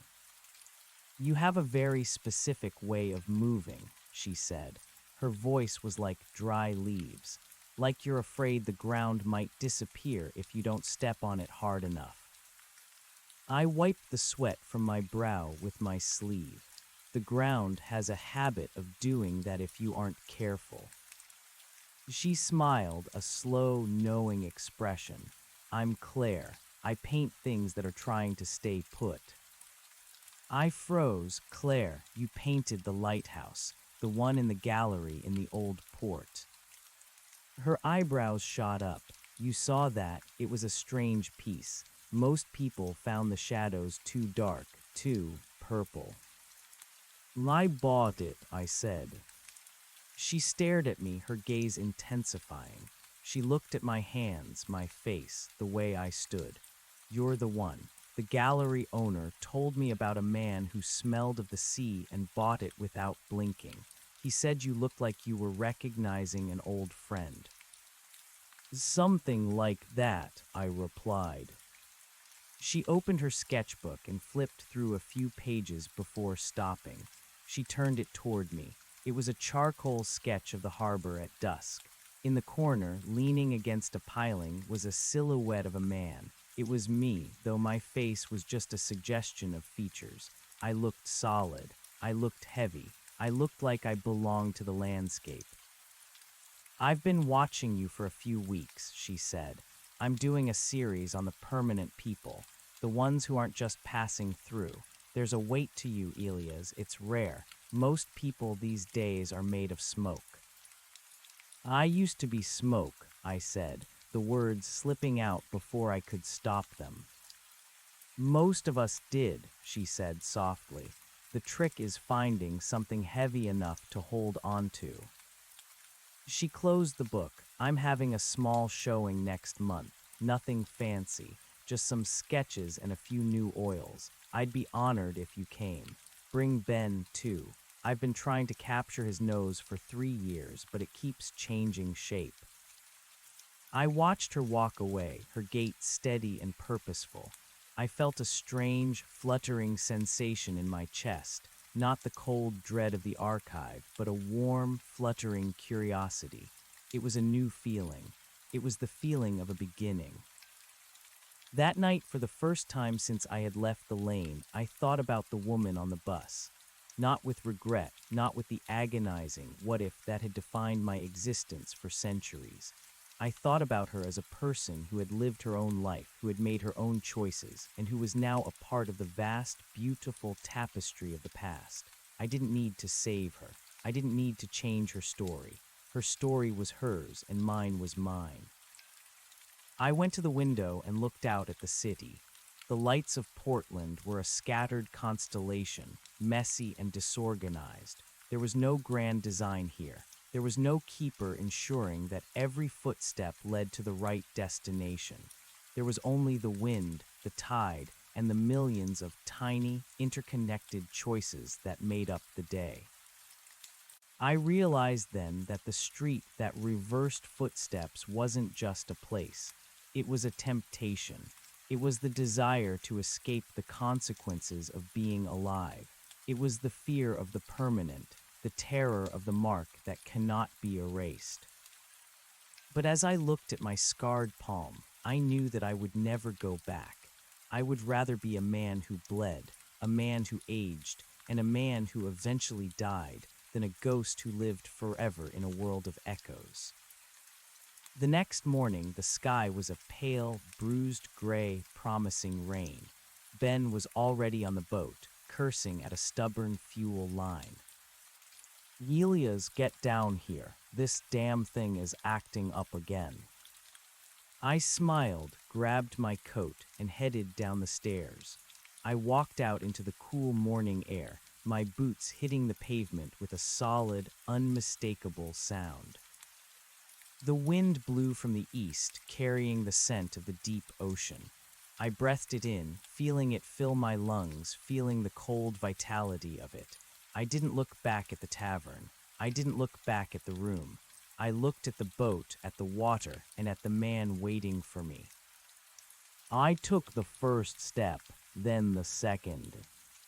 The street was just a street. The footsteps were just footsteps, and the only way to go was forward.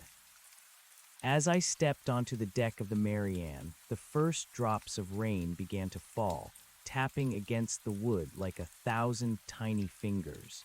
It was a beautiful sound. It was the sound of the present. It was the sound of being home.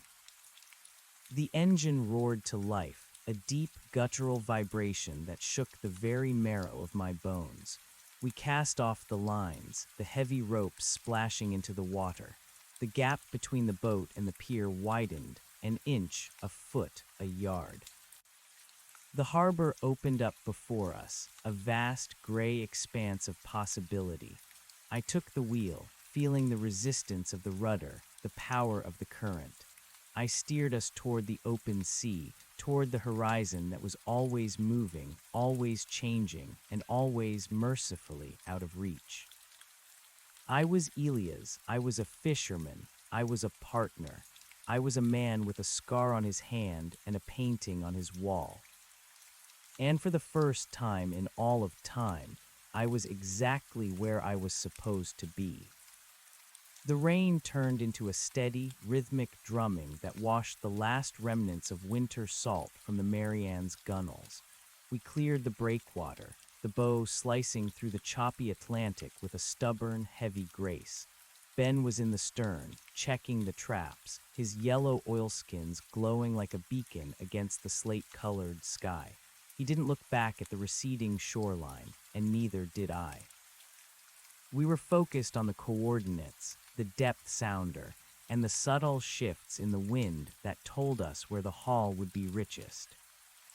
For hours, the world was reduced to the physical. The pull of the winch, the slick weight of the traps, the sharp, metallic scent of the bait. My muscles ached in a way that felt like an achievement. Every pang in my lower back, every sting of salt in the cut on my hand was a tether. I was no longer a spectator to the passage of time. I was the fuel it burned to keep moving. By midday, the rain tapered off into a fine mist that hung over the water like a veil. We cut the engine to drift over a promising ledge. The silence that followed was absolute, broken only by the lap of water against the hull and the distant, lonely cry of a herring gull. "You're quiet today," Ben said, leaning against the sorting table and lighting a pipe.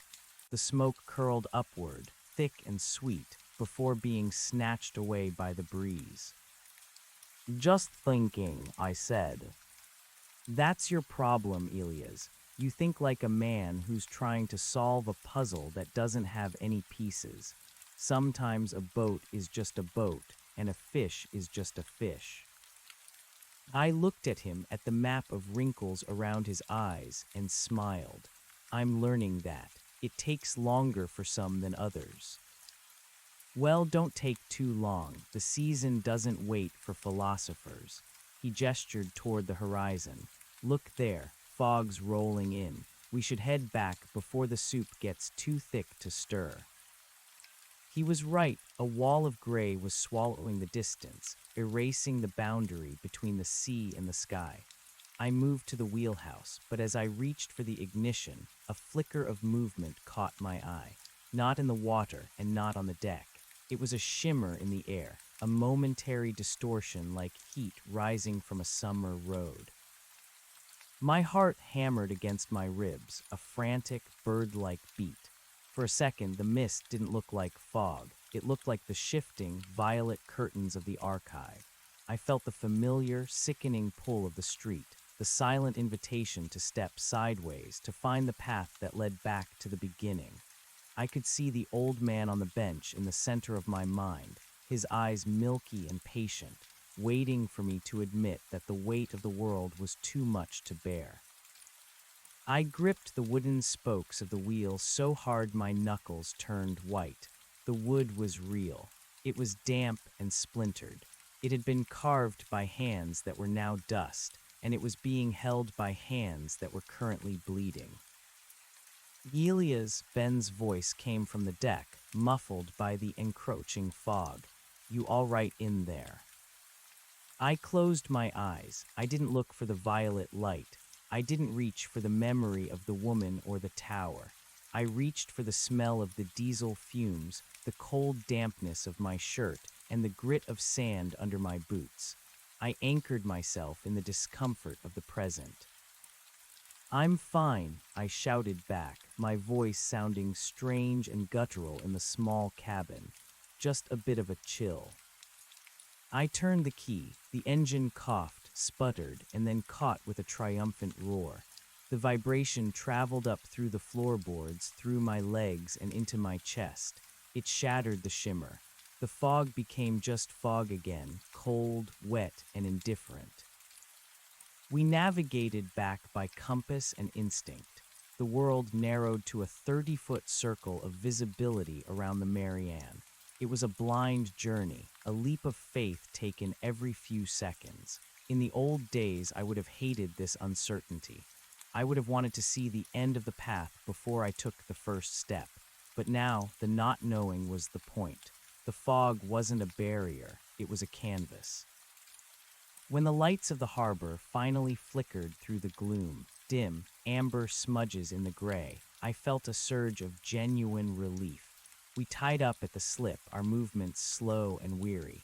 The day's work was done. We had survived the sea, the weather, and the ghosts. See you at the tavern, Ben asked as he hopped onto the pier, his boots thudding heavily on the wood. Give me an hour, I said. I want to check the oil levels one last time. He nodded and disappeared into the mist, his whistling trailing off until it was just a memory. I stayed on the boat for a long time, watching the water rise and fall against the pilings. The tide was coming in. It was a relentless, ancient rhythm, the heartbeat of the planet. I thought about the archive, tucked away in its pocket of stagnant time. I realized that the reason it was so quiet there wasn't because it was holy. It was because it was dead. Nothing changed there. Nothing grew. Nothing died.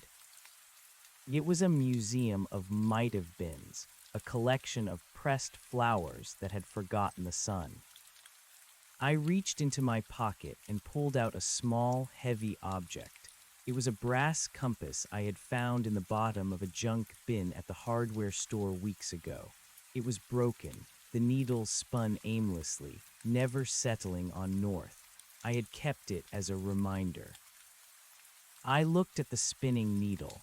It was a perfect metaphor for the life I had led for centuries, moving, but never arriving. seeking a direction that didn't exist in a world where time flowed backward. With a sudden, decisive motion, I tossed the compass into the harbor. It made a small, clean splash and vanished into the dark water. It would sink to the bottom, settle into the silt, and eventually become part of the reef. It was gone. I didn't need a compass to tell me where I was anymore. I was here. I climbed out of the boat and walked toward the city. The rain had started again, a soft drizzle that made the cobblestones shine like the scales of a great fish. I passed the gallery where Claire's paintings hung. The lights were off, but I could see the silhouette of the lighthouse painting through the window. It no longer looked like a gateway to me. It looked like a memory of a place I had visited once, a long time ago, and had no intention of returning to. I reached the tavern and pushed open the door. The heat and the noise hit me like a physical force, the smell of fried fish, the clink of glasses, the raucous laughter of men who had spent their lives fighting the elements. It was messy, it was loud, and it was beautiful. I saw Ben at a table in the back, waving me over. Beside him sat Claire, her sketchbook open on the table. She looked up as I approached, her eyes crinkling in a smile. "Elias," she said, "I was just telling Ben that I've figured out how to paint the fog. It's not about the gray. It's about the light that's trying to get through it." "Sounds difficult," I said, pulling up a chair. "The best things usually are," she replied. We sat there for hours, talking about nothing and everything. We talked about the price of lobster, the way the light changed in October, and the best way to patch a leaking roof. We didn't talk about the past. We didn't talk about regrets. We talked about the next morning, the next season, the next year. As the night wore on, the tavern began to empty. The fire in the hearth burned down to a low, glowing ember. Ben eventually stood up, yawning and stretching his massive arms. "I'm heading out," he said. "The tide won't wait for us tomorrow. 5 a.m. sharp, Elias, don't be late." "I'll be there," I promised. Claire stayed for a moment longer, watching me. "You look different tonight," she said softly. "Lighter, like you finally put down a very heavy suitcase." "I think I did," I said. "I think I left it at the bottom of the harbor." She smiled, patted my hand, the one with the scar, and stood up. "Good, heavy luggage is a terrible way to travel. Good night, Elias." "Good night, Claire." I sat alone in the quiet tavern for a few minutes, listening to the wind howl in the chimney. I felt a profound sense of peace.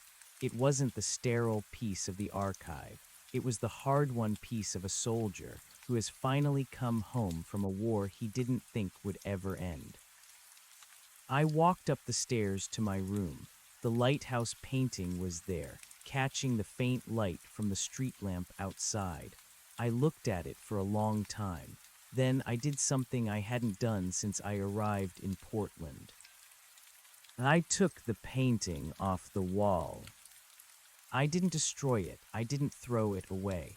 I simply turned it around so that the canvas faced the wall. The violet shadows were still there, but they were no longer looking at me. I didn't need the anchor anymore. I was the anchor. I lay down in bed and pulled the heavy wool blankets up to my chin.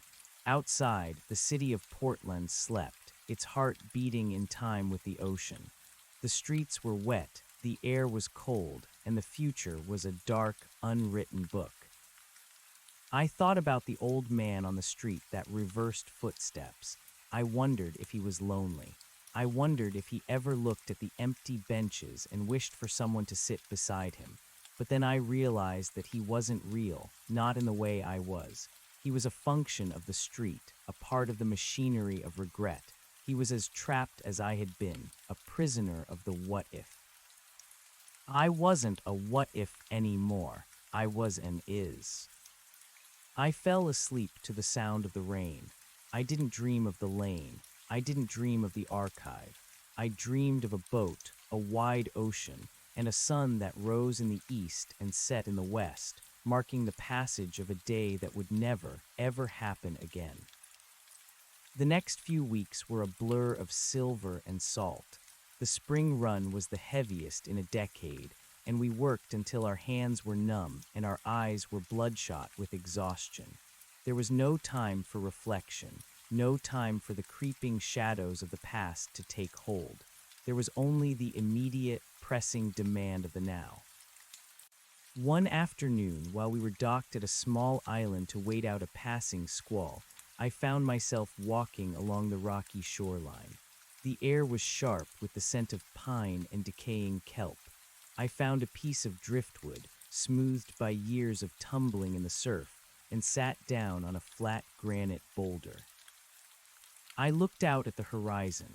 Somewhere out there, beyond the curve of the earth, were the places I had been, the cities I had seen rise and fall, the libraries I had guarded, the people I had loved and lost.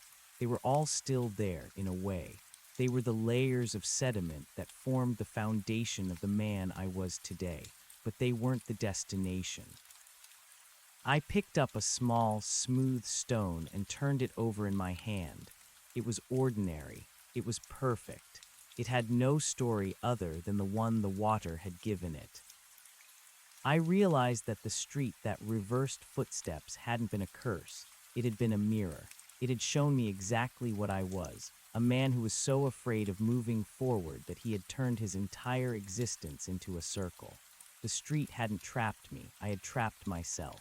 The moment I chose to walk away, the moment I chose to accept the scar and the sorrow, the street had lost its power.